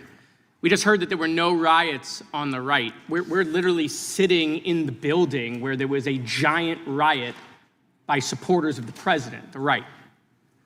We also heard that only leftists, have said that Trump is a Nazi. In 2016, the current vice president of the United States said, Trump is either a cynical asshole or he's America's Hitler. And so this is the problem. I don't want to have to say this garbage, but you want me to sit here and get painted with one brush, the whole left. No, there are extremes on the left, and there are extremes on the right. And we collectively should tackle that. But to come here and just look at us and say we all support what's going on in the extremes is why we can't solve anything in this building. Director, let me say first, thank you for being here, and my condolences on the loss of your friend. And I'm happy to hear that you want to do more on the social media platforms. It's crazy what's going on the social media platforms. There are so many conspiracy theories on what's going on with Charlie Kirk. Israel assassinated him, right? There are conspiracy theories about your personal social life all day. It is totally rampant. Big names on the right, Candace Owens, right? Talking about how what's been released as far as the dialogue between the perpetrator and his roommate is manufactured by the FBI, manufactured by the administration. It is totally rampant, allowing foreign governments to just perpetrate these platforms, all of these bots, all of the time to weaponize Americans. You see what's going on here? This is a byproduct of all of that. What's going on in the streets is a byproduct of all of that. What's happening is you see people celebrate Luigi Mangione is a byproduct of all of that. And so if we want to do something, then we should talk about Section 230. We should talk about how we're going to make sure that we don't let foreign governments poison our children's mind. And so I will work with you on that, Director. I'll work with you on 230 any day. No problem. So now, that was the good part. I want to take your attention back a second, okay? Breaking news. Kash Patel is nominated to be the FBI director. Dan Bongino is nominated to be the number 2 at the FBI. MAGA celebrates, rejoices, bells are ringing out. The team, Patel, Bongino, that sought out every podcast microphone to talk about the Epstein list. The names are finally going to get released. It begins. They produce white binders. Phase 1 with the podcasters. This is not actually one of them, of course. I made this. Your name's on it, right? And the names are going to come out. Pam Bondi says the list is on her desk. Then a memo comes out all of a sudden and says, there's no list. Oh, no phase 2. Phase 2 binders never happen. You said the conspiracy theories around Epstein just aren't true. They never have been. And yesterday, in an answer to Senator Kennedy, you said the FBI is not in possession of any credible evidence that Epstein trafficked girls to anyone but himself. So according to your testimony yesterday and in this committee, according to the evidence the FBI has, The number of names on the list are zero. No, Zero. The index has been released, and the number of people involved in that trafficking operation were charged in 2018. Other than Epstein and Ghislaine Maxwell, your testimony in the Senate and here is that according to the evidence you have, the number of other names is zero.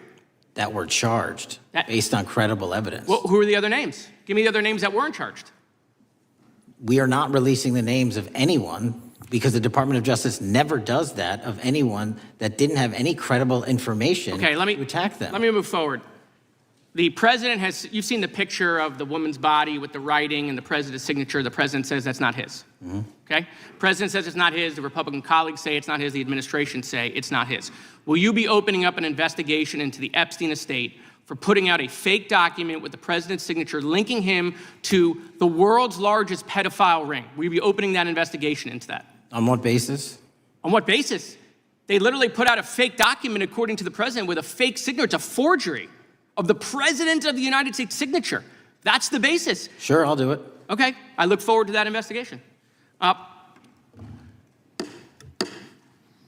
I over? Thank you, Mr. Chairman. I appreciate your diligence. Gentleman's time has expired. Chair now recognizes the gentleman from California. Director Patel, as you know, my state, California, is home to the worst public infrastructure failure in U.S. history, known as California High-Speed Rail, although the name is probably a misnomer. Earlier this year, I joined your counterpart at the Department of Transportation, Sean Duffy, doing a compliance review of the federal money the state has received, and the outcome was that the state has not complied with the terms of its billions of dollars in funding because it hasn't actually built anything. And so that federal funding has now been cut off, but a lot of us in California still have questions as to where all the money went. We're 17 years in to this project, and absolutely nothing has been built. Not a single bit of track has been laid. There are no stations. There are no passengers. And the plan initially was to have the whole thing, LA to San Francisco, done by 2020 at a cost of $33 billion. Yet here we are in 2025, nothing has been built. And according to the New York Times, the project won't even be completed this century, and the total cost is now estimated to be over $130 billion. So I just wanted to ask you, do you think this is something that bears scrutiny, or can you confirm whether there's any kind of investigation going on at the FBI?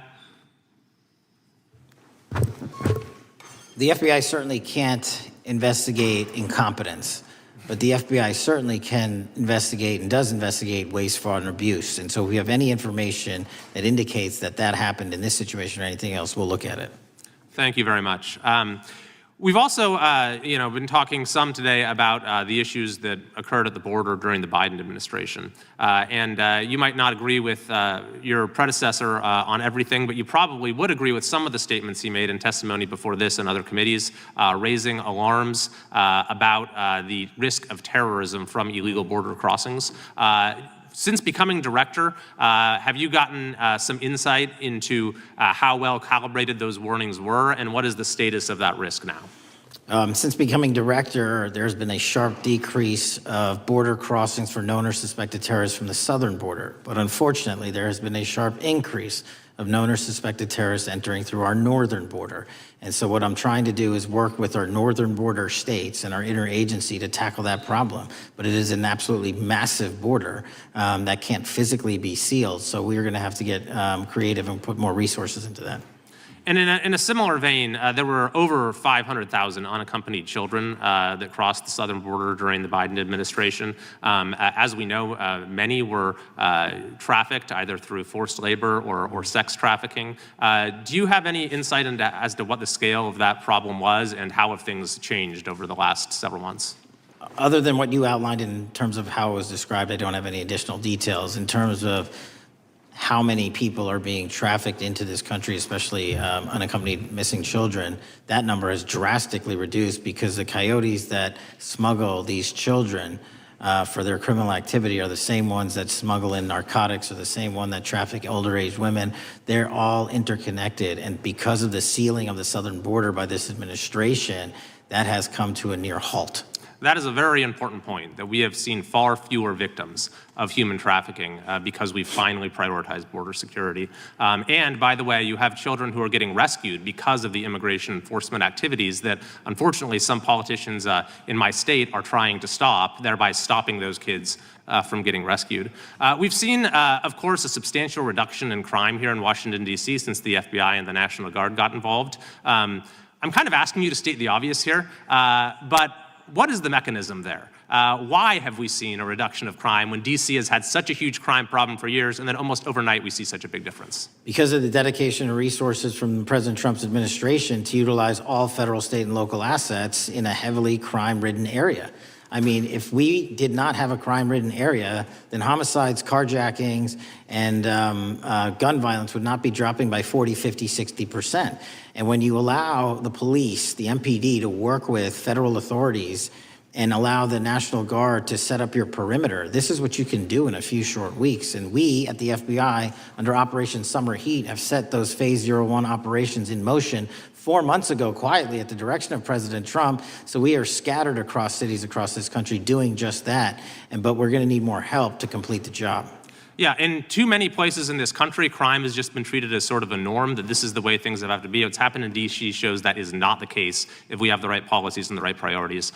Finally, this is tragically the second time in as many years that we've had an FBI director here following either an assassination or an assassination attempt. And so since there's been some time now since from the attempted assassination on President Trump at Butler, would you say that the public's understanding of what took place on that day is fairly consistent with all of the facts as you know them, or do you believe there's still material facts that have not been made public or are not fully understood by the public? No, I think it's fairly consistent. Thank you. I yield.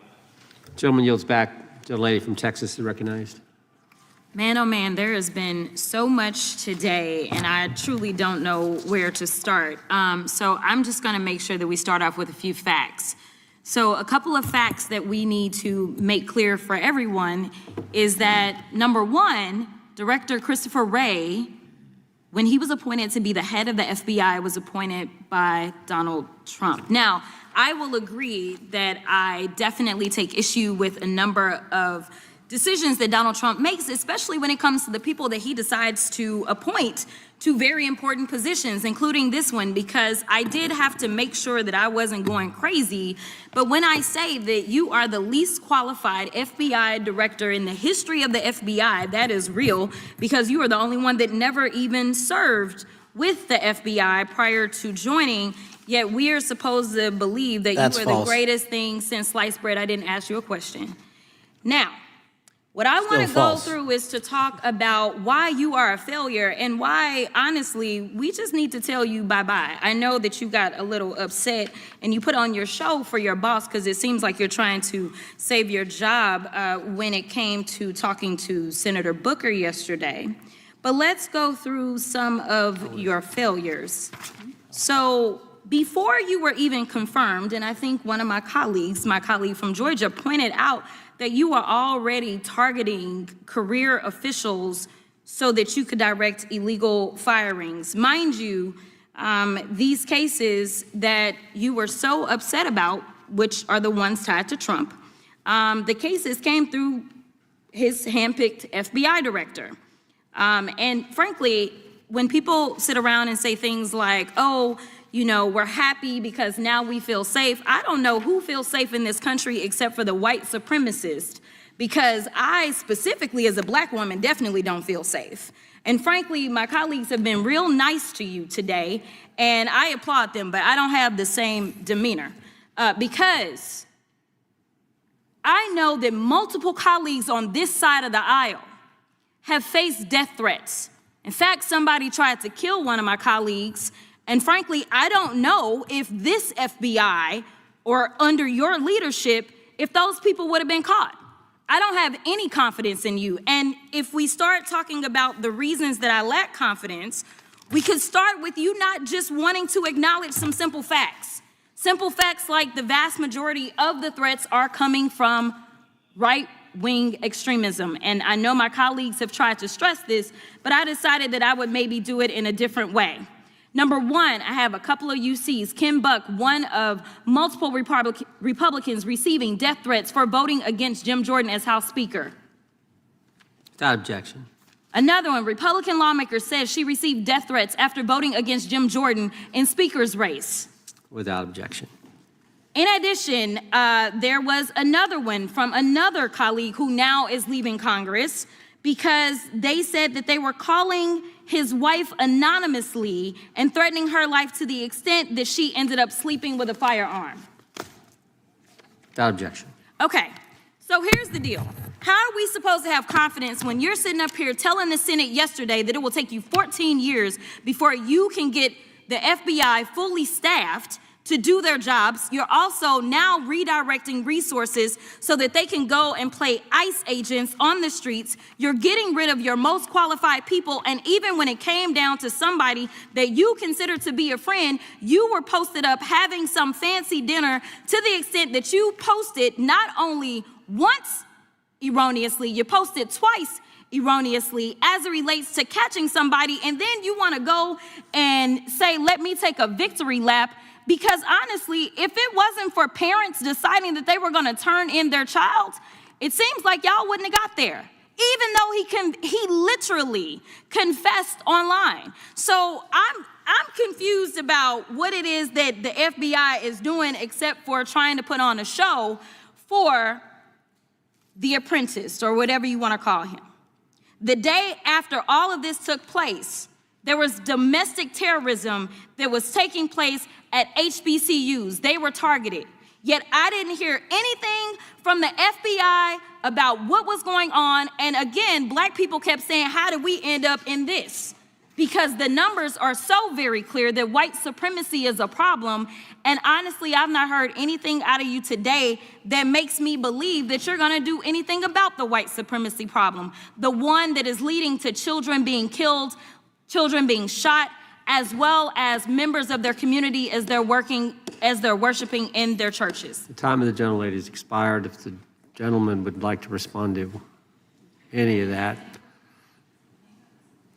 Well, I mean, I'll respond. Kash Patel, as I said when I introduced him, public defender, former prosecutor, top staffer on the House Intelligence Committee, Deputy Director of National Intelligence with the National Security Council, Chief of Staff at the Department of Defense, and FBI Director. I think that's pretty good resume for the guy who's now running the top law enforcement agency in our country. And we've seen all the stats that he's given to the committee on how much better they're doing at getting the bad guys than the previous guy was doing. With that, I recognize the gentleman from South Carolina. Thank you, Mr. Chairman. Director Patel, I think you're witnessing some auditions, clickbait auditions for the Academy Award for my Democratic colleagues. We'll see how they fare as they're on MSNBC later on today. Do you care, before I launch into my line of questioning, to respond to Ms. Crockett from Texas on that very elaborate and theatric display? Here's what I've learned in my government service. I don't give a damn what they say about me as long as I'm succeeding in the mission. We're succeeding in the mission because the men and women of the FBI have never been empowered to do more work and to hit the streets harder than by President Trump's authorities and resources he's given us. And so all I care about is that we are capturing more child predators than ever before, taking more drugs off the streets than ever before, that we are capturing murderers at a significantly historic rate, and we're delivering this country the lowest murder rate in recorded history. That are facts that you cannot dispute. But you can come at me all you want. I don't care. Thank you, Director, for that. And we appreciate your service. We appreciate the results speak for themselves, I think, pretty plainly, and your commitment not only to results, but to transparency. So we do appreciate that. Director, who was John Durham?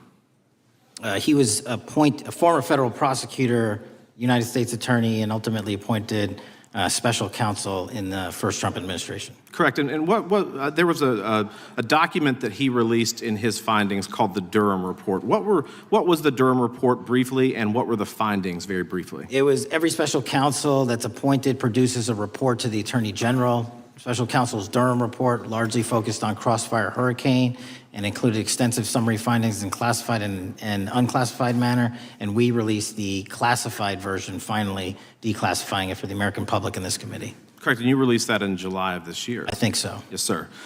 Isn't it true that in the classified Durham Annex, as it's referred to, that in 2016 the Obama administration obtained intelligence information from a source contained in two separate memoranda, one in January of 2016 and one in March? The two memoranda described confidential conversations between DNC Chair Debbie Wasserman Schultz and two individuals from the Soros Open Society Foundation. Isn't that true? As written in the report, I'll let her speak for itself. In the Durham Annex in January of 2016, the memorandum noted in part that President Barack Obama intended to scuttle the FBI's investigation into Hillary Clinton's private email server and mishandling of highly classified information during her time as Secretary of State. Isn't that found in the report? I believe so. Isn't it also found in the report that in March of 2016, the memorandum also included references to the same Obama effort to shut down the Clinton investigation, but additionally outlined a plan to falsely connect Trump to Russia? Isn't that in the Durham Annex? I think it's in more than the Durham report, but yes. The memo also stated in part that, quote, the Democrat Party's opposition is focused on discrediting Trump, among other things.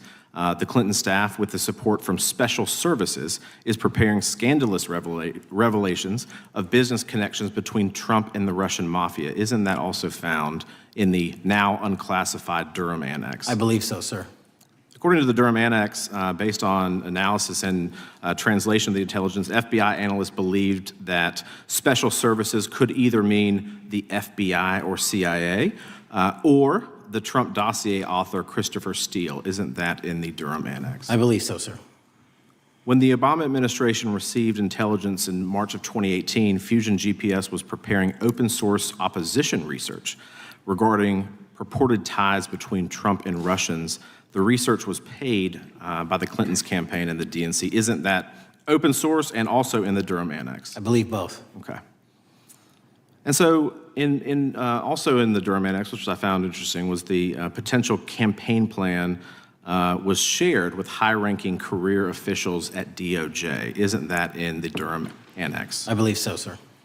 The Durham Annex describes that in July of 2016, emails allegedly between Leonard Bernardo, senior vice president of George Soros' Open Society Foundation, included data providing specificity on the Clinton plan in an attempt to smear Donald Trump by falsely linking him to Russia. Isn't that in the Durham report? I believe so. And so, briefly, this additional evidence that you've unclassified and released to the American public, what does that purport to show or augment about the Durham report that you can share with the American people? Put simply, that the FBI was weaponized. Against a political campaign? Yes, sir. Thank you for that, Mr. Chairman. I yield back. Gentleman yields back.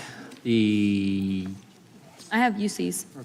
gentlelady from Texas recognized for unanimous consent. Yes. First one is Russia's ghostwriter hacker group takes aim at German election. This is from Politico. Objection. The next one is Director of National Intelligence, 30 days until election 2024, which specifically states that our assessments about activities and goals of Russia, Iran, and China are unchanged from earlier election security updates, and that they were meddling. Without objection. And I've got three more. The last three are that how Russia is using artificial intelligence to interfere in elections. Moscow's attempts to interfere in U.S. and other elections are nothing new, though their tactics and strategy are constantly evolving. Without objection. The next one is Russian interference coming soon to an election near you. Russia pursues a systemic strategy of undermining elections and influencing public opinion in the West. EU and NATO countries must recognize that Moscow often acts through agents within their own borders and build resilience to such interference. And what's the source? This one is CarnegieEndowment.org. Okay, without objection. Thank you. The gentlelady from North Carolina is recognized. Thank you, Mr. Chairman. And Director Patel, I'm glad that I'm going a little out of order here because I'm going to pursue some of the things that you were just talking to Mr. Fry about and remind you about your confirmation hearing. At your confirmation hearing in January, you said under oath, and I quote, "There will be no politicization at the FBI. There will be no retributive actions taken by the FBI should I be confirmed." And in your written response to the Senate questionnaire, you said, I quote, "Personnel decisions shall be based on performance and adherence to the law, and every FBI employee will be held to the absolute same standard, and no one will be terminated for case assignments." So I want to just go through a couple scenarios with you to get a sense of whether you think these are examples of politicization of the FBI or making decisions based on the performance and adherence to the law. So, first question. Would hiring FBI agents, analysts, and supervisors from only one political party being politicization of the FBI or making personnel decisions based on performance and adherence to the law? We don't ask FBI applicants where their political parties are. Mr. Patel, do you ask FBI applicants who they voted for? The FBI does not. Are you aware that in the lawsuit that Mr. Driscoll filed against you and the FBI, he was asked who he voted for? Since that lawsuit has been filed, that's ongoing litigation, I'm not able to comment. Well, but it also means that you just said that what happened in his situation didn't happen. So we will go on to the next question. Let me ask you an even easier one. Does firing agents for working on the cases that they were assigned to and that the president didn't like, is that politicization of the FBI or making personnel decisions based on performance and adherence to the law? The FBI doesn't terminate anyone based on case assignments alone.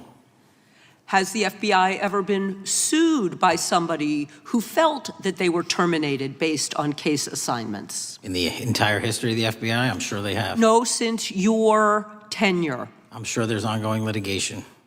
Yes. In fact, there is ongoing litigation.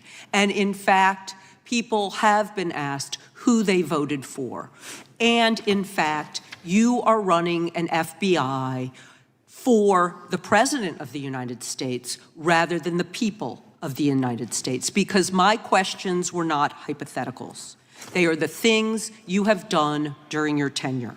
And according to a lawsuit filed last week by long-term FBI agents, you fired former acting director Brian Driscoll. He had served with the Bureau for nearly 20 years, earned a Medal of Honor, Medal of Valor for bravery during the dangerous ISIS raid, and had a wealth of crisis response experience and led the FBI's critical incident response group. When the Trump administrations interviewed Mr. Driscoll for that role, they interrogated him about his political leanings and who he voted for in the last 5 elections. Questions Mr. Driscoll refused to answer because those types of questions impermissibly politicized the FBI.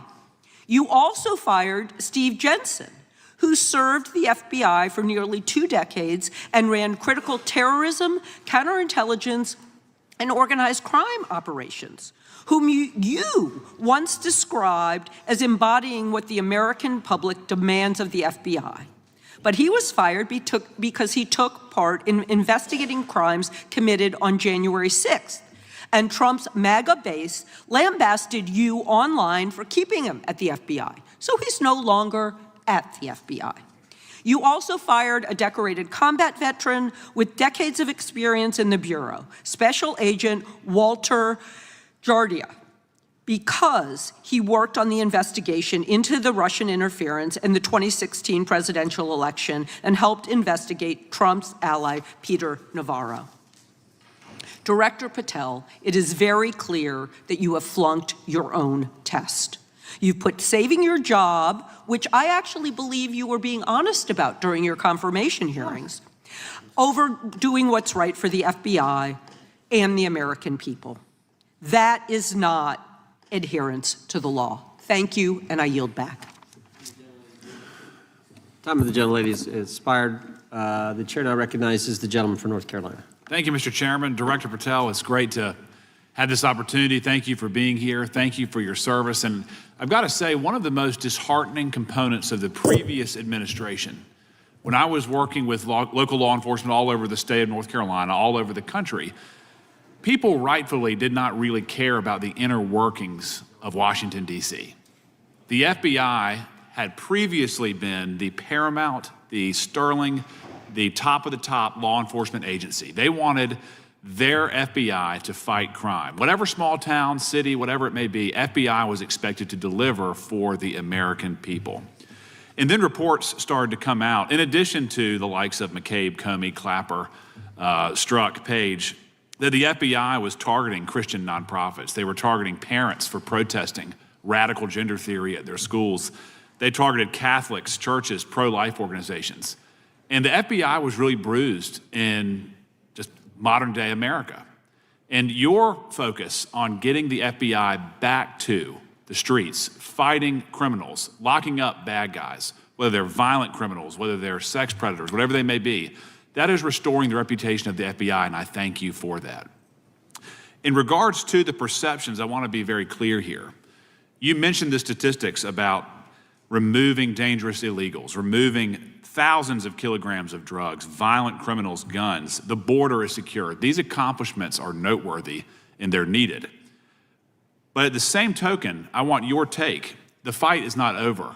Isn't that correct? When we look at what happened in the previous administration, the number of illegal alien criminals that made their way into this country of every type, they're embedded, they're here, and it's going to take a sustained effort to win this battle. That's the critical component, sustained effort. And that's the critical component when you look at what happened in Washington, D.C. We're not here for 4 seconds in terms of safeguarding Washington, D.C. Yep. It's a sustained initiative. We're taking it to Memphis and wherever we decide else. And so we are going to continue the mission till it's done. In regards to offloading some of the agents from Washington, D.C. to the states, to the people, can you just explain how tactically that is a force multiplier in the law enforcement community around the country? Yeah, it's pretty simple. You don't even have to be in law enforcement to know that. If you put cops with other cops, they're going to do cop work. That's right. And what was needed in the communities out there was more cops. What was not needed in the bloated bureaucracy of Washington, D.C. was a third of the FBI's workforce, because a third of the crime does not happen in the Washington, D.C. NCR area. And so the results speak for themselves. Our state and local partners, I've always said this, are our biggest ally, our greatest ally and partner, and we cannot do the work without them, but we got to send our guys to them. That's right. And in regards to the last 4 years, the open border policies, whether it's terrorism, drug trafficking, human trafficking, violent crime, massive amounts of organized retail theft, and other types of criminal behavior, can you describe, just so anyone who's listening here can talk about, how serious the levels of criminality have become in the United States? Well, unfortunately, in order to have these record-breaking numbers of arrests and seizures, you tragically had to have a record-breaking explosion in violent crime. And it doesn't happen overnight. And it came in from all corners of the earth and from all platforms, including social media. And that's the root cause of all of these evils. And in order to clean it up, it's not going to happen overnight. But the men and women of the FBI, what they did in these 7 months, everybody should be talking about it. Every single district in this dais is safer now, today, than it has ever been because of that work. And in regards to the ongoing political climate, Director Patel, how do sanctuary policies that are still being implemented and defended in certain states, cities, and counties, how do they help or hurt your efforts to make America safer? Well, if you are harboring criminals, you are harboring our ability to keep our communities safe. It's that simple. If you have a fugitive warrant for a violent felony offense, and we are not able to procure you because of policies or rules that don't allow us to go get them. And time again, we have heard all too many illegal immigrants who should not have been here, murdering women, murdering children, giving drugs to our youth, and raping our children, and that is unacceptable. Straightly put, can you separate immigration enforcement with fighting crime? They're intertwined. Thank you. In regards to policies like cashless bail, how does that help or hurt your efforts?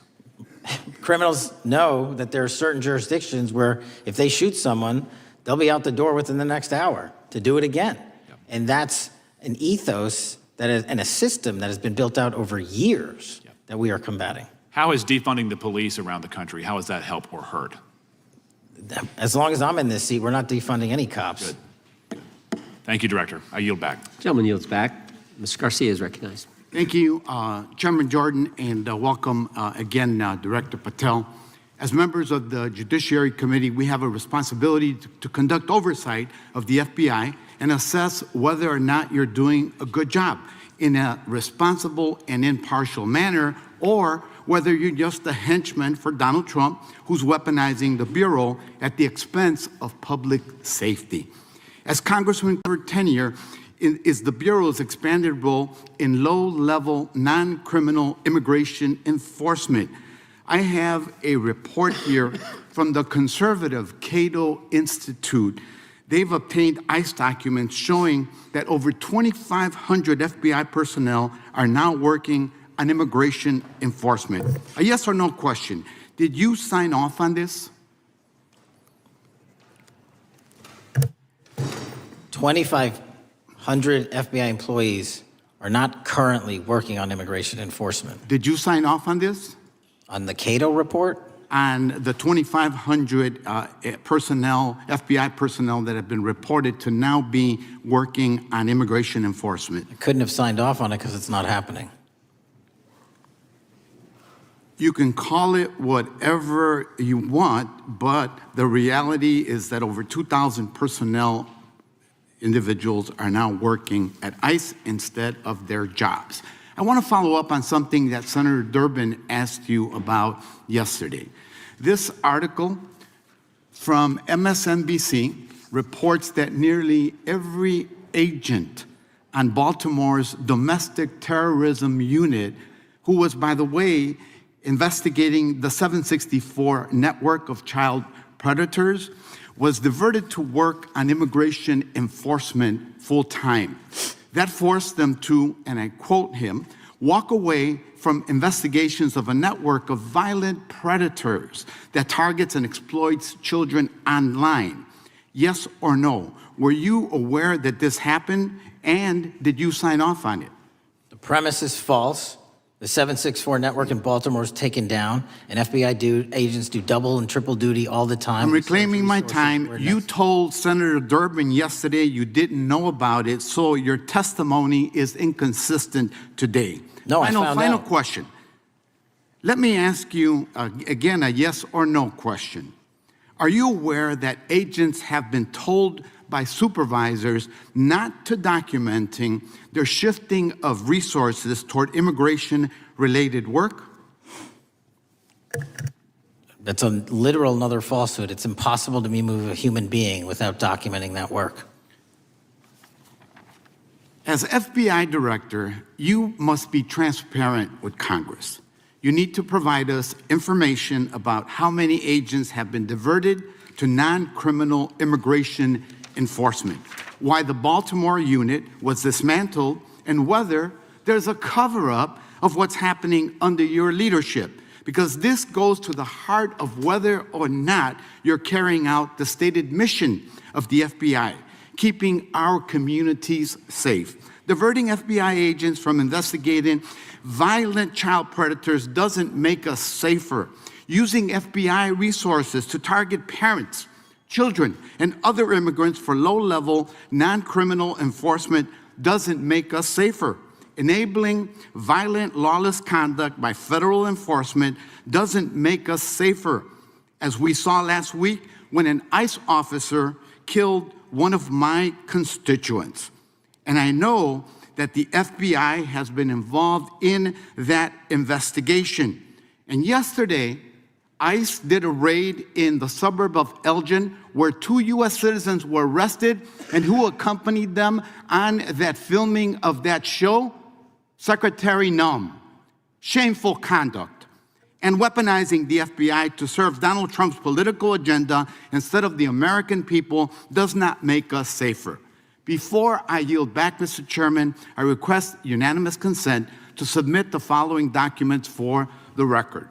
a report from the Cato Institute, which I referenced earlier, where ICE has diverted over 2,500 officers from their jobs, and 2, an article from MSNBC titled Trump's Deportations Divert FBI Agents Off Child Predator Cases, and an article from CNN entitled White House Pressure for Increased Immigration Arrests Strains Law Enforcement Agencies. Thank you, and I yield back. Gentleman yields back. Without objection, the gentleman yields back. Gentleman from Wisconsin is recognized. Thank you, and thank you, by the way, for coming over here. Sorry you have to put up with all this. I know when you took over, the FBI's reputation in a lot of circles perhaps had never been lower. I mean, part of that is brazen involvement in political activity, the Foreign Influence Task Force, getting involved and trying to suppress news stories in the New York Post, Crossfire Hurricane coming up with bogus stories to try to flip the 2016 election, FBI downplaying the stories of Hillary Clinton's emails in the 2016 election. That's their overt involvement in political activity. I think a strong anti-religious bias. We talked about stories of an anti-Catholic bias in there.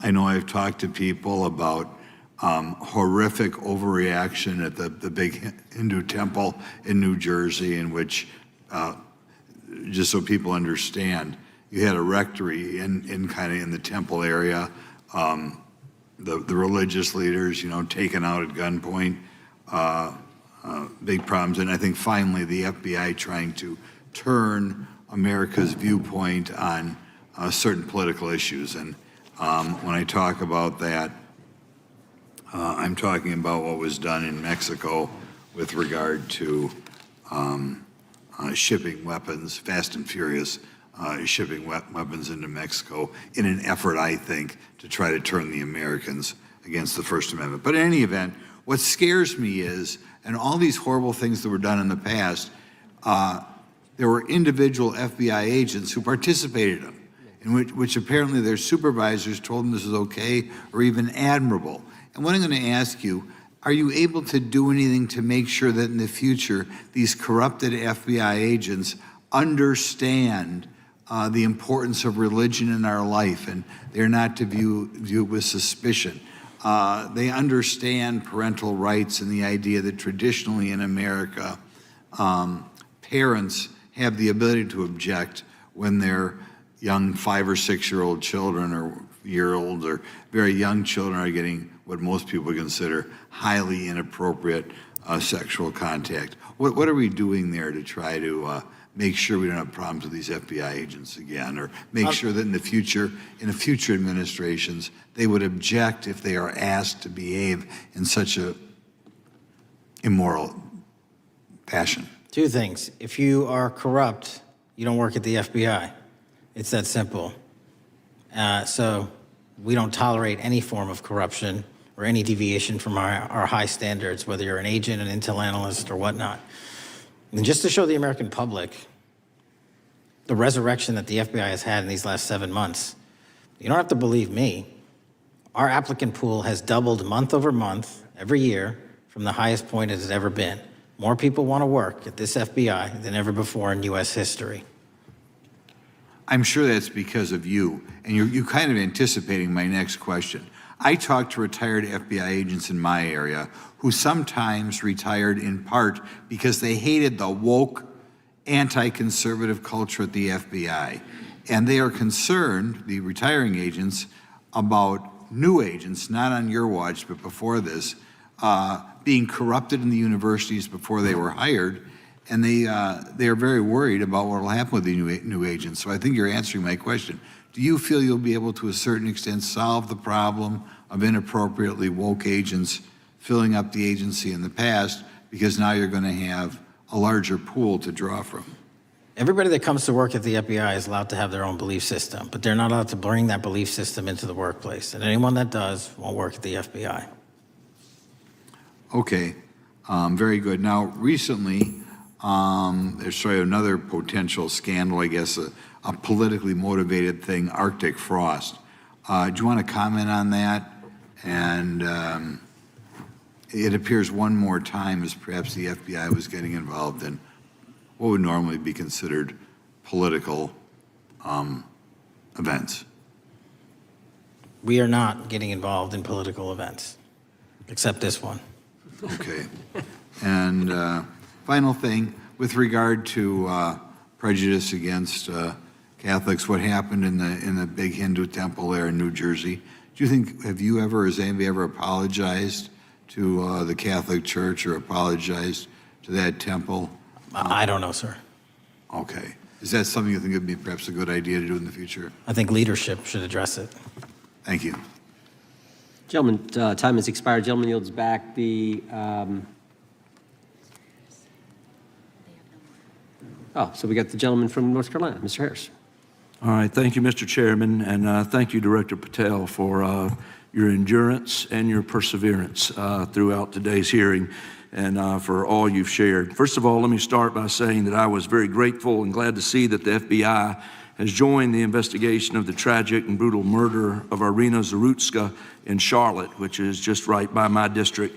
This woman, as you know, fled the war in Ukraine only to be killed in cold blood by a man who had no business being on the streets whatsoever. This man, who had been seen stabbing Irina to death on video, had been arrested 14 previous times, served prison time, and was diagnosed with a severe mental illness. In response to the previous offense, the magistrate over his case released him to roam the streets with a $0 bond and a simple written promise to appear in court. Mr. Patel, let me just ask, should judges apply the most lenient bail standards to people with extensive criminal history? Do they apply the most lenient? I'm sorry. Yeah, should they apply the most lenient bail standards to people with extensive criminal history? That has not been my experience. That should not happen. Is America a place where young women should fear to ride public transit? No. And was Irina Zarutska's death, would you say, possibly the result of Democrats' pro-crime policies? That investigation and matter is in open trial, so I don't want to stylize the evidence. I understand. Well, Mr. Patel, let me just say, taking over the FBI after the Biden administration's blatant weaponization of the agency is no easy feat, as we've recognized throughout this hearing today. For 4 years, we witnessed the Biden administration targeting regular Americans rather than violent criminals. For example, the Biden administration's FBI spent its time and resources going after churches and Christians. We know that the FBI used an undercover agent to collect information about a parishioner. We know that the FBI investigated and surveilled a Catholic priest. And all of this was in response to First Amendment protected activity. Mr. Patel, I want to ask you, should the FBI use its resources to spy on Catholics? Never. So what does it say about the culture of the Biden FBI that law enforcement resources were used to go after Catholics, and some FBI employees were comfortable with taking such actions? Well, pursuant to my transparency initiative and working with Congress on oversight, those documents, that's it. Those documents are available for the American public to see and read and hold people accountable, and that's what I'm committed to. And so have you been able to hold accountable those at the FBI who went after law-abiding Catholic church members? If they did so improperly, yes. Well, I've been a pastor for 36 years, and I've constantly stood up for life and stood up for family amidst a culture that's increasingly hostile to both of those things. And if the Biden administration targeted Catholics, could I have been targeted by the Ray FBI as well? Well, I don't know, but I'm not going to target you. Well, I know that President Trump respects religious liberty and that his administration is seeking to right the wrongs of the Biden administration. Securing our freedoms and protecting faith leaders and communities requires a multi-pronged approach. What would you say, in just the last few moments, what is the FBI under your leadership doing to make sure that our religious liberty and religious leaders can rest comfortable this evening?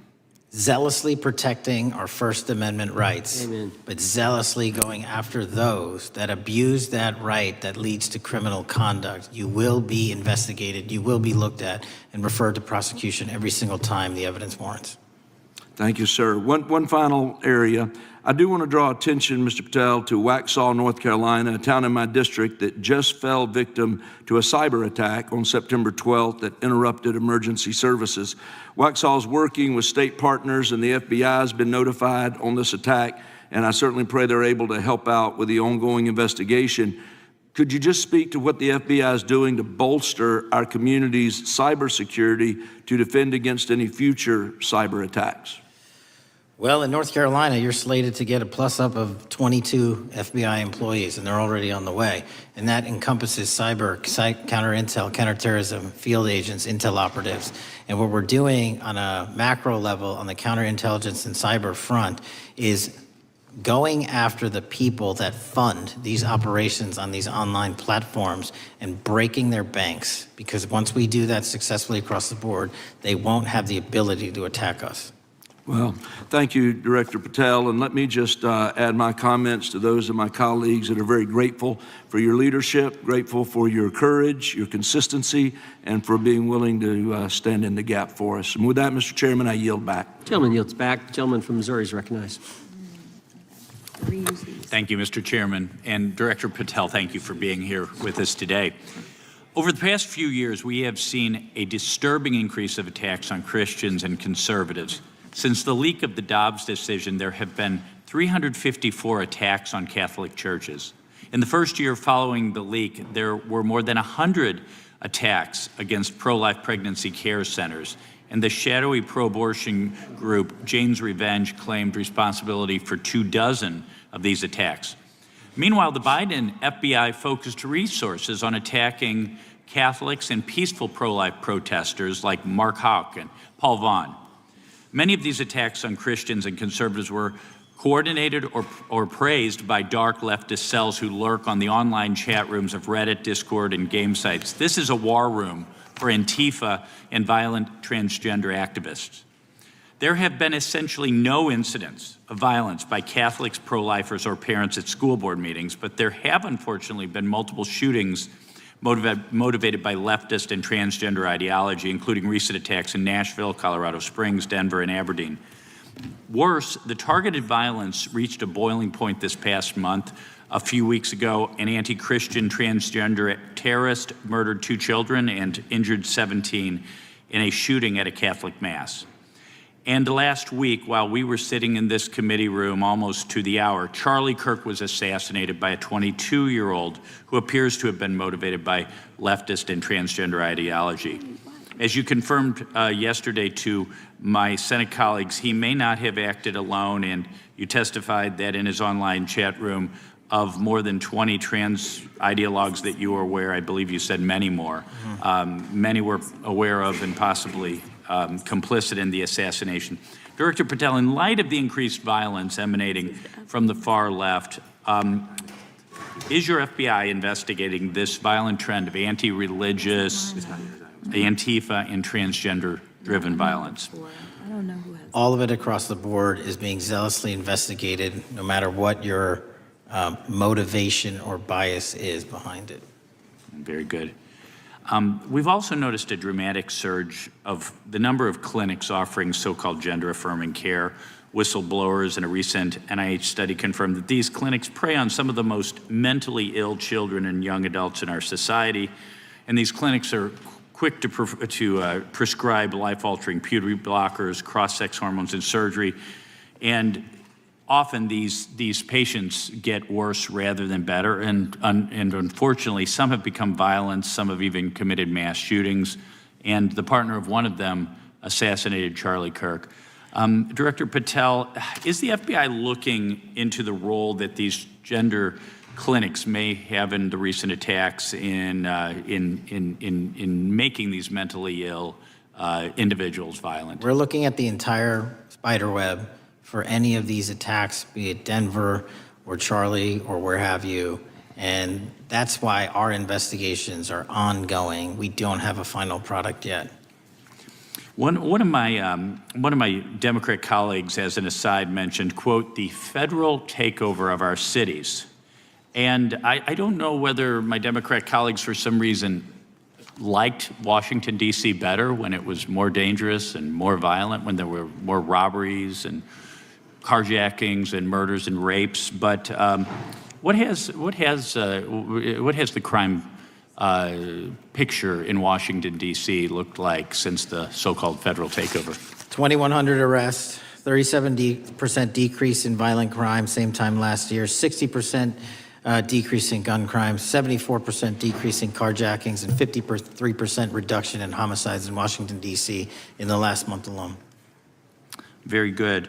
And I thank you so much for your testimony. I know it's been a long day, so I'll give you a little break and yield back the rest. Gentleman yield? My time. Gentleman yield? To me? Yes, yes. Director Patel, what's a 302? It's a report, the number of the report, whenever an FBI agent goes out and interviews someone. And are you familiar with the 302 where the FBI agent interviewed the whistleblower who's come forward and talked about the former chair of the Intel Committee here in the House pushing staff members to leak classified information? Well, I'll just read from it. Staffers were instructed to use, this is from the 302, interview this person. Staffers were instructed to use any sources that had developed within the United States intelligence community to gather information, which would then be made public through the media in order to compel public opinion. You familiar with that? I am. Yeah, and that's how they played the game, wasn't it? Leaking information, classified or otherwise, true or otherwise, to create this public opinion to compel action to undermine the president. Is that accurate? I believe so. Just one other point I would make from this. This witness also said in the 302 that the agent recorded that the witness provided the interviewing agents with copies of both his handwritten notes and an email. So he gave them the stuff he wrote, and at the actual time this was taking place. That's all in the 302, right? Yes, sir. All right. Mr. Chairman. Mr. Chairman. Gentleman from Missouri. Mr. Chairman, I would like to submit for the record an article from The Hill, Massive Crime Drop in D.C., City Sees Zero Murder Week, dated August 25th, 2025. And I'd also like to submit for the record an article from the New York Times, dated April 18th, 2025. Man who set fire on Shapiro's mansion cited treatment of Palestinians, police say. Yeah, thank you. Without objection. I have Gentlelady from UC. Texas and then Pennsylvania.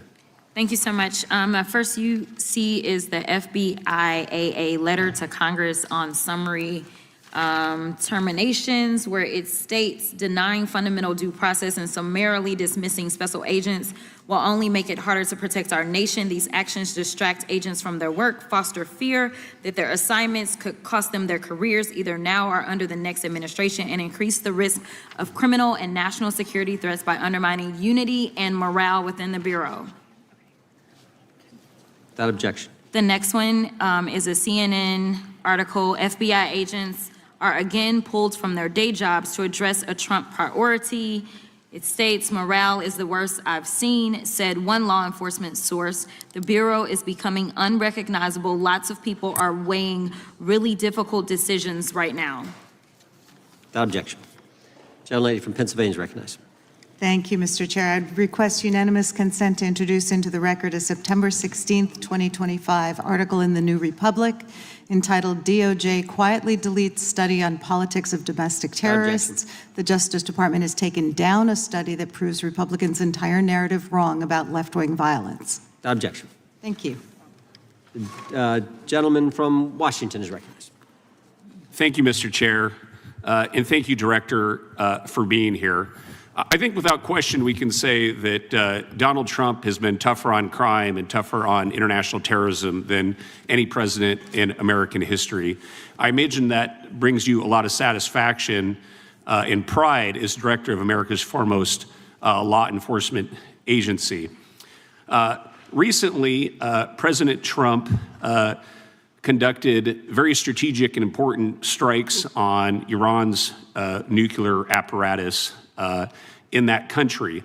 We also know that there are concerns of significant Iranian sleeper terrorist cells here in the U.S. perhaps exacerbated by the open border during the Biden administration. What can you tell Congress and the American people about what the FBI is doing to safeguard us from potential terrorist attack by Iranian cells? So our counterterrorism division, which is fully stocked up, watches for reflections in the intelligence streams that our intelligence community collects and produces, and works hand in glove with our partners at the CIA and elsewhere to make sure that any threat, even if it's hearsay, double hearsay, triple hearsay, or totally incredible, is not only fully run down, but we also take our duties to notify and give defensive briefings to those who are mentioned in those intelligence reports to make sure that we do both our notification obligation and our investigatory obligation. Thank you. The FBI is also the foremost counterintelligence apparatus here in the U.S. We know the U.S. faces a more complex threat of global, more complex array of global threats than any time perhaps World War II or even superseding that time. As America continues to be under attack from various intelligence agencies globally, what can you tell us about the counterintelligence operations of the FBI as a core function? This is why the CIA mission is so important to the FBI, because as you said, no one else can do it. No one else has the authorities to do it. And even if they did, they don't have the capabilities to do it. And the CIA mission has to be headquartered in Washington, but have far-reaching capabilities because we have to face against our adversaries in the DPRK, in Russia, China, Iran, and elsewhere. And in order to do that, we have to have dedicated intelligence professionals on those target sets. And since I become director, I've demanded not only a dismantling and disruption of networks, but a public display of how we're doing it so the world knows that our adversary is A, attacking us, and B, we're stopping them. And that's why you've seen these dramatic increases in counterintelligence arrest in the PRC by 33%, in Russia 83%, in Iran 60%. We are showing the world that they are trying to engage in espionage activities against us, and we are holding them accountable publicly. And there's been increasing concern about the Maduro regime of Venezuela, both their potential support of terrorist activity, criminal drug networks, and potential espionage entities here within the U.S. What can you tell us about your activities regarding the Maduro regime of Venezuela?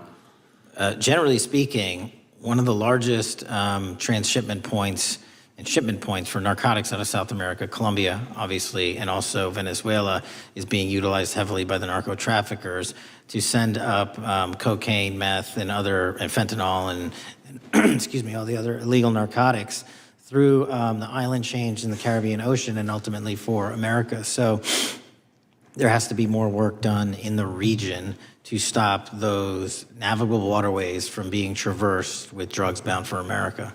And finally, Mr. Director, what is the one thing that Congress could most do in terms of passing a law to best support the FBI in making America safer and more secure?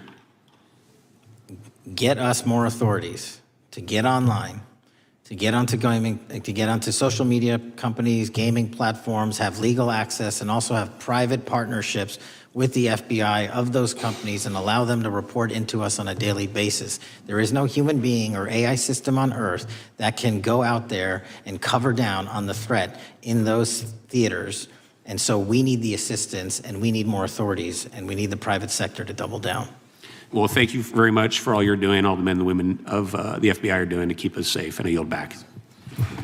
Gentleman yields back. Got a UC request from the gentleman from Arizona. Thank you, Mr. Chairman. I have an article titled, FBI Flooded with Record Number of New Agent Applications, Kash Patel's First Month. The FBI saw 5,577 new agent applications in March and more than 10,000 since January. Without objection. The gentleman from Kansas is recognized. Thank you, Mr. Chairman, and Director, thank you for being here. I have listened carefully to all the discussion in this hearing. I've reached two top-line conclusions.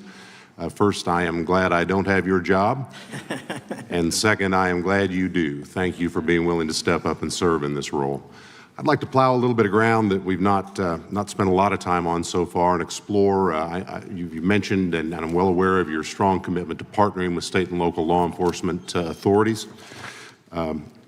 Obviously, one of the missions is in the counter-drug space. Another is in the forensic laboratory space, where both you and a lot of local and state agencies cooperate in terms of evidence analysis. From the state side, programs such as the HIDA programs, very, very important in counter-drug, such as the Coverdell grants, very, very important in maintaining state laboratory capacities.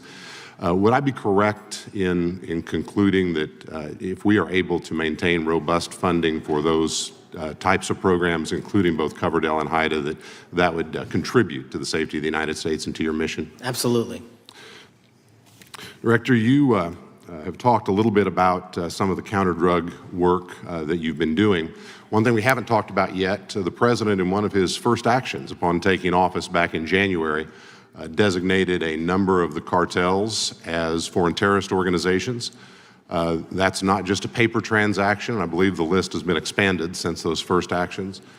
In terms of America's military engagement with the cartels abroad, in terms of our intelligence engagement with them abroad, that designation has had real meaning and has affected some of the thinking and approaches of our military and our intelligence community. Can you talk a bit about how that designation might be affecting or should be affecting the FBI's approach to dealing with the domestic activities of the cartels? The simple way to analogize it is after 9/11 and the manhunt for the foreign terrorist organizations overseas in places like Afghanistan and Iraq, the FBI received certain authorities to go out there and dedicate a mission to go after them both lawfully and investigatorially and collect evidence and provide it to our agency partners. Once the foreign terrorist organization designation was labeled over to the Mexican drug cartels, we can now do that here.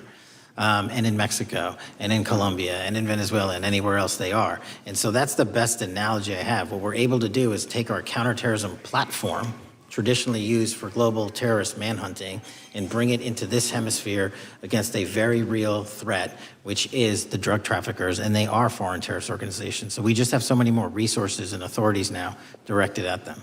So, for example, Director, in the regions, from the vantage point of local law enforcement, there are structures that have historically handled those partnerships separately. HIDA, for example, is an example on the drug trafficking side. The JTTFs are an example on the terrorism side. How is the thinking evolving in terms of on a regional basis, either merging or not merging those structures now that the targets in many ways are merged? So the JTTFs are kind of our forward operating base across every single state in this country to take on that mission. And anytime you're labeled a foreign terrorist organization, you come right under the authorities of the JTTF, the task force officers, and the state and local level police work that gets done in those JTTFs. And the Homeland Security Task Force layer on top of that, I think 25 or 30 across the country, specifically working with DHS and Secretary Noem to go after the drug trafficking foreign terrorist organizations because they have unique capabilities and authorities dedicated to that mission. And so that's the beauty of the HSTFs. Let me ask you an adjacent question, Director. I noticed in your written testimony, I don't think we've talked about it yet, you brought to our attention an expiring authority. It's in 6 U.S.C. 124N with respect to counter-UAS drones. You point out that authority expires in statute at the end of this month, and you impressed upon us your interest in seeing it extended in some manner. Can you talk a little bit about the FBI's role in counter-UAS work over American airspace? I represent a district that's going to host some of the FIFA World Cup activities coming up. We're obviously very interested in security, and there are limits on what our state and local authorities have the capacity to do or what our military has the capacity to do once the threat is domestic. So it's critically important. Both the FBI and DHS have those capabilities. I'll speak to the FBI, of course, only. And you raised the World Cup, and that's exactly what we need it for. The Club World Cup, which just happened, was 32 games in at least a dozen different cities across the country, the largest sporting events consecutively in American history. And we used our counter-drone capabilities to not only inspect and secure stadium locations, but where fans were hovering and we call base camps. And thankfully, because of the success of the FBI and DHS, we had no significant security incidences. And flipping to the World Cup, which is going to be 3 times as large, and obviously the largest we've ever had, and blending into the LA Olympics in 28, our counter-UAS capabilities are going to be the ones that are able us to have literal bird's eye view of the threat dynamic around so many of these cities, which are going to see literally tens and hundreds of thousands of people flock to them. So we have to have it. And making sure the bad guys don't have the same. Exactly. Very good. I yield back and thank you. Gentleman yields back. Director, you've been amazing. You've been here 4 hours and 41 minutes without a break. We appreciate that. I think we have one more member, a few UC requests, and then you can we'll let you go. But we appreciate that. The gentleman from Texas is recognized.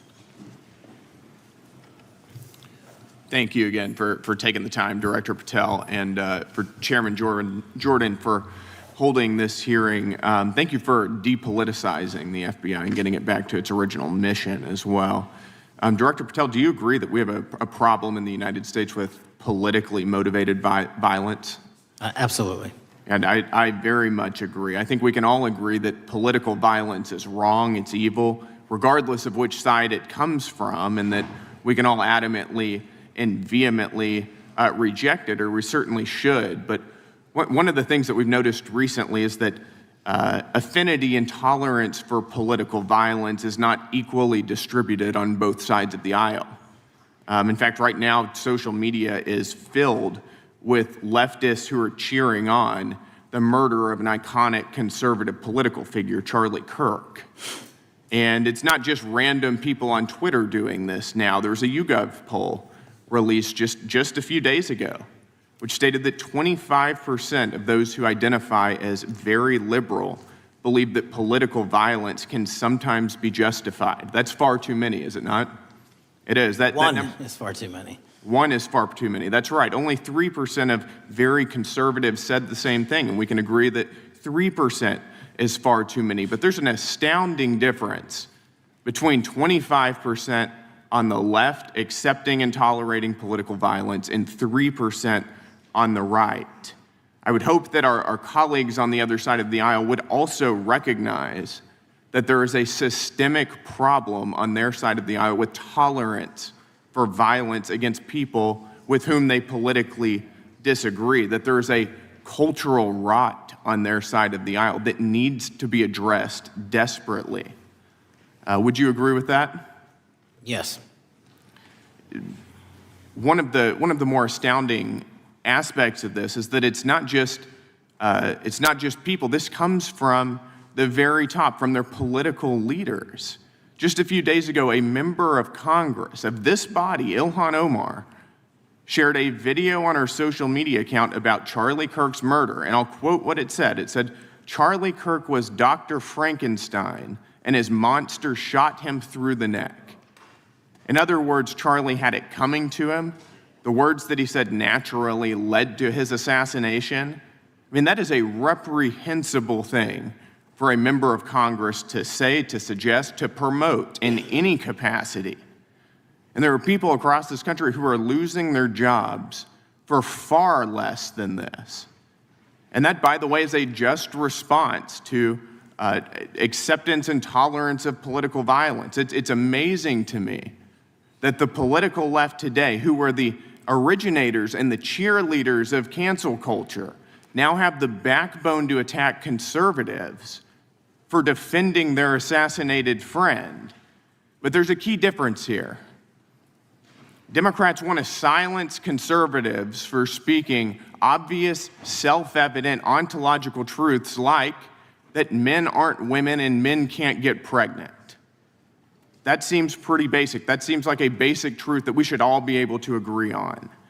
Republicans, by contrast, are recognizing that a constitutional republic depends on the free and open exchange of ideas that we can debate without violence, and that assassinating a political rival is evil, it's wrong, and it should not be glorified or promoted or justified in any way, including in the way that Congresswoman Ilhan Omar did. So Mr. Patel, thank you again for being here. I'd like to, with the remainder of my time, just get your opinion. Does the FBI recognize the rising threat of political violence in America, and what can you guys do to address it? Yes, we do, and what we can do to address it, Congressman, is we need to get online partnerships with these companies in the public space, on these gaming sites and on these social media sites, As I was saying earlier, there is no way to triage the amount of information generated on these sites by the FBI alone. And we need the public-private partnership. And there's another law that's expiring, I think, at the end of this month, which I believe we need renewed, that allows private sector companies to report into the FBI without liability for criminal investigatory purposes. And that's the kind of stuff we need to keep going. Got it. Thank you, Director Patel. We really appreciate it. Thank you. Gentleman yields back. Mr. Chairman. Gentleman from Arizona. I have some UCs. Gentleman to state his request. Thank you. The first one is a piece entitled Review of Domestic Terrorism After Kirk's Murder Shows Biden Politicized Issue, the Intel, and Fudged the Data. Without objection. Thank you. Make a motion to table. Oh, no, we got to recognize the ranking member for his motion. It's just a UC request. The gentleman's recognized for a UC request. Thank you, Mr. Chairman. This is the ADL report issued February 21, 2025, titled Murder and Extremism in the United States in 2024, concluding that for the third year in a row, every single extremist-related murder in the United States in 2024 was committed by right-wing extremists, 8 of the 13 involving white supremacists and 5 having connections to far-right anti-government extremists. Without objection. Gentlelady from Pennsylvania is recognized for unanimous consent. Yes, thank you. I have a couple articles here. First is a New York Post article, July 17th, 2025. Democratic Senator Ron Wyden claims big Epstein file full of actionable information locked in Treasury Department drawer. Without objection. This is The Guardian, May 18th, 2023. Deutsche Bank agrees to pay $75 million to settle Jeffrey Epstein lawsuit. Without objection. This is Fox Business, September 10th, 2025. JP Morgan processed over $1 billion for Jeffrey Epstein despite internal concerns over sex offender status. Without objection. And New York Times, Bank of America flagged suspicious payments to Epstein only after he died. Without objection. Okay, and I also have a motion, Mr. Chair. The lady was recognized. We're going to come back to the motion. I thought it was made by Mr. But I want to dismiss our witness. Could we do the motions before he goes? What are the motions? One, I just wanted to press the motion I originally had. We're going to bring that up. Is that what this is? 4 banks. Are you doing that? No, this is another motion. Okay, well, I'm going to recognize first the gentleman because we held that motion in advance. I still have the UC, Mr. Chairman. Thank you, Mr. Chairman. So look, there are 4 banks, JP Morgan, Bank of New York, Bank of America, and Deutsche Bank. Yeah, but the gentleman can state his motion. Yeah, but the motion is to subpoena the CEOs of these 4 banks to bring in all records relating to their relationship to Jeffrey Epstein and to produce all records reflecting it. These 4 banks have flagged to the government $1.5 billion in suspicious transactions relating to the sex trafficking I move the crimes. table. Mr. Diamond just released a statement saying he would be happy to comply. Mr. Chairman, you don't need The motion to table, the motion offered by the gentleman from Maryland. The motion to table is not debatable. The question occurs on the motion to table. Those in favor say aye. Aye. Those opposed, no. No. Opinion of the chair, the ayes have it. The motion is tabled. I'd like a recorded vote if we could, Mr. Chairman. Recorded vote being requested. The clerk will call. Well, we got to get the clerk here. The clerk's right here. Wonderful. Clerk will call the roll. Yes. Yes. Mr. Jordan votes yes. Mr. Isa? Mr. Biggs? Mr. Biggs votes aye. Mr. McClintock? Mr. McClintock votes aye. Mr. Tiffany? Mr. Massey? Mr. Roy? Mr. Roy votes aye. Mr. Fitzgerald? Mr. Klein? Mr. Klein votes aye. Mr. Gooden? Mr. Van Drew? Mr. Nels? Mr. Nels votes yes. Mr. Moore? Mr. Moore votes yes. Mr. Kiley? Ms. Hageman? Ms. Lee? Mr. Hunt? What is the big deal? Mr. Fry? Mr. Grothman? Mr. Grothman votes aye. Mr. Knott? Mr. Knott votes aye. Mr. Harris? Mr. Harris votes aye. Mr. Onder? Mr. Onder votes aye. Mr. Schmidt? Mr. Schmidt votes aye. Mr. Gill? Mr. Gill votes aye. Mr. Baumgartner? Mr. Raskin? No. Mr. Raskin votes no. Mr. Nadler? No. Mr. Nadler votes no. Ms. Lofgren? No. Ms. Lofgren votes no. Mr. Cohen? Mr. Johnson? No. Mr. Johnson votes no. Mr. Swalwell? No. Mr. Swalwell votes no. Mr. Liu, Ms. Jayapal, Mr. Correa, Ms. Scanlon. Ms. Scanlon votes no. Mr. Neguse? Mr. Neguse votes no. Ms. McBath? Ms. McBath votes no. Ms. Ross? Ms. Ross votes no. Ms. Ballant? Ms. Ballant votes no. Mr. Garcia? Mr. Garcia votes no. Ms. Kamlager-Dove? Mr. Moskowitz? Mr. Moskowitz votes no. Mr. Goldman? Mr. Goldman? Ms. Crockett? No. Ms. Crockett votes no. Gentleman from Texas, Mr. Gooden. Mr. Gooden? You're a no. You're a no. Lance? Yes. Mr. Gooden votes yes. Mr. Chairman, how am I recorded? Gentleman from New York. Mr. Goldman, you're not recorded. No. Mr. Goldman votes no.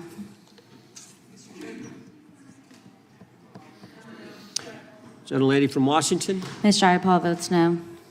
Gentleman from California. Gentlelady from California. Mr. Liu votes no. Ms. Kamlager-Dove votes no. Gentleman from Kentucky. Mr. Massey votes no. Director, I want to thank you again for being here. While we're waiting for members to get back to record their vote, you don't need to stay around for these kind of motions. We appreciate the service you're providing the country, appreciate your testimony today, and appreciate the fact that you did it 5 hours straight. That's amazing. So God bless you and keep up the good work. The witness is dismissed. I know, but I'm dismissing the witness. I don't think nothing involved. I'll just put them in the record. Mr. Chairman,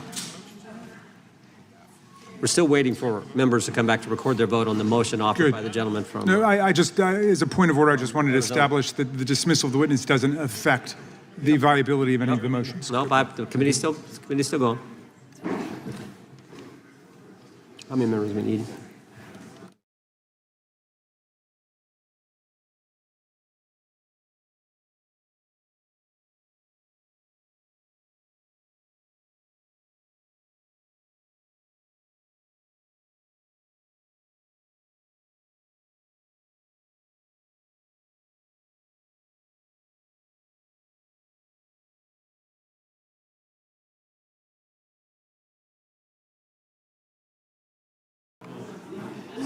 Madam Clerk, point of order. What is the current vote? Point of order. The vote is open. We will be waiting for members to get back to record their vote. Gentleman from Wisconsin is recognized. Mr. Fitzgerald votes aye. Gentleman from California is recognized. Mr. Kiley votes aye. The gentleman from California, I think, Mr. Chairman, is seeking to be recognized. Mr. Correa? Mr. Correa votes no.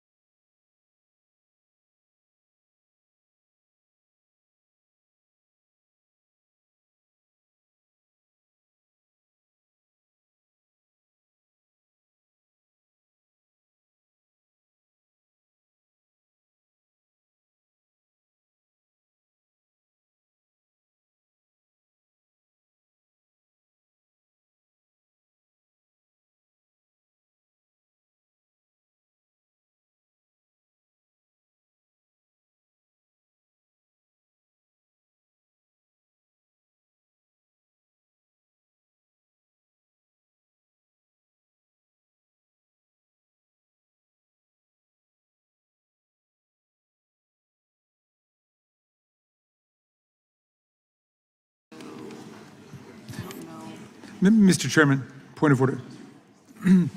Gentleman may state his point. A number of members have conflicting markups and committee hearings going on right now, and I'm just wondering, how long are we going to hold this open? My read on the vote is that right now it's 18 of 14? 17? It's 1916. 19 to 16? We're going to give members an opportunity. As you point out, as the ranking member points out, members have numerous obligations, different committees going on, but we want to give everyone an opportunity to record their vote, and that's why we're waiting. Mr. Chair, point of order. We'll state a point of order. Couldn't we just be debating instead of sitting here waiting? There's a motion on the table. There was a motion offered by the ranking member, a motion offered motion to table offered by a member, and that's what's on the table right Mr. now. Van Drew, you are not recorded.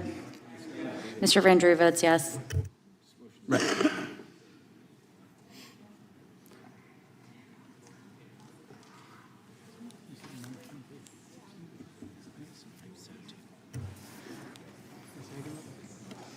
Gentlelady from Wyoming.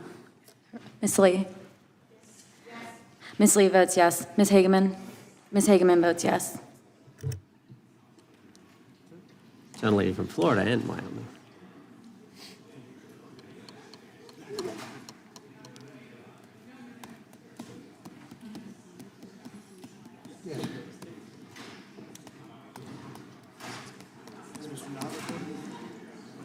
Mr. Knott, you're recorded as yes. Gentleman from Wisconsin. Mr. Tiffany? Mr. Tiffany votes aye. Clerk will report. Mr. Chairman, there are 20 ayes and 19 noes. The ayes have it. The motion is tabled. The gentlelady is recognized from Pennsylvania. Thank you, Mr. For what Ch- purpose? I have a motion. Gentlelady, may state the motion. Okay.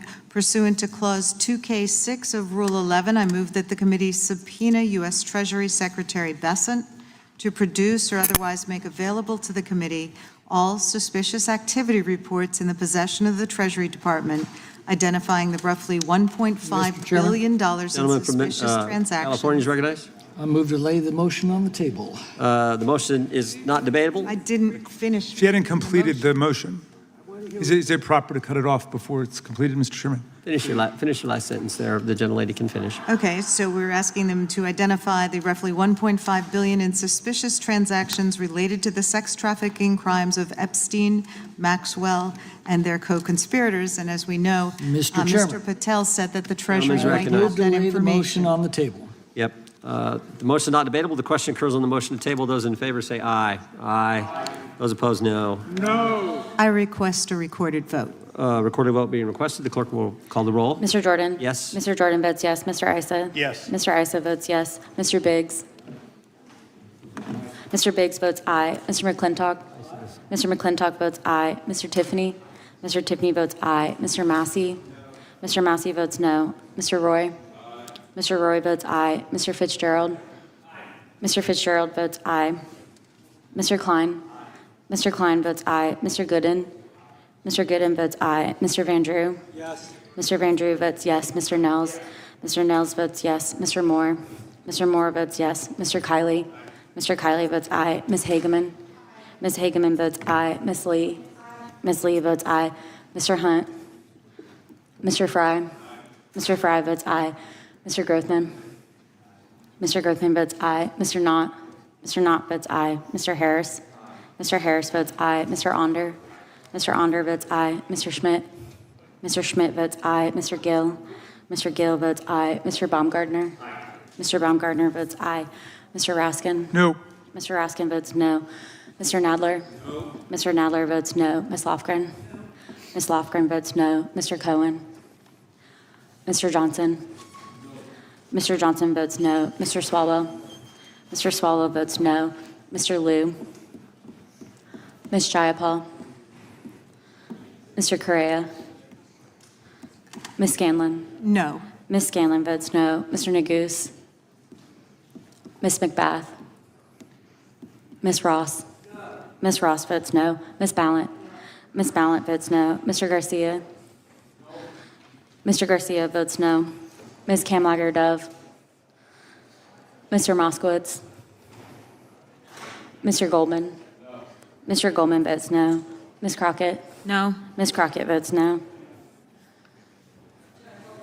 Ms. Jayapal votes no. Gentlelady from California. Ms. Kamlager-Dove is not recorded. Ms. Kamlager-Dove votes no. Gentleman from California. Mr. Liu, you are not recorded. Mr. Liu votes no. Mr. Moskowitz.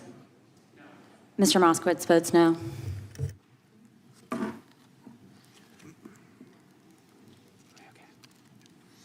Clerk will report.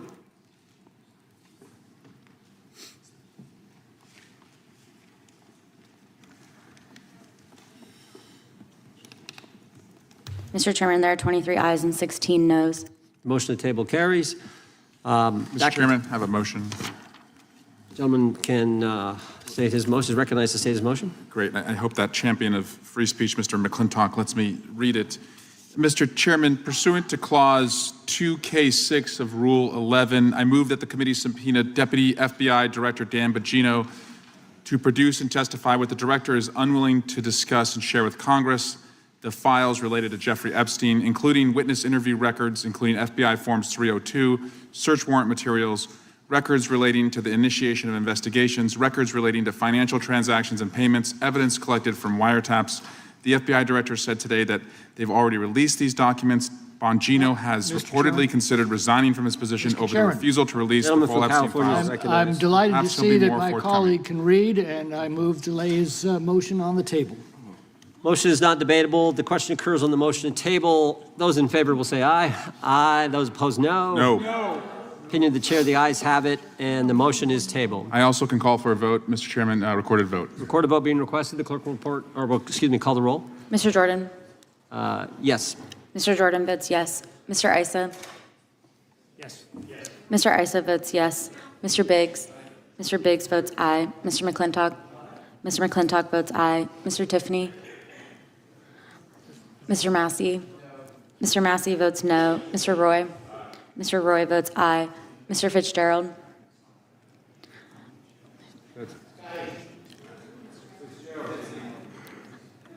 Mr. Fitzgerald votes aye. Mr. Klein?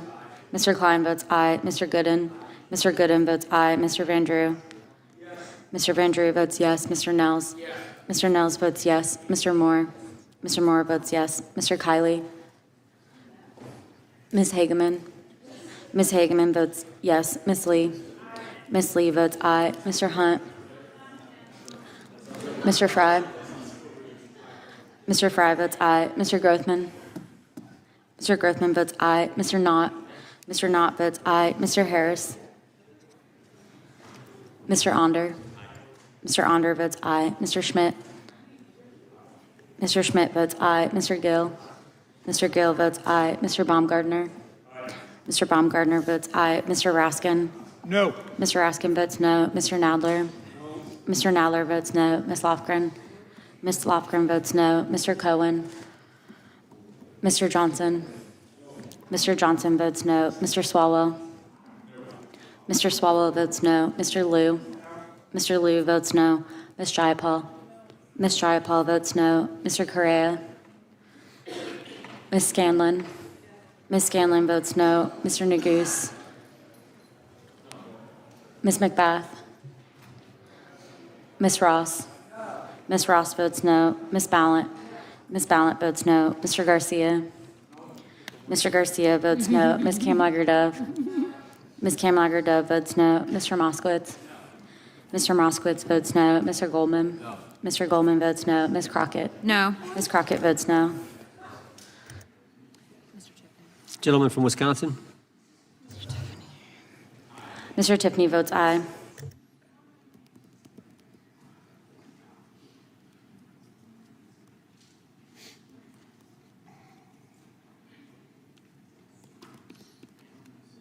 Clerk will report. Mr. Chairman, there are 21 ayes and 16 noes. Motion to table is successful. That concludes today's. Nope, I've got one. The gentlelady from Texas is recognized. Thank you, Mr. Chair. I'll tell y'all when I'm done reading. Mr. Chair, pursuant to Clause 2K6 of Rule 11, I move that the committee subpoena the head of the Bureau of Prisons, William K. Marshall, to discuss and produce all records relating to the transfer of Jeffrey Epstein, co-conspirator and child sex trafficker, Ghislaine Maxwell, in apparent violation of BOP policies regarding sex offenders, to include all BOP communications with DOJ, FBI, and the White House. BOP transferred Maxwell to a minimum security Mr. camp Chairman. following her interview with President from Trump's California is former recognized. personal Move to lay the motion on attorney the table. and now There's Deputy been a motion. Attorney General Todd Blanche. Motion to I am table done is reading not now. debatable. This question occurs on the motion to table. Those in favor will say aye. Aye. Those opposed, no. No, Opinion of the chair, the ayes have it. I'd ask for a recorded Recorded vote. vote being requested. The clerk will call the roll. Mr. Jordan? Yes. Mr. Jordan votes yes. Mr. Isa? Mr. Isa votes yes. Mr. Biggs? Mr. Biggs votes aye. Mr. McClintock? Aye. Mr. McClintock votes aye. Mr. Tiffany? Aye. Mr. Tiffany votes aye. Mr. Massey? No. Mr. Massey votes no. Mr. Roy? Mr. Roy votes aye. Mr. Fitzgerald? Mr. Fitzgerald votes aye. Mr. Klein? Mr. Klein votes aye. Mr. Gooden? Mr. Gooden votes aye. Mr. Van Drew? Mr. Van Drew votes yes. Mr. Nels? Mr. Nels votes yes. Mr. Moore? Mr. Moore votes yes. Mr. Kiley? Ms. Hageman? Ms. Hageman votes yes. Ms. Lee? Ms. Lee votes aye. Mr. Hunt? Mr. Fry? Mr. Fry votes aye. Mr. Grothman? Mr. Grothman votes aye. Mr. Knott? Mr. Harris? Mr. Knott? Mr. Knott votes aye. Mr. Harris?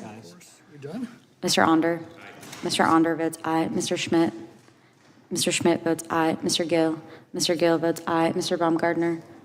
Mr. Baumgartner votes aye. Mr. Raskin? Mr. Raskin votes no. Mr. Nadler? Mr. Nadler votes no. Ms. Lofgren?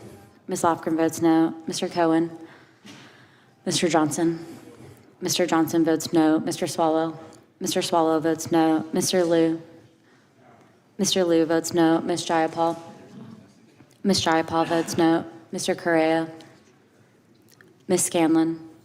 Ms. Scanlon votes no. Mr. Nagus? Ms. McBath? Ms. Ross?